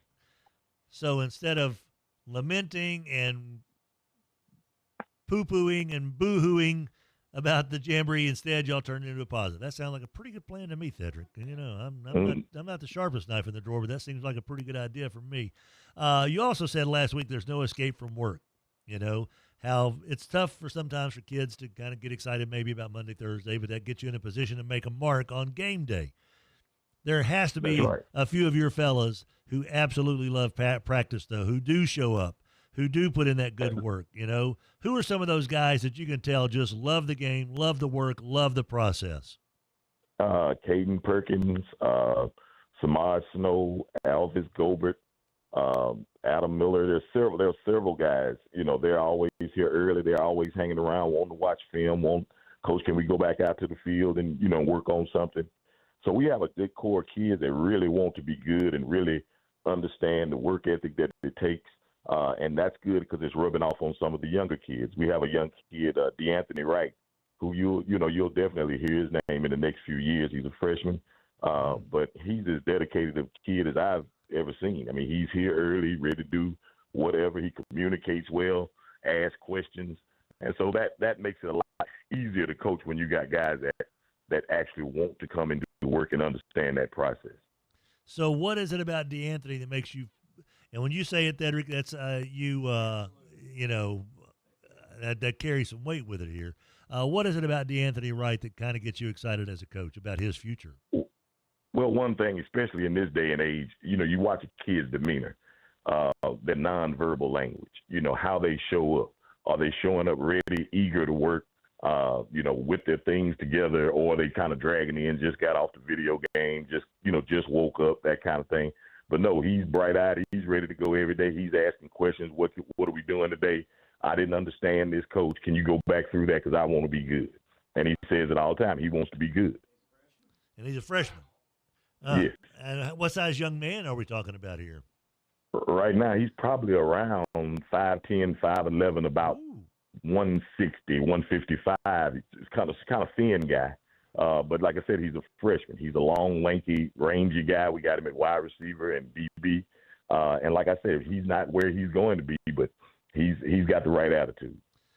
And, man, is that one of those things, and I know there are many, many reasons why you and all of our coaches that we visit with and all the assistant coaches that we don't visit with but are certainly out there getting the job done.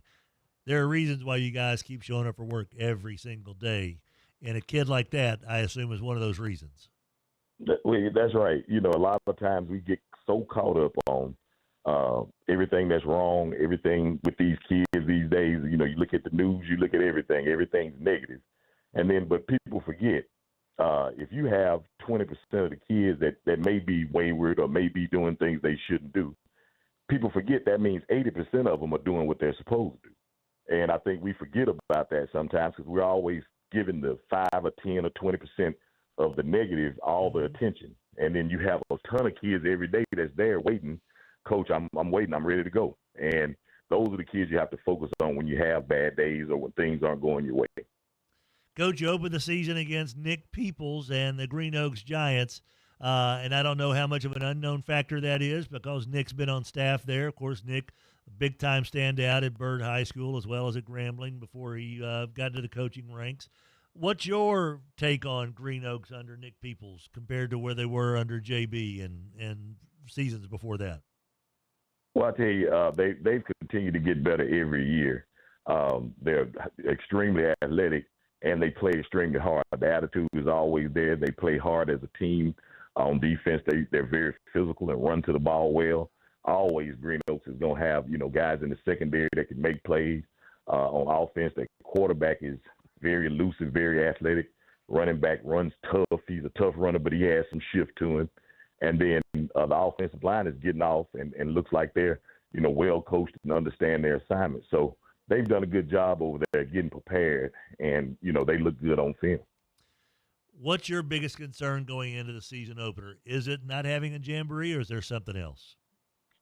It's really, for us, is I concentrate on what I what our approach is going to be and how we protect the ball. Last year, that was one of the things that bit us, a couple of times early in the season, was handling the football turnovers, miscues, that kind of thing, and it hurt us early.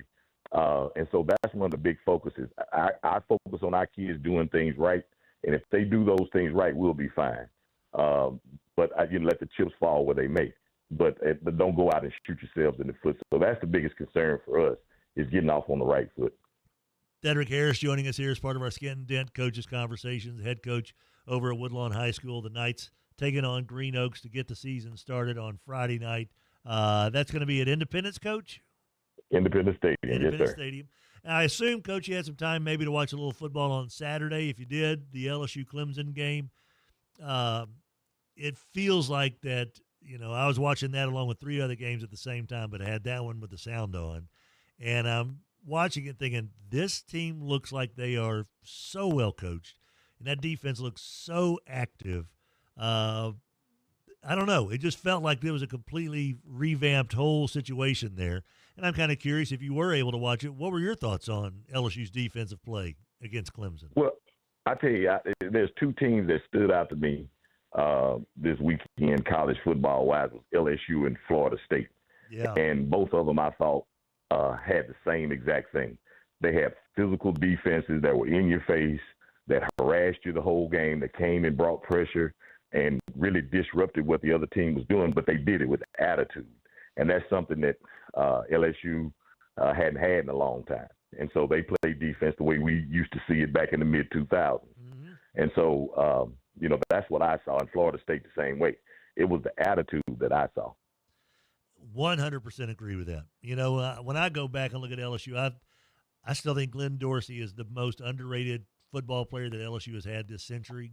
He was just a bad, bad man. And everybody on that defense in that era was equally as mean and tough and as invested in getting the job done. And it has been a while since we've seen an entire defensive unit kind of feel that way. But from Harold Perkins to the secondary that's revamped to the Weeks brothers, that was fun to watch. Coach, when you see defense like that, it's got to be kind of fun to watch, isn't it? Oh, I love it. It's a beautiful thing when it's done right. And, yeah, when it's done right, it's poetry in motion. Like I told you one time, you asked me, I don't have a team. I watch certain defensive coordinators to see what they do. And they've done the things they need to do. Secondary-wise, they're more aggressive. You can't ever go wrong doing that.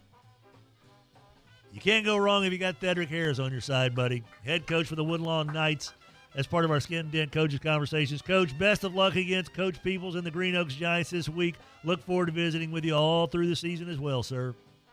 Yes, sir. Thank you. Thank you. Our little radio show brought to you by DraftKings, Glass Squatch. Our friends over at Goodwill Industries bringing you the unsung heroes on Friday nights, empowering people through the power of work at Goodwill Industries of North Louisiana, founded in 1926. Thanks, Skent-N-Dent Appliance and Furniture. Cormier Family Dentistry, the dynamic duo of dentistry, Adam and Jenna Cormier, 868-4072. Home of friendly staff and beautiful smiles. Bo Harris Wealth Management, Spell Brothers Lumber and Tech Tuesday, Chop Shop, Alsco, Community Renewal, Honey Baked Ham, AccuTemp, Sports World, Bailey's Jewelers, Live Oak Environmental, Brewer Home Center, Bud Bugs Hockey, GBT, thank you Chevyland, Together Let's Drive, Bowman Asphalt, Walk On Sports Bistro, Fuzzy's Taco Shop, Chapin Toyota, River Cities Lighting and Rug Gallery, Landers Dodge Chrysler Jeep Ram, Chasing Aces, ChasingAces.golf, Daiquiri Express with all 7 locations, all locally owned and operated by the Johnson family. Thank you as well to Morris & DeWitt Injury Lawyers, morrisdewitt.com, Rejuvime Medical, that's REJUVIME medical.com, and Porter's Cleaners. Officer Payne, rest in peace. Thomas LaValle, badge 1284, rest in peace. TLV. Hambone, what you got going on? Will Claire say yes to Kyle's proposal from yesterday? Oh, my. Have a great day, everybody. The previous program was paid for by Tim Fletcher. KWKH and K277DO Shreveport, 103.3 FM and 1130 The Tiger. Bossier City's home for LSU Sports, a Town Square Media station.